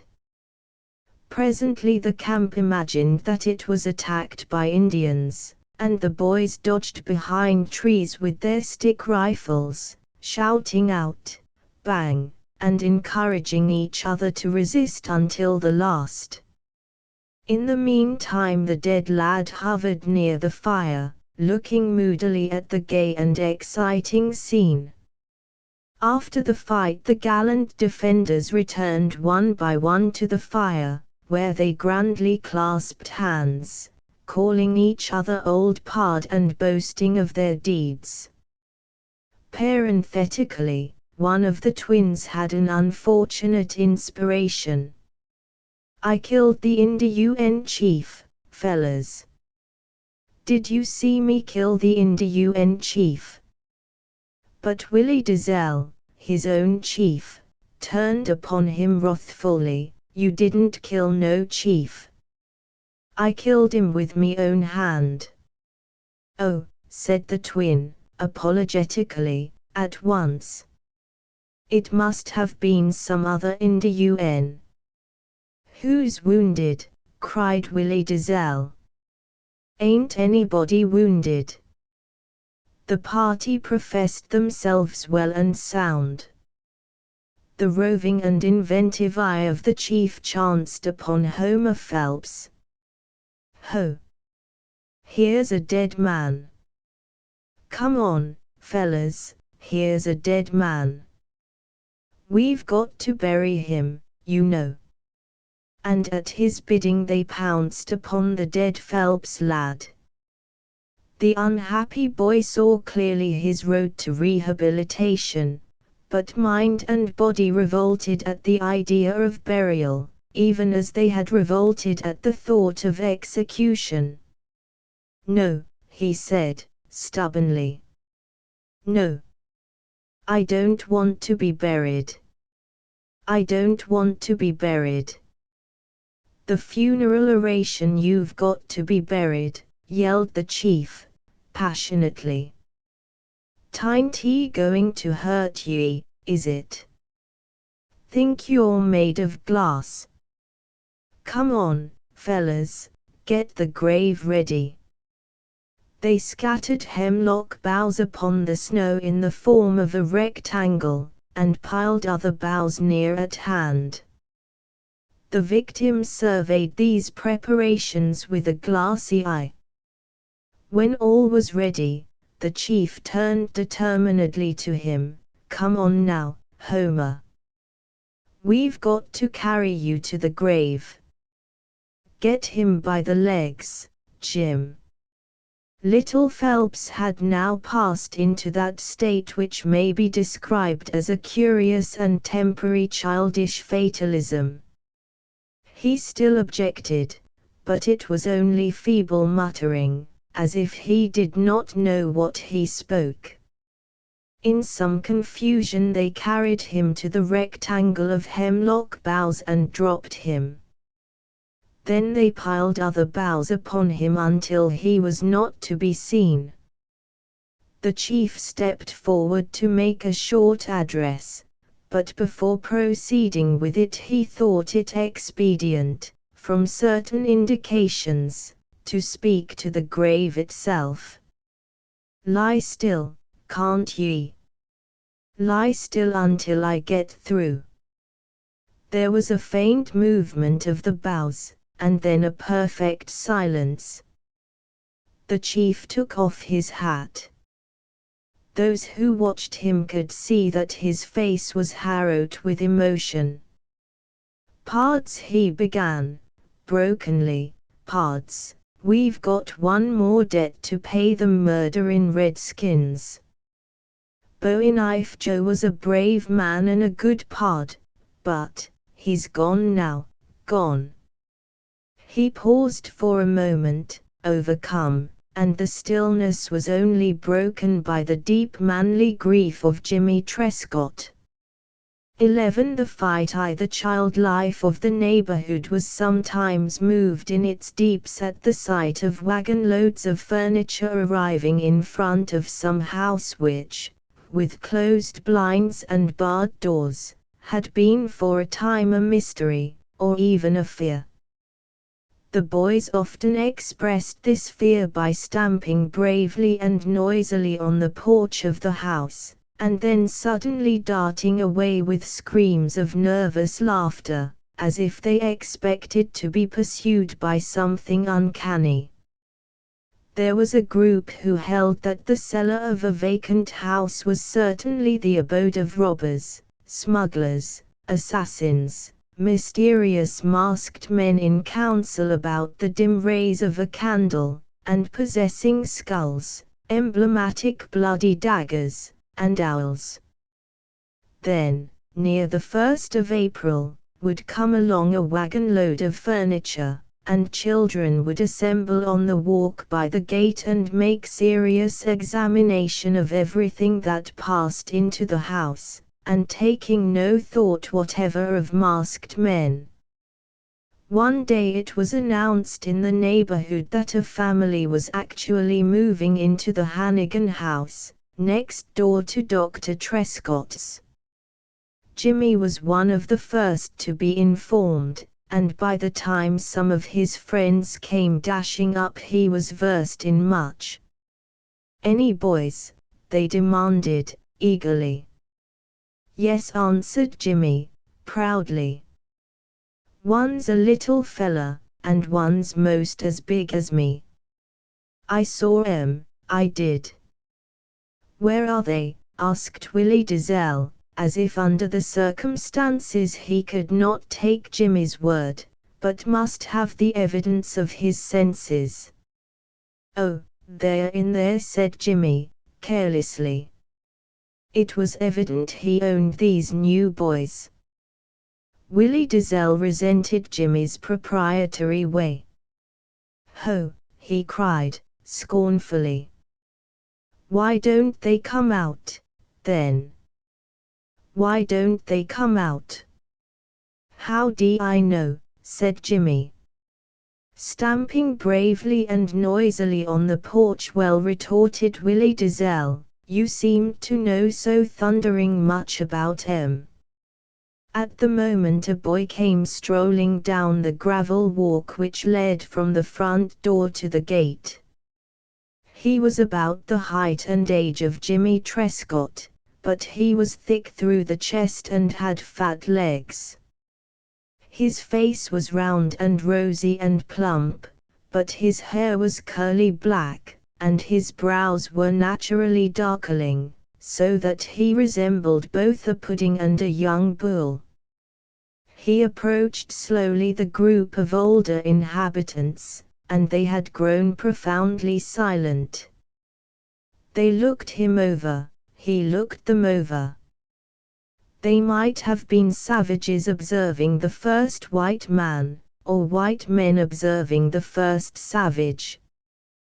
The silence held steady. As he neared the gate the strange boy wandered off to the left in a definite way, which proved his instinct to make a circular voyage when in doubt. The motionless group stared at him.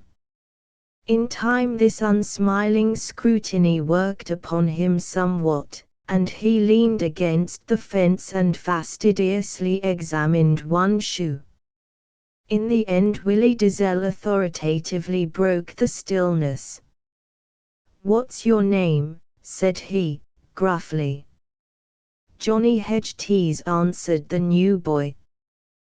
Then came another great silence while Whilomville pondered this intelligence. Again came the voice of authority, "Where'd you live before?" "Jersey City." These two sentences completed the first section of the formal code. The second section concerned itself with the establishment of the newcomer's exact position in the neighborhood.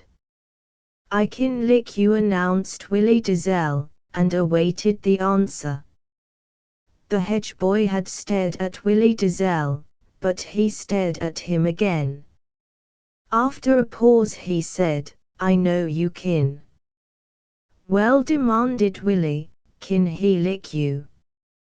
And he indicated Jimmy Trescott with a sweep which announced plainly that Jimmy was the next in prowess. Whereupon the new boy looked at Jimmy respectfully but carefully, and at length said, "I dun know." This was the signal for an outburst of shrill screaming, and everybody pushed Jimmy forward. He knew what he had to say, and, as befitted the occasion, he said it fiercely, "Kin you lick me?" The new boy also understood what he had to say, and, despite his unhappy and lonely state, he said it bravely, "Yes." "Well," retorted Jimmy, bluntly, "come out and do it, then. Just come out and do it." And these words were greeted with cheers. These little rascals yelled that there should be a fight at once. They were in bliss over the prospect. "Go on, Jim. Make him come out. He said he could lick you." Or, "He said he could lick you." There probably never was a fight among this class in Whilomville which was not the result of the goading and guying of two proud lads by a populace of urchins who simply wished to see a show. Willie Dizelle was very busy. He turned first to the one and then to the other. "You said you could lick him. Well, why don't you come out and do it, then? You said you could lick him, didn't you?" "Yes," answered the new boy, dogged and dubious. Willie tried to drag Jimmy by the arm. "Or, go on, Jimmy. You ain't afraid, are you?" "No," said Jimmy. The two victims opened wide eyes at each other.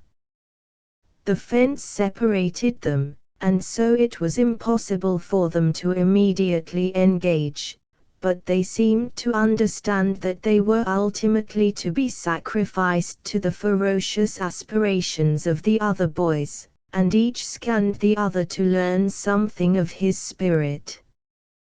They were not angry at all. They were merely two little gladiators who were being clamorously told to hurt each other. Each displayed hesitation and doubt without displaying fear. They did not exactly understand what were their feelings, and they moodily kicked the ground and made low and sullen answers to Willie Dizelle, who worked like a circus manager. Or, "Go on, Jim. What's the matter with you? You ain't afraid, are you? Well, then, say something." This sentiment received more cheering from the abandoned little wretches who wished to be entertained, and in this cheering there could be heard notes of derision of Jimmy Trescott. The latter had a position to sustain, he was well known. He often bragged of his willingness and ability to thrash other boys. Well, then, here was a boy of his size who said that he could not thrash him. What was he going to do about it? The crowd made these arguments very clear, and repeated them again and again. Finally Jimmy, driven to aggression, walked close to the fence and said to the new boy, "The first time I catch you out of your own yard I'll lam the head off you." This was received with wild plaudits by the Whilomville urchins. But the new boy stepped back from the fence. He was awed by Jimmy's formidable mien. But he managed to get out a semi-defiant sentence. "Maybe you will, and maybe you won't," said he. However, his short retreat was taken as a practical victory for Jimmy, and the boys hooted him bitterly. He remained inside the fence, swinging one foot and scowling, while Jimmy was escorted off down the street amid acclamations. The new boy turned and walked back towards the house, his face gloomy, lined deep with discouragement, as if he felt that the new environment's antagonism and palpable cruelty were sure to prove too much for him. Too, the mother of Johnny Hedge was a widow, and the chief theory of her life was that her boy should be in school on the greatest possible number of days. He himself had no sympathy with this ambition, but she detected the truth of his diseases with an unerring eye, and he was required to be really ill before he could win the right to disregard the first bell, morning and noon. The chicken pox and the mumps had given him vacations of misery, wherein he nearly died between pain and nursing. But bad colds in the head did nothing for him, and he was not able to invent a satisfactory hacking cough. His mother was not consistently a Tartar. In most things he swayed her to his will. He was allowed to have more jam, pickles, and pie than most boys. She respected his profound loathing of Sunday school. On summer evenings he could remain out of doors until 8:30, but in this matter of school she was inexorable. This single point in her character was of steel. The Hedges arrived in Whilomville on a Saturday, and on the following Monday Johnny wended his way to school with a note to the principal and his Jersey City school books. He knew perfectly well that he would be told to buy new and different books, but in those days mothers always had an idea that old books would do, and they invariably sent boys off to a new school with books which would not meet the selected and unchangeable views of the new administration. The old books never would do.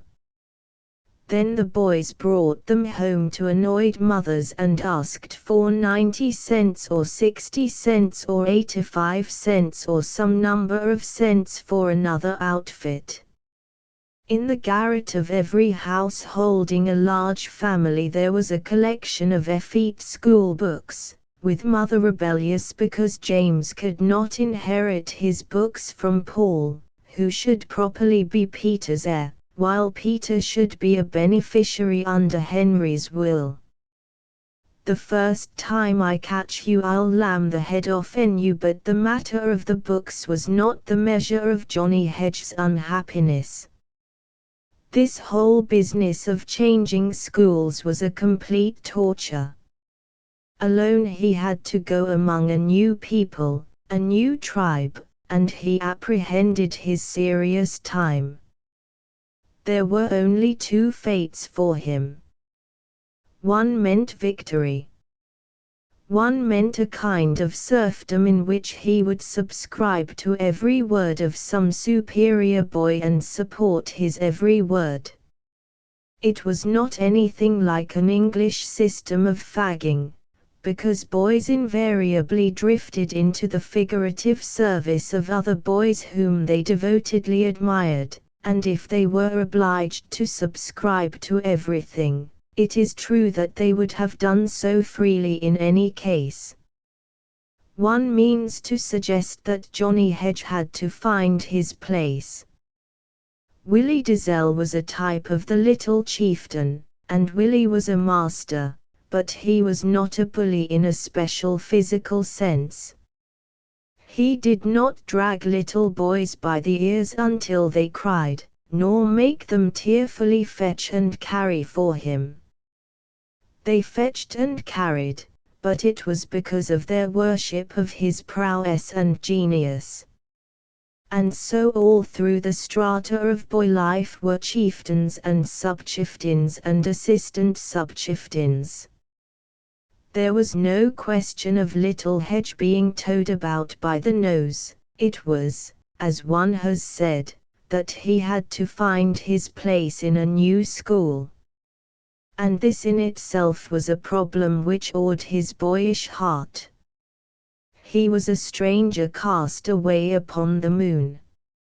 None knew him, understood him, felt for him. He would be surrounded for this initiative time by a horde of jackal creatures who might turn out in the end to be little boys like himself, but this last point his philosophy could not understand in its fullness. He came to a white meeting house sort of a place, in the squat tower of which a great bell was clanging impressively. He passed through an iron gate into a playground worn bare as the bed of a mountain brook by the endless runnings and scufflings of little children. There was still a half-hour before the final clangor in the squat tower, but the playground held a number of frolicsome imps. A loitering boy espied Johnny Hedge, and he howled, "Oh! Oh! Here's a new fella! Here's a new fella!" He advanced upon the strange arrival. "What's your name?" he demanded, belligerently, like a particularly offensive custom house officer. Johnny Hedge responded the newcomer, shyly.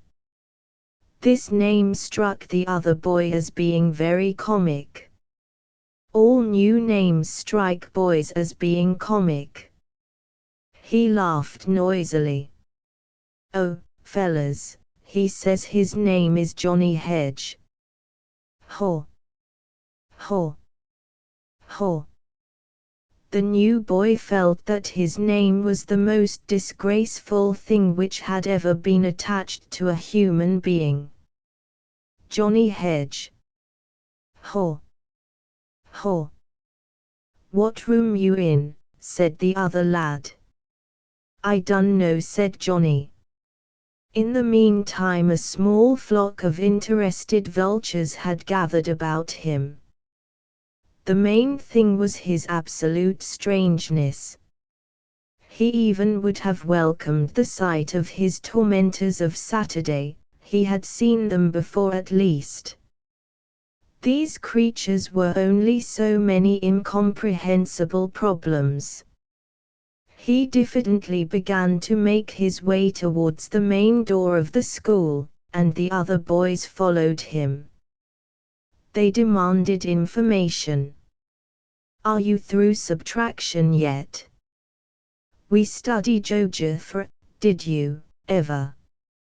You live here now? You going to school here now?" To many questions he made answer as well as the clamor would permit, and at length he reached the main door and went quaking unto his new kings. As befitted them, the rabble stopped at the door. A teacher strolling along a corridor found a small boy holding in his hand a note. The boy palpably did not know what to do with the note, but the teacher knew, and took it. Thereafter this little boy was in harness. A splendid lady in gorgeous robes gave him a seat at a double desk, at the end of which sat a hoodlum with grimy fingernails, who eyed the inauguration with an extreme and personal curiosity. The other desks were gradually occupied by children, who first were told of the new boy, and then turned upon him a speculative and somewhat derisive eye. The school opened, little classes went forward to a position in front of the teacher's platform and tried to explain that they knew something. The new boy was not requisitioned a great deal. He was allowed to lie dormant until he became used to the scenes and until the teacher found, approximately, his mental position. In the meantime he suffered a shower of stares and whispers and giggles, as if he were a man-ape, whereas he was precisely like other children. From time to time he made funny and pathetic little overtures to other boys, but these overtures could not yet be received. He was not known, he was a foreigner. The village school was like a nation. It was tight. Its amiability or friendship must be won in certain ways.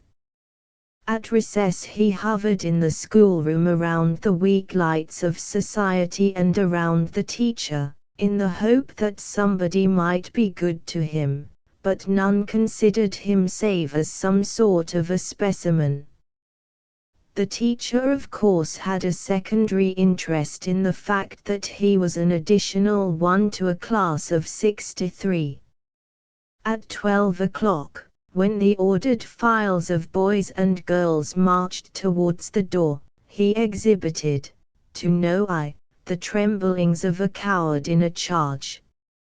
He exaggerated the lawlessness of the playground and the street.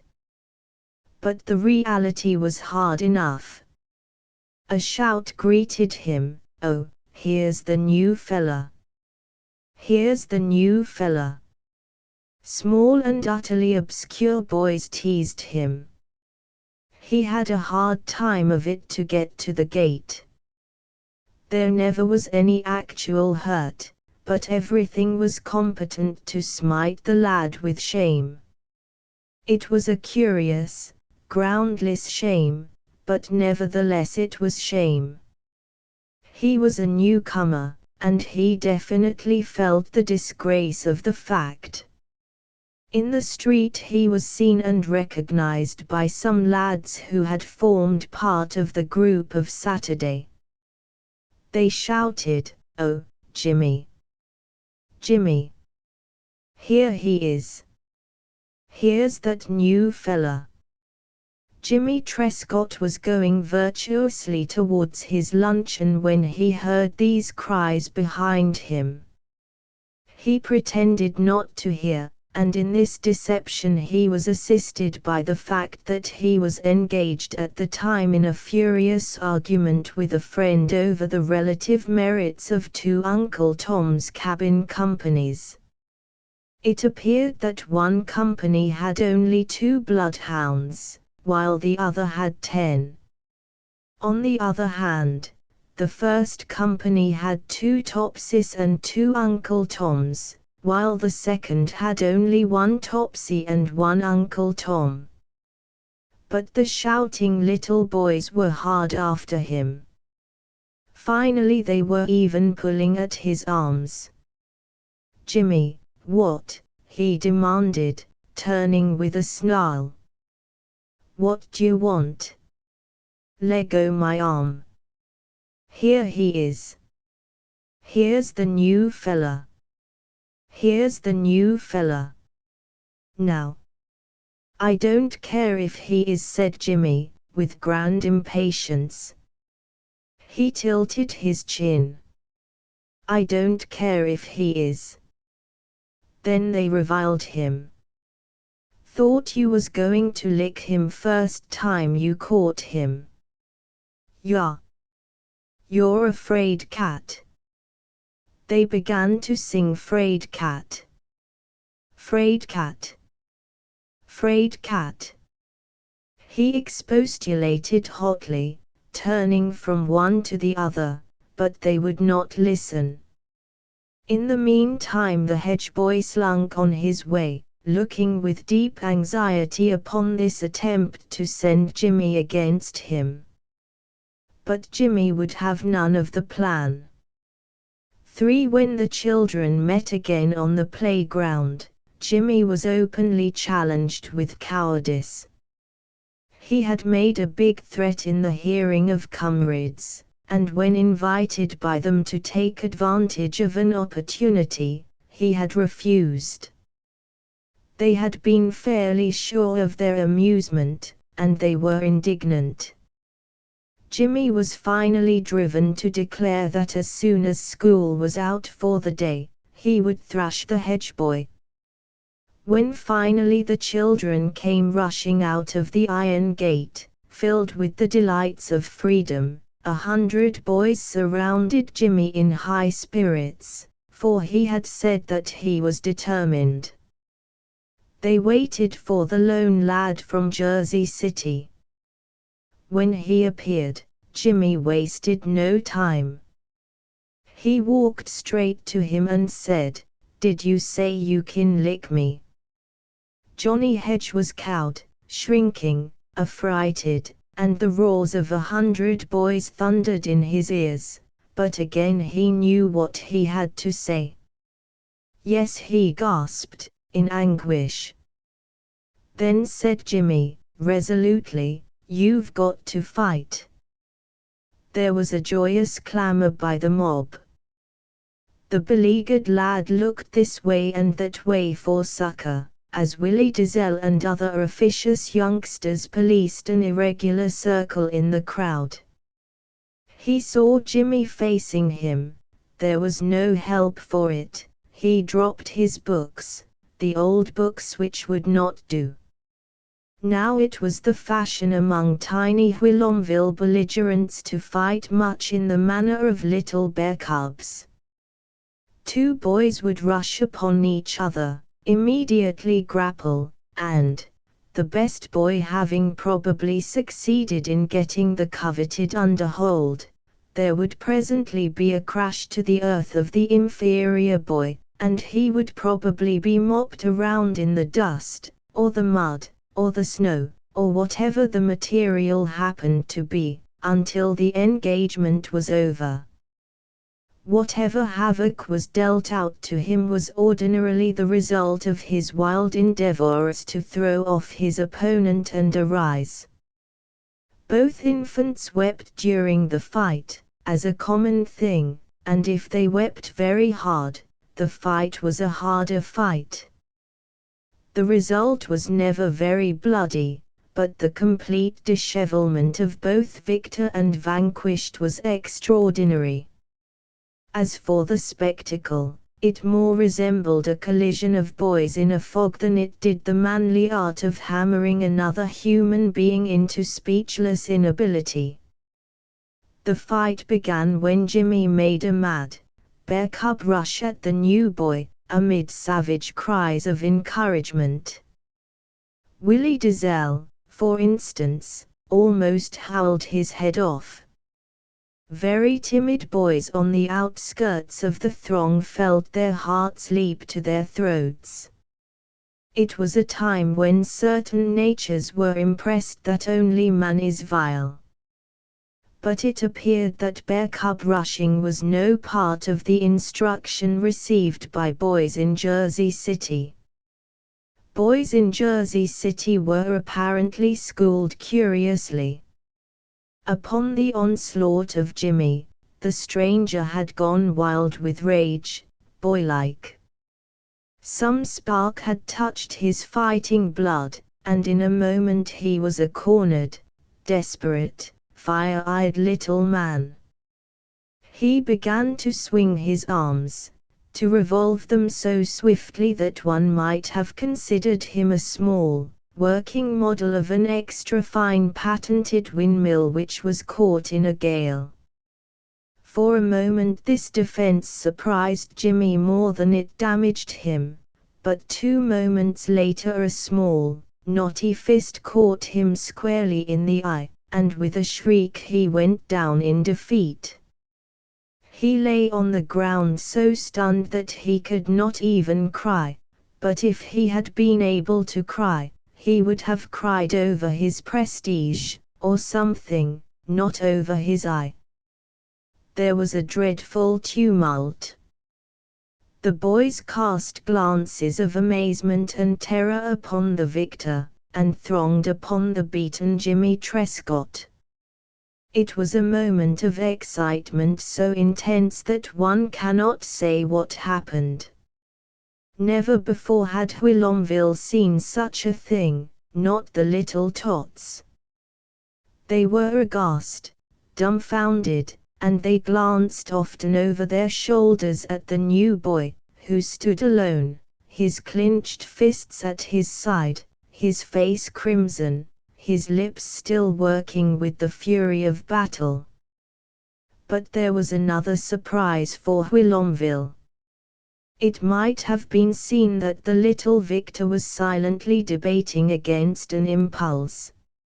No time for academics, he ran, but the impulse won, for the lone lad from Jersey City suddenly wheeled, sprang like a demon, and struck another boy. A curtain should be drawn before this deed. A knowledge of it is really too much for the heart to bear. The other boy was Willie Dizelle. The lone lad from Jersey City had smitten him full sore. There is little to say of it. It must have been that a feeling worked gradually to the top of the little stranger's wrath that Jimmy Trescott had been a mere tool, that the front and center of his persecutors had been Willie Dizelle, and being rendered temporarily lawless by his fighting blood, he raised his hand and smote for revenge. Willie Dizelle had been in the middle of a vandal's cry, which screeched out over the voices of everybody.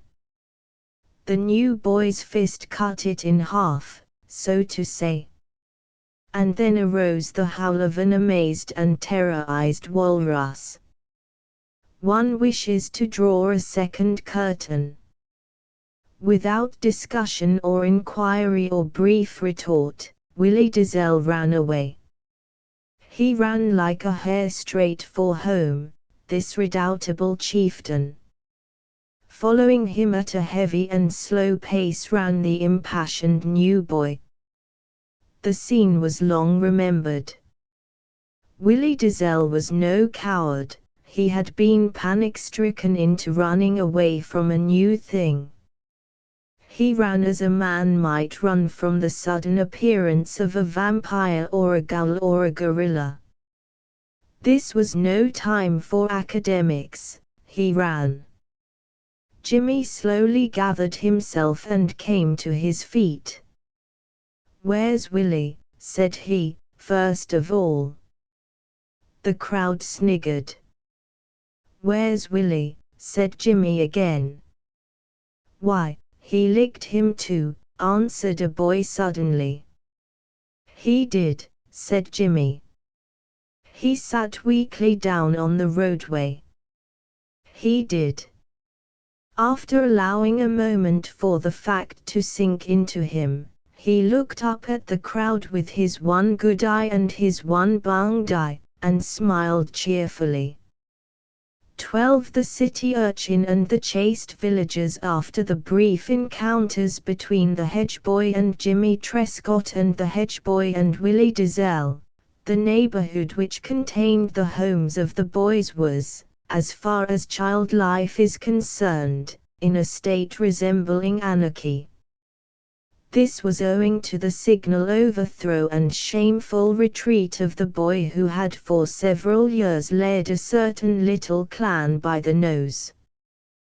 The adherents of the little community did not go necessarily to the boy who could whip all the others, but it certainly could not go to a boy who had run away in a manner that made his shame patent to the whole world. Willie Dizelle found himself in a painful position. This tiny tribe which had followed him with such unwavering faith was now largely engaged in whistling and cat-calling and hooting. He chased a number of them into the sanctity of their own yards, but from these coigns they continued to ridicule him. But it must not be supposed that the fickle tribe went over in a body to the new light. They did nothing of the sort. They occupied themselves with avenging all which they had endured, gladly enough, too, for many months. As for the hedge boy, he maintained a curious timid reserve, minding his own business with extreme care, and going to school with that deadly punctuality of which his mother was the genius. Jimmy Trescott suffered no adverse criticism from his fellows. He was entitled to be beaten by a boy who had made Willie Dizelle bellow like a bull calf and run away. Indeed, he received some honors. He had confronted a very superior boy and received a bang in the eye which for a time was the wonder of the children, and he had not bellowed like a bull calf. As a matter of fact, he was often invited to tell how it had felt, and this he did with some pride, claiming arrogantly that he had been superior to any particular pain. Early in the episode he and the hedge boy had patched up a treaty. Living next door to each other, they could not fail to have each other often in sight. One afternoon they wandered together in the strange indefinite diplomacy of boyhood. As they drew close the new boy suddenly said, "Napple." "Yes," said Jimmy, and the new boy bestowed upon him an apple. It was one of those green-coated winter apples which lie for many months in safe and dry places, and can at any time be brought forth for the persecution of the unwary and inexperienced. An older age would have fled from this apple, but to the unguided youth of Jimmy Trescott it was a thing to be possessed and cherished. Wherefore this apple was the emblem of something more than a truce, despite the fact that it tasted like wet Indian meal, and Jimmy looked at the hedge boy out of one good eye and one banged eye. The long-drawn animosities of men have no place in the life of a boy. The boy's mind is flexible, he readjusts his position with an ease which is derived from the fact, simply, that he is not yet a man. But there were other and more important matters. Johnny Hedge's exploits had brought him into such prominence among the schoolboys that it was necessary to settle a number of points once and for all. There was the usual number of boys in the school who were popularly known to be champions in their various classes. Among these Johnny Hedge now had to thread his way, every boy taking it upon himself to feel anxious that Johnny's exact position should be soon established. His fame as a fighter had gone forth to the world, but there were other boys who had fame as fighters, and the world was extremely anxious to know where to place the newcomer. Various heroes were urged to attempt this classification. Usually it was not accounted a matter of supreme importance, but in this boy life it was essential. In all cases the heroes were backward enough. It was their followings who agitated the question. And so Johnny Hedge was more or less beset. He maintained his bashfulness. He backed away from altercation. It was plain that to bring matters to a point he must be forced into a quarrel. It was also plain that the proper person for the business was some boy who could whip Willie Dizelle, and these formidable warriors were distinctly averse to undertaking the new contract. It is a kind of a law in boy life that a quiet, decent, peace-loving lad is able to thrash a wide-mouthed talker. And so it had transpired that by a peculiar system of elimination most of the real chiefs were quiet, decent, peace-loving boys, and they had no desire to engage in a fight with a boy on the sole grounds that it was not known who could whip. Johnny Hedge attended his affairs. They attended their affairs, and around them waged this discussion of relative merit. Jimmy Trescott took a prominent part in these arguments. He contended that Johnny Hedge could thrash any boy in the world.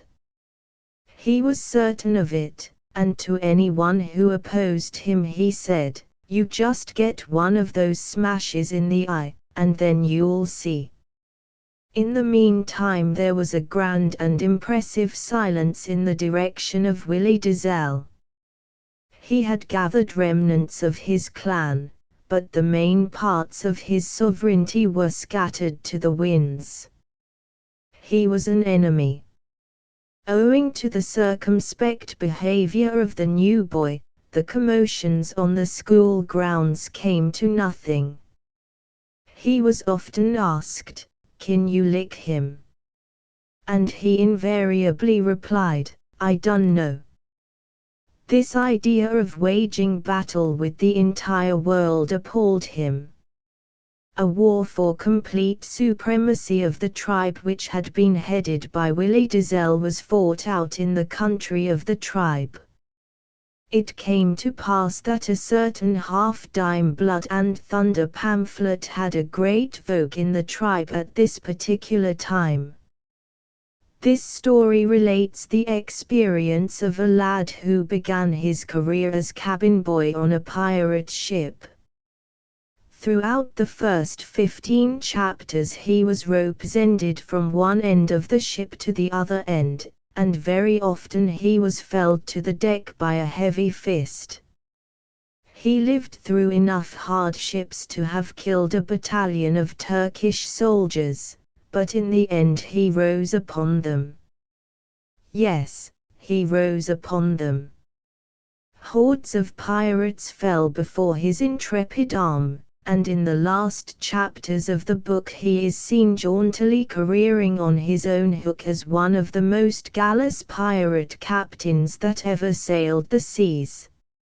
Naturally, When this tale was thoroughly understood by the tribe, they had to dramatize it, although it was a dramatization that would gain no royalties for the author. Now it was plain that the urchin who was cast for the cabin boy's part would lead a life throughout the first 15 chapters which would attract few actors. Willie Dizelle developed a scheme by which some small lad would play cabin boy during this period of misfortune and abuse, and then, when the cabin boy came to the part where he slew all his enemies and reached his zenith, that he, Willie Dizelle, should take the part. This fugitive and disconnected rendering of a great play opened in Jimmy Trescott's back garden. The path between the two lines of gooseberry bushes was elected unanimously to be the ship. Then Willie Dizelle insisted that Homer Phelps should be the cabin boy. Homer tried the position for a time, and then elected that he would resign in favor of some other victim. There was no other applicant to succeed him, whereupon it became necessary to press some boy. Jimmy Trescott was a great actor, as is well known, but he steadfastly refused to engage for the part. Ultimately they seized upon little Dan Earl, whose disposition was so milky and docile that he would do whatever anybody asked of him. But Dan Earl made the one firm revolt of his life after trying existence as cabin boy for some 10 minutes. Willie Dizelle was in despair. Then he suddenly sighted the little brother of Johnny Hedge, who had come into the garden, and in a poor little stranger sort of fashion was looking wistfully at the play. When he was invited to become the cabin boy he accepted joyfully, thinking that it was his initiation into the tribe.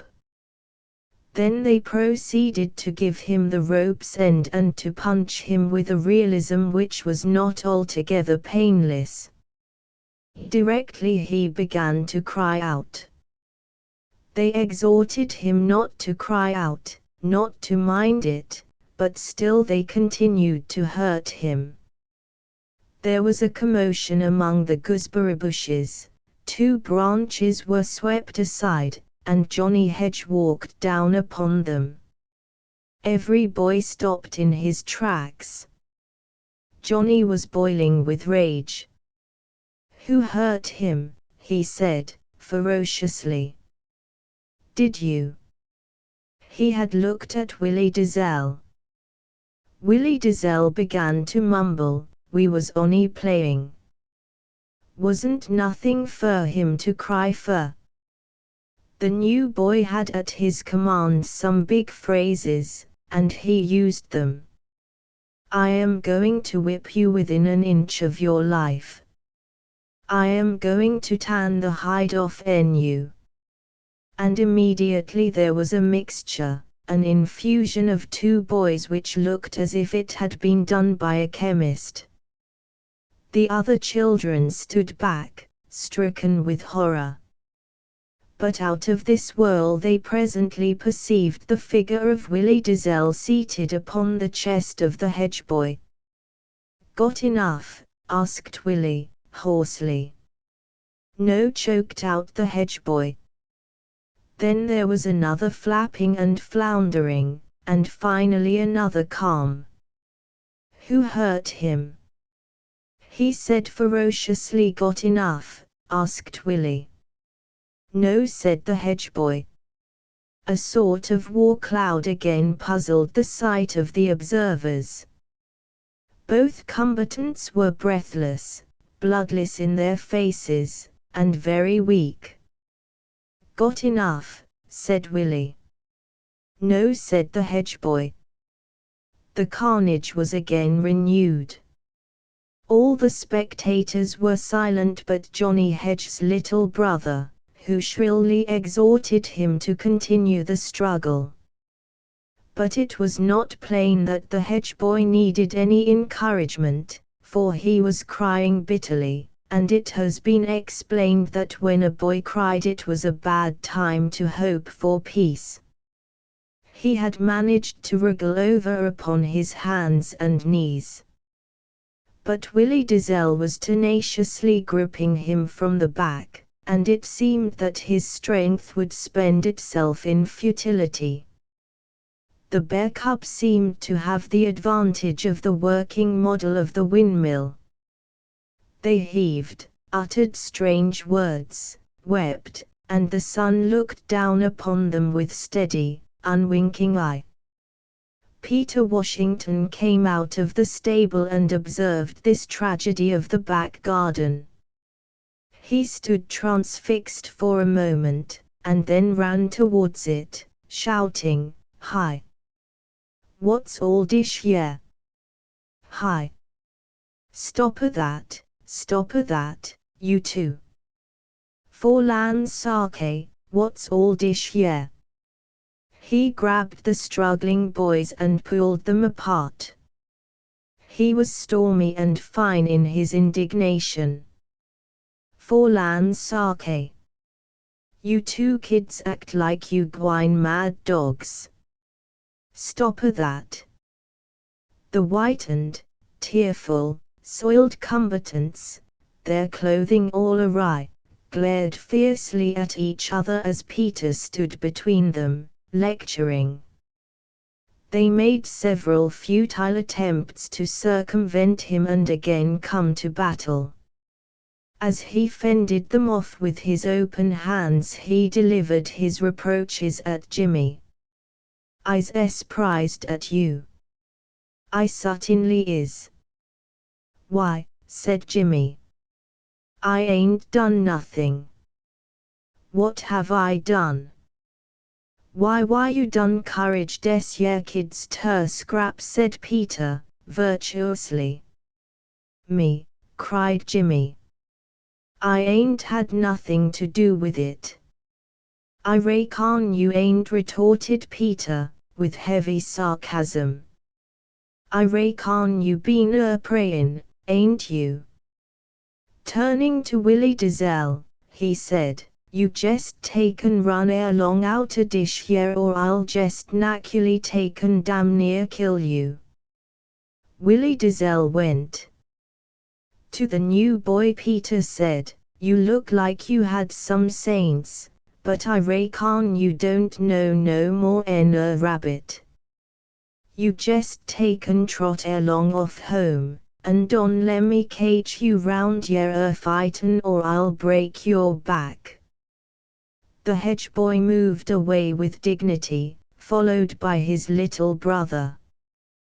The latter, when he had placed a sufficient distance between himself and Peter, played his fingers at his nose and called out, "Nig-gee-ah-ah!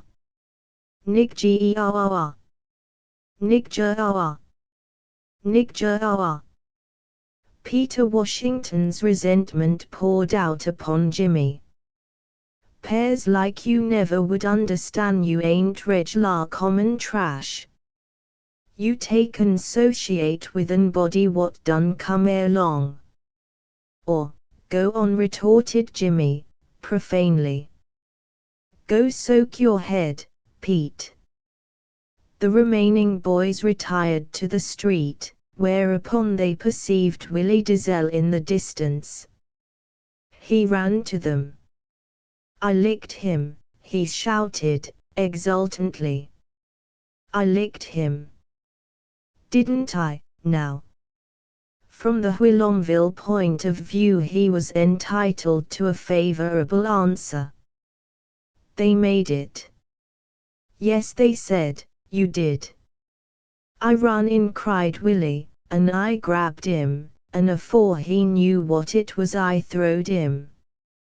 And then it was easy." He puffed out his chest and smiled like an English recruiting sergeant. "And now," said he, suddenly facing Jimmy Trescott, "whose side were you on?" The question was direct and startling. Jimmy gave back 2 paces. He licked you once, he explained, haltingly. He never saw the day when he could lick one side of me. I could lick him with my left hand tied behind me.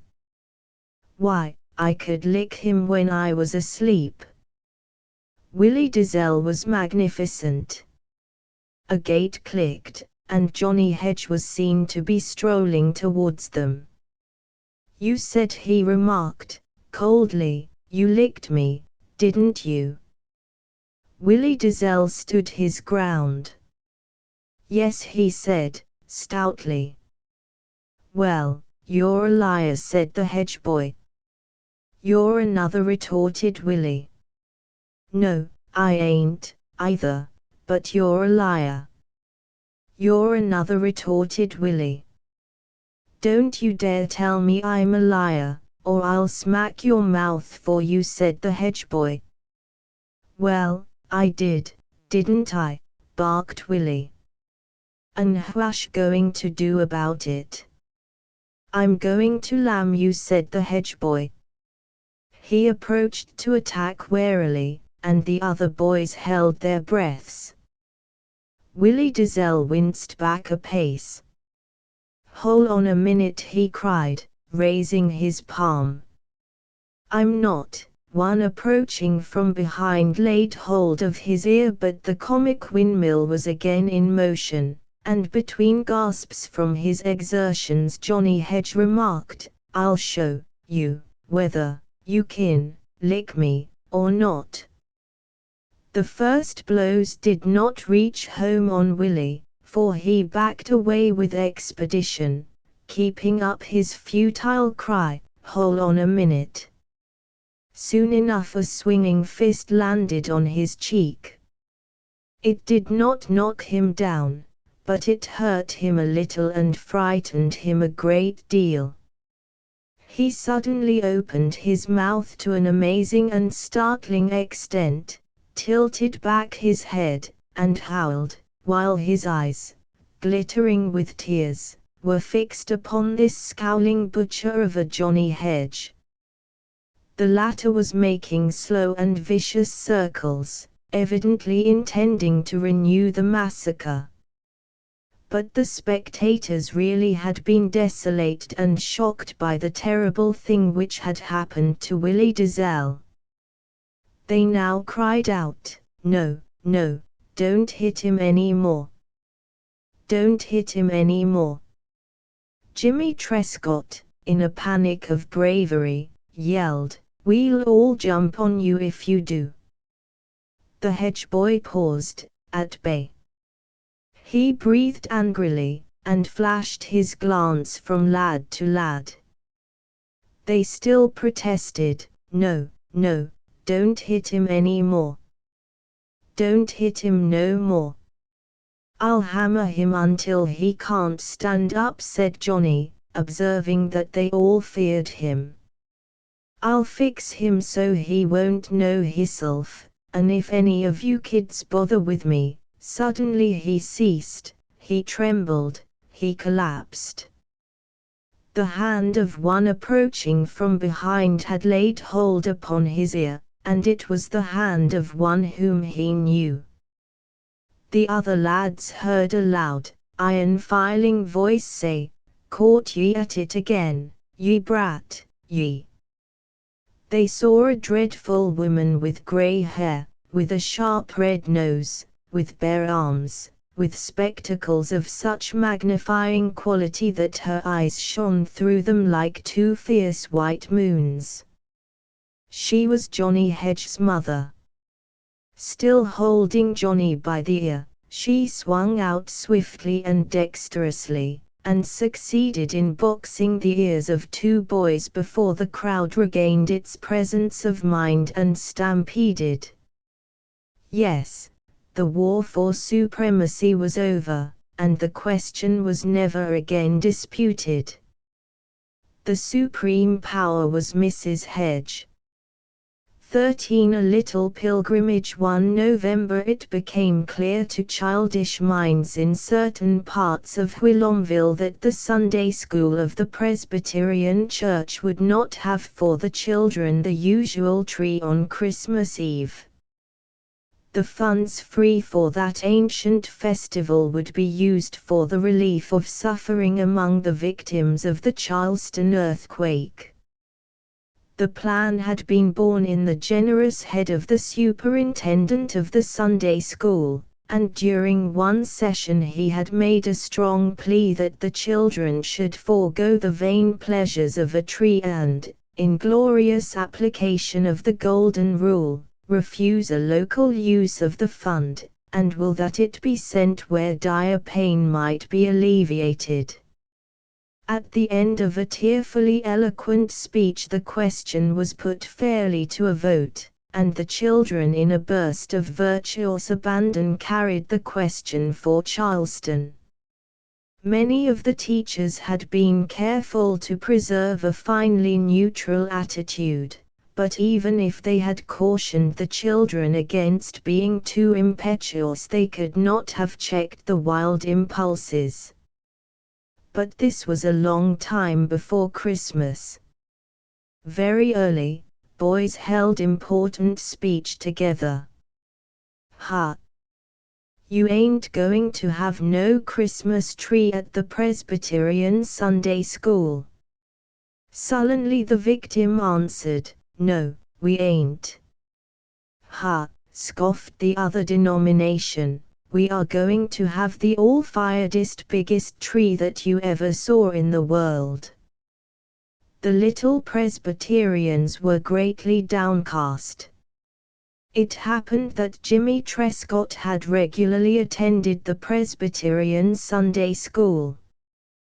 The Trescotts were consistently undenominational, but they had sent their lad on Sundays to one of the places where they thought he would receive benefits. However, on one day in December, Jimmy appeared before his father and made a strong spiritual appeal to be forthwith attached to the Sunday school of the big progressive church. Dr. Trescott mused this question considerably. "Well, Jim," he said, "why do you conclude that the big progressive Sunday school is better for you than the Presbyterian Sunday school?" "Now, it's nicer," answered Jimmy, looking at his father with an anxious eye. "How do you mean?" "Why, now, some of the boys what go to the Presbyterian place, they ain't very nice," explained the flagrant Jimmy. Trescott mused the question considerably once more. In the end he said, "Well, you may change if you wish, this one time, but you must not be changing to and fro. You decide now, and then you must abide by your decision." "Yes, sir," said Jimmy, brightly. "Big progressive." "All right," said the father. "But remember what I've told you." On the following Sunday morning Jimmy presented himself at the door of the basement of the big progressive church. He was conspicuously washed, notably prominently polished. And, incidentally, he was very uncomfortable because of all these virtues. A number of acquaintances greeted him contemptuously. "Hello, Jimmy. What you doing here? Thought you was a Presbyterian." Jimmy cast down his eyes and made no reply. He was too cowed by the change. However, Homer Phelps, who was a regular patron of the big progressive Sunday school, suddenly appeared and said, "Hello, Jim." Jimmy seized upon him. Homer Phelps was amenable to Trescott laws, tribal if you like, but iron-bound, almost compulsory. "Hello, Homer," said Jimmy, and his manner was so good that Homer felt a great thrill in being able to show his superior a new condition of life. "You ain't never come here afore, have you?" he demanded, with a new arrogance. "No, I ain't," said Jimmy. Then they stared at each other and maneuvered. "You don't know my teacher," said Homer. "No, I don't know her," admitted Jimmy, but in a way which contended, modestly, that he knew countless other Sunday school teachers. "Better join our class," said Homer, sagely. "She wears spectacles, don't see very well. Sometimes we do almost what we like." "All right," said Jimmy, glad to place himself in the hands of his friends. In due time they entered the Sunday school room, where a man with benevolent whiskers stood on a platform and said, "We will now sing number 33, Pull for the Shore, Sailor, Pull for the Shore." And as the obedient throng burst into melody, the man on the platform indicated the time with a fat, white, and graceful hand. He was an ideal Sunday school superintendent, one who had never felt hunger or thirst or the wound of the challenge of dishonor, a man, indeed, with beautiful flat hands who waved them in greasy victorious beneficence over a crowd of children. Jimmy, walking carefully on his toes, followed Homer Phelps. He felt that the kingly superintendent might cry out and blast him to ashes before he could reach a chair. It was a desperate journey. But at last he heard Homer muttering to a young lady, who looked at him through glasses which greatly magnified her eyes. "A new boy," she said, in an oily and deeply religious voice. "Yes, said Jimmy, trembling. The 5 other boys of the class scanned him keenly and derided his condition. "We will proceed to the lesson," said the young lady. Then she cried sternly, like a sergeant, "The 7th chapter of Jeremiah." There was a swift fluttering of leaflets. Then the name of Jeremiah, a wise man, towered over the feelings of these boys. Homer Phelps was doomed to read the 4th verse. He took a deep breath, he puffed out his lips, he gathered his strength for a great effort. His beginning was childishly explosive. He hurriedly said, "Trust ye not in lying words, saying the temple of the Lord, the temple of the Lord, the temple of the Lord, are these." "Now," said the teacher, "Johnny Scanlon, tell us what these words mean." The Scanlon boy shamefacedly muttered that he did not know. The teacher's countenance saddened. Her heart was in her work. She wanted to make a success of this Sunday school class. "Perhaps Homer Phelps can tell us," she remarked. Homer gulped. He looked at Jimmy. Through the great room hummed a steady hum. A little circle, very near, was being told about Daniel in the lion's den. They were deeply moved. At the moment they liked Sunday school. "Why, now, it means," said Homer, with a grand pomposity born of a sense of hopeless ignorance, "it means that they were in the wrong place." "No," said the teacher, profoundly, "it means that we should be good, very good indeed. That is what it means. It means that we should love the Lord and be good. Love the Lord and be good. That is what it means." The professional bright boy of the class suddenly awoke. The little boys suddenly had a sense of black wickedness as their teacher looked austerely upon them. They gazed at her with the wide-open eyes of simplicity. They were stirred again.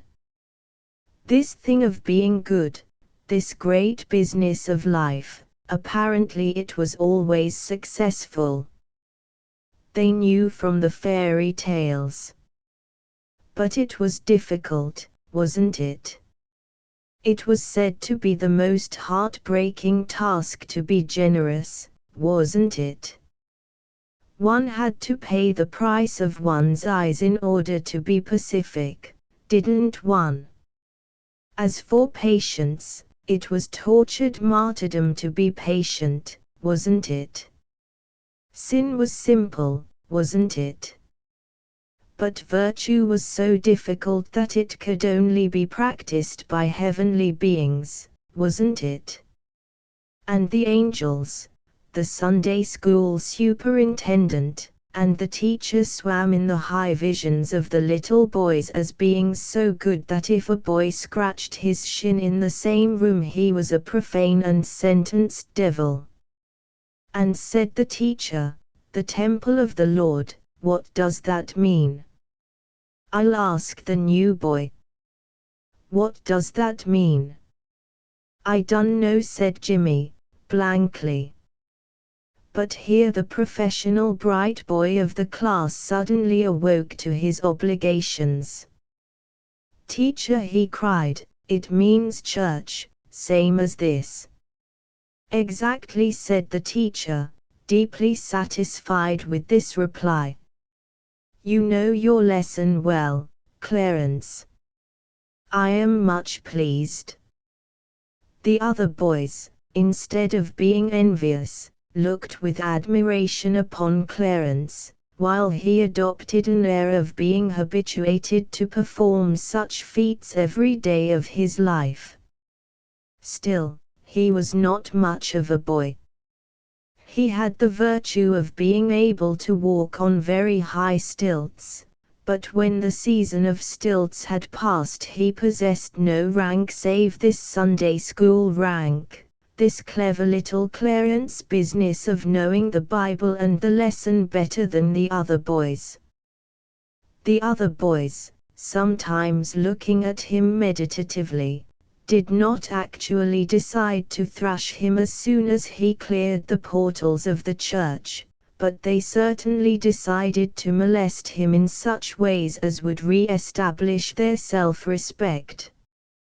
Back of the superintendent's chair hung a lithograph of the martyrdom of Saint Stephen. Jimmy, feeling stiff and encased in his best clothes, waited for the ordeal to end. A bell pealed. The fat hand of the superintendent had tapped a bell. Slowly the rustling and murmuring dwindled to silence. The benevolent man faced the school. I have to announce, he began, waving his body from side to side in the conventional bows of his kind, that, bang went the bell. Give me your attention, please, children. I have to announce that the board has decided that this year there will be no Christmas tree, but instantly the room buzzed with the subdued clamor of the children. Jimmy was speechless. He stood morosely during the singing of the closing hymn. He passed out into the street with the others, pushing no more than was required. Speedily the whole idea left him. If he remembered Sunday school at all, it was to remember that he did not like it. Transcriber's note: archaic and inconsistent punctuation, spelling and syntax have been retained. Asterisk asterisk asterisk end of the Project Gutenberg ebook Whilomville stories asterisk asterisk asterisk updated editions will replace the previous one, the old editions will be renamed. Creating the works from print editions not protected by U.S. copyright law means that no one owns a United States copyright in these works, so the Foundation, and you, can copy and distribute it in the United States without permission and without paying copyright royalties. Special rules, set forth in the general terms of use part of this license, apply to copying and distributing Project Gutenberg trademark symbol electronic works to protect the Project Gutenberg trademark symbol concept and trademark. Project Gutenberg is a registered trademark, and may not be used if you charge for an ebook, except by following the terms of the trademark license, including paying royalties for use of the Project Gutenberg trademark. If you do not charge anything for copies of this ebook, complying with the trademark license is very easy. You may use this ebook for nearly any purpose such as creation of derivative works, reports, performances and research. Project Gutenberg ebooks may be modified and printed and given away. You may do practically anything in the United States with ebooks not protected by U.S. copyright law. Redistribution is subject to the trademark license, especially commercial redistribution. Start. Full license. The full Project Gutenberg license. Please read this before you distribute or use this work to protect the Project Gutenberg trademark symbol mission of promoting the free distribution of electronic works, by using or distributing this work, or any other work associated in any way with the phrase Project Gutenberg. You agree to comply with all the terms of the full Project Gutenberg trademark symbol license available with this file or online at www.gutenberg.org/license. Section 1. General Terms of Use and Redistributing Project Gutenberg Trademark Symbol Electronic Works 1.0. By reading or using any part of this Project Gutenberg trademark symbol electronic work, you indicate that you have read, understand, agree to and accept all the terms of this license and intellectual property, trademark/copyright, agreement. If you do not agree to abide by all the terms of this agreement, you must cease using and return or destroy all copies of Project Gutenberg trademark symbol electronic works in your possession. If you paid a fee for obtaining a copy of or access to a Project Gutenberg trademark symbol electronic work and you do not agree to be bound by the terms of this agreement, you may obtain a refund from the person or entity to whom you paid the fee as set forth in paragraph 1.e.8. 1.b. Project Gutenberg is a registered trademark. It may only be used on or associated in any way with an electronic work by people who agree to be bound by the terms of this agreement. There are a few things that you can do with most Project Gutenberg trademark symbol electronic works even without complying with the full terms of this agreement. See paragraph 1.c below. There are a lot of things you can do with Project Gutenberg trademark symbol electronic works if you follow the terms of this agreement and help preserve free future access to Project Gutenberg trademark symbol electronic works. See paragraph 1.e below. 1.c. The Project Gutenberg Literary Archive Foundation, the Foundation or PGLAF, owns a compilation copyright in the collection of Project Gutenberg trademark symbol electronic works. Nearly all the individual works in the collection are in the public domain in the United States. If an individual work is unprotected by copyright law in the United States and you are located in the United States, we do not claim a right to prevent you from copying, distributing, performing, displaying or creating derivative works based on the work as long as all references to Project Gutenberg are removed. Of course, we hope that you will support the Project Gutenberg trademark symbol mission of promoting free access to electronic works by freely sharing Project Gutenberg trademark symbol works in compliance with the terms of this agreement for keeping the Project Gutenberg trademark symbol name associated with the work. You can easily comply with the terms of this agreement by keeping this work in the same format with its attached full Project Gutenberg trademark symbol license when you share it without charge with others. 1.d. The copyright laws of the place where you are located also govern what you can do with this work. Copyright laws in most countries are in a constant state of change. If you are outside the United States, check the laws of your country in addition to the terms of this agreement before downloading, copying, displaying, performing, distributing or creating derivative works based on this work or any other Project Gutenberg trademark symbol work. The Foundation makes no representations concerning the copyright status of any work in any country other than the United States. 1.e. Unless you have removed all references to Project Gutenberg, 1.e.1.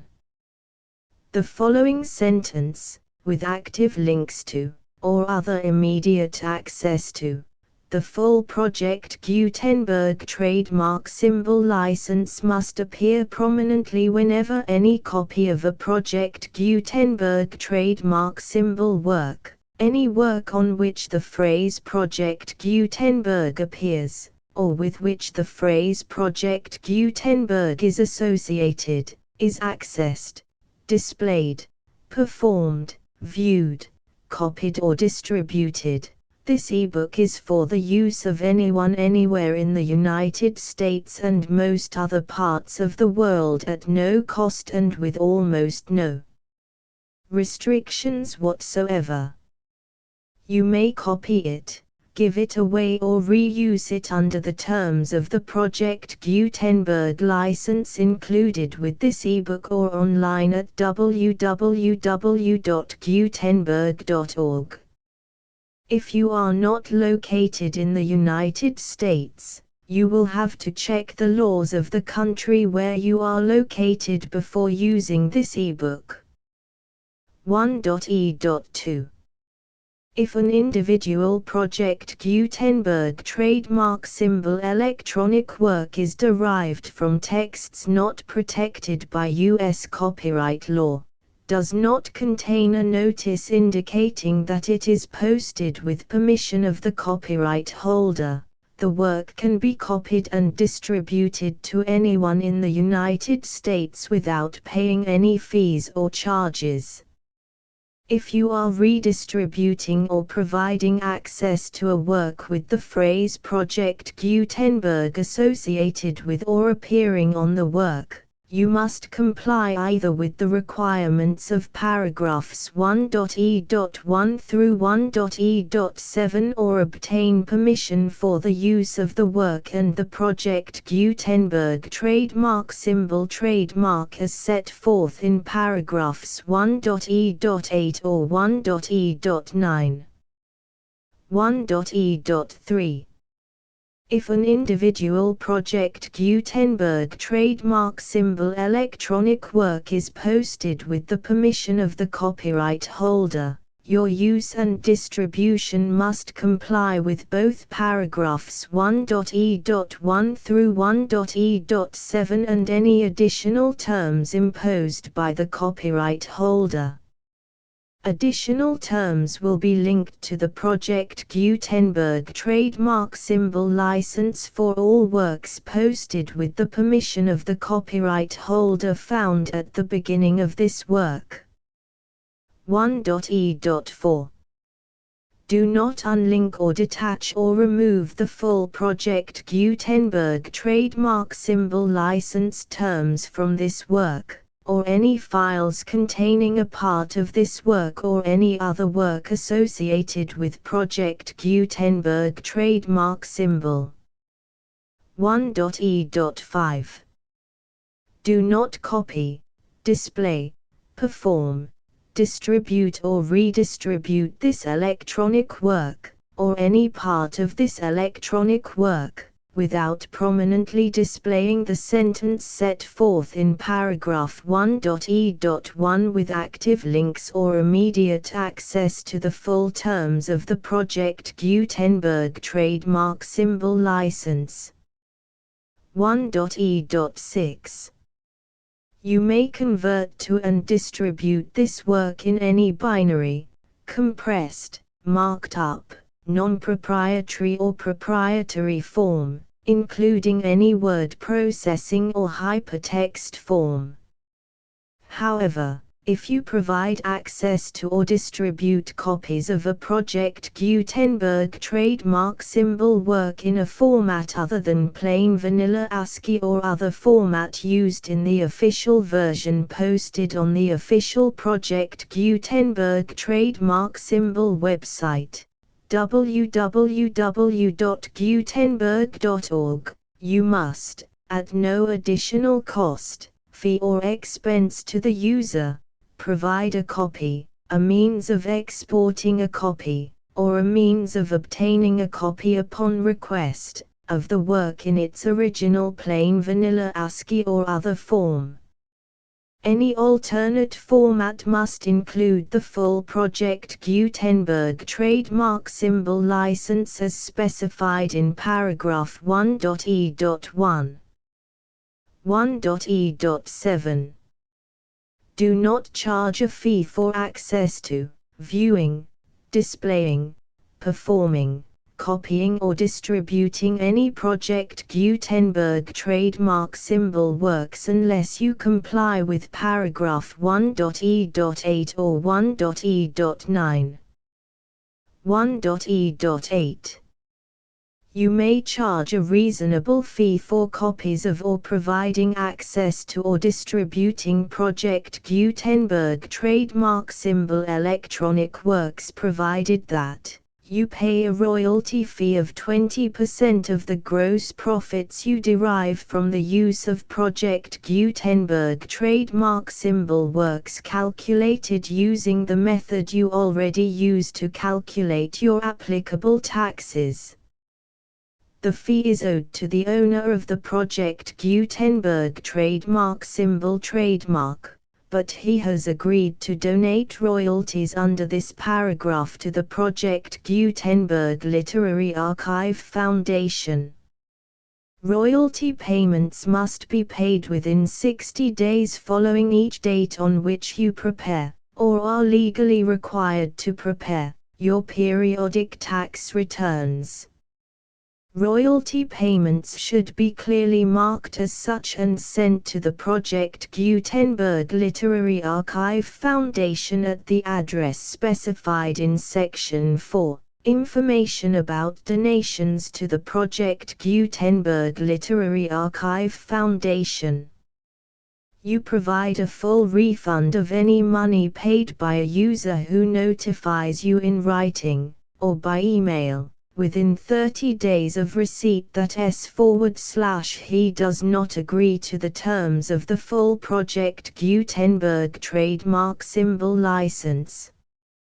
You must require such a user to return or destroy all copies of the works possessed in a physical medium and discontinue all use of and all access to other copies of Project Gutenberg trademark symbol works.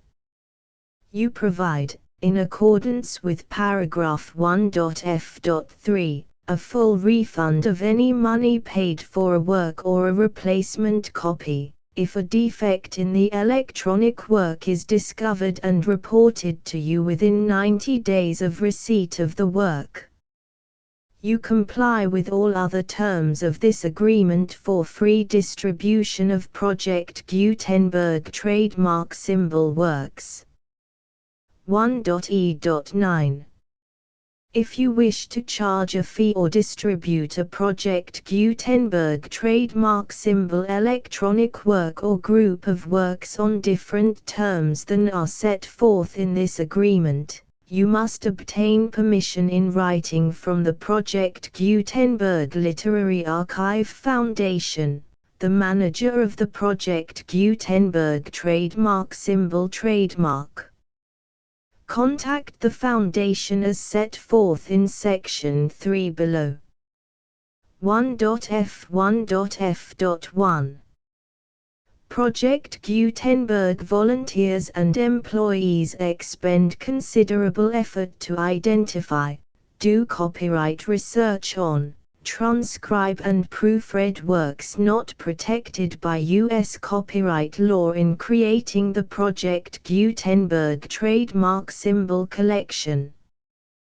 Despite these efforts, Project Gutenberg trademark symbol electronic works, and the medium on which they may be stored, may contain defects such as, but not limited to, incomplete, inaccurate or corrupt data, transcription errors, a copyright or other intellectual property infringement, a defective or damaged disk or other medium, a computer virus, or computer codes that damage or cannot be read by your equipment.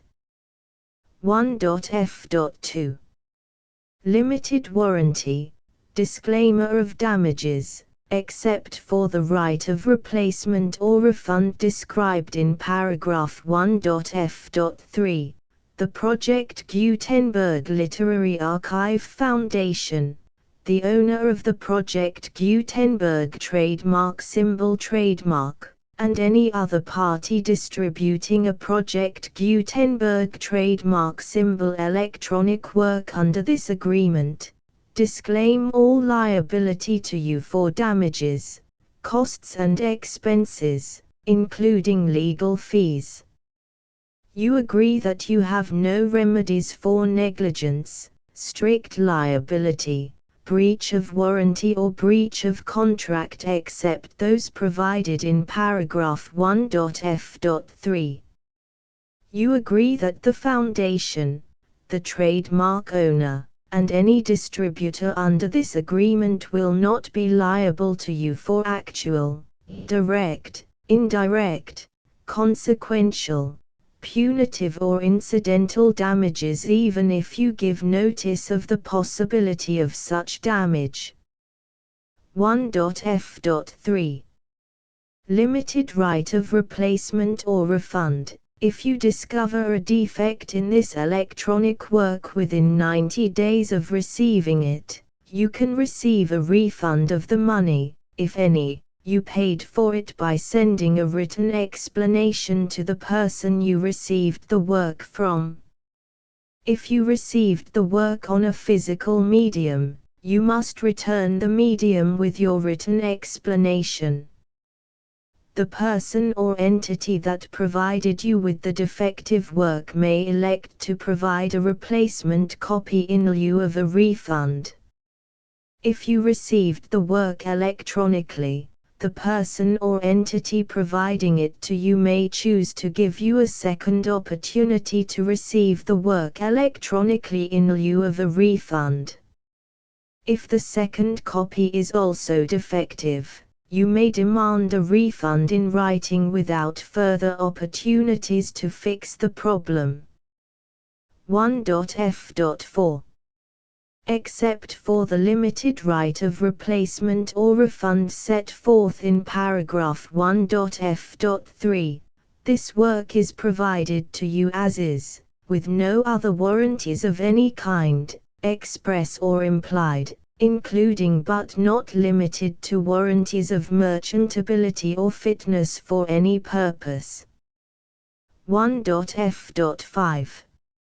Some states do not allow disclaimers of certain implied warranties or the exclusion or limitation of certain types of damages. If any disclaimer or limitation set forth in this agreement violates the law of the state applicable to this agreement, the agreement shall be interpreted to make the maximum disclaimer or limitation permitted by the applicable state law. The invalidity or unenforceability of any provision of this agreement shall not void the remaining provisions. 1.f.6.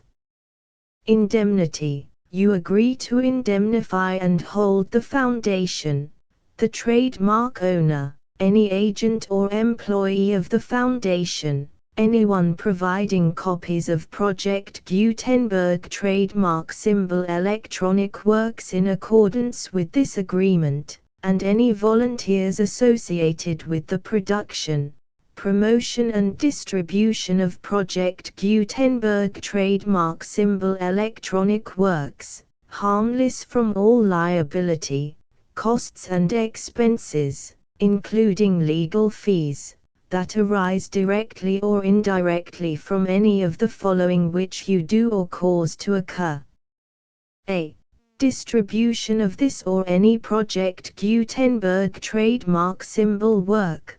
B. Alteration, modification, or additions or deletions to any Project Gutenberg trademark symbol work, and C. Any defect you cause. Section 2. Information about the mission of Project Gutenberg trademark symbol. Project Gutenberg trademark symbol is synonymous with the free distribution of electronic works in formats readable by the widest variety of computers, including obsolete, old, middle-aged and new computers. It exists because of the efforts of hundreds of volunteers and donations from people in all walks of life.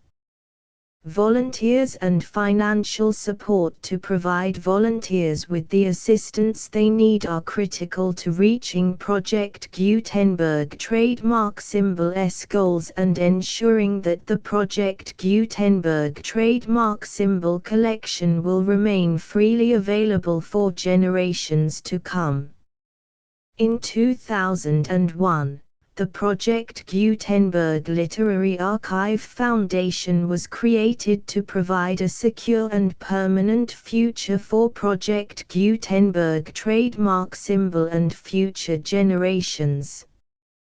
To learn more about the Project Gutenberg Literary Archive Foundation and how your efforts and donations can help, see sections 3 and 4 and the Foundation information page at www.gutenberg.org. Section 3. Information about the Project Gutenberg Literary Archive Foundation. The Project Gutenberg Literary Archive Foundation is a non-profit 501(c)(3) educational corporation organized under the laws of the state of Mississippi and granted tax-exempt status by the Internal Revenue Service. The Foundation's IN or Federal Tax Identification Number is 64-6221541. Contributions to the Project Gutenberg Literary Archive Foundation are tax-deductible to the full extent permitted by U.S. federal laws and your state's laws. The Foundation's business office is located at 809 North 1500 West, Salt Lake City, UT 84116, 801, 596, 1887. Email contact links and up-to-date contact information can be found at the Foundation's website and official page at www.gutenberg.org/contact section 4. Information about donations to the Project Gutenberg Literary Archive Foundation. Project Gutenberg trademark symbol depends upon and cannot survive without widespread public support and donations to carry out its mission of increasing the number of public domain and licensed works that can be freely distributed in machine-readable form accessible by the widest array of equipment, including outdated equipment. Many small donations, $1 to $5,000, are particularly important to maintaining tax-exempt status with the IRS. The Foundation is committed to complying with the laws regulating charities and charitable donations in all 50 states of the United States.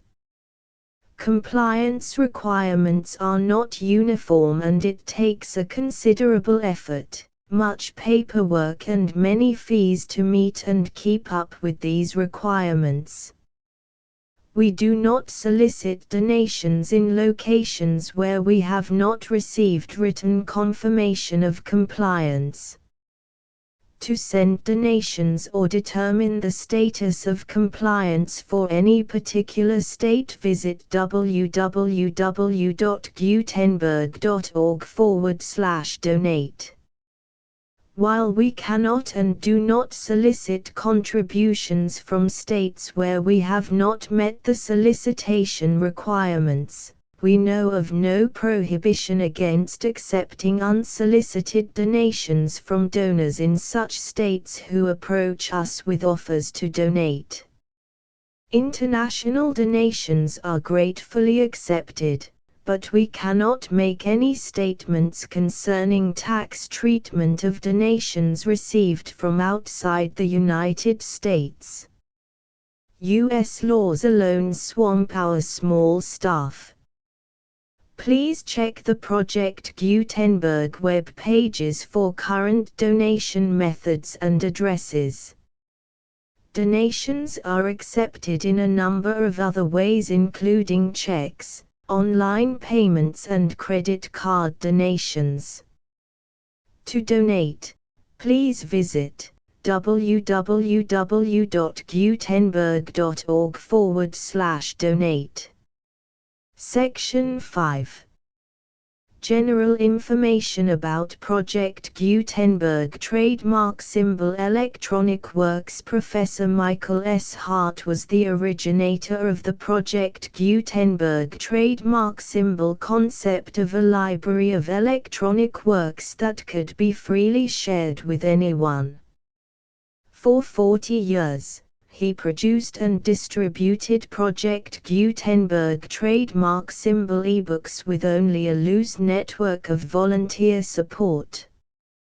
Project Gutenberg trademark symbol ebooks are often created from several printed editions, all of which are confirmed as not protected by copyright in the US unless a copyright notice is included. Thus, we do not necessarily keep ebooks in compliance with any particular paper edition. Most people start at our website, which has the main PG search facility, www.gutenberg.org.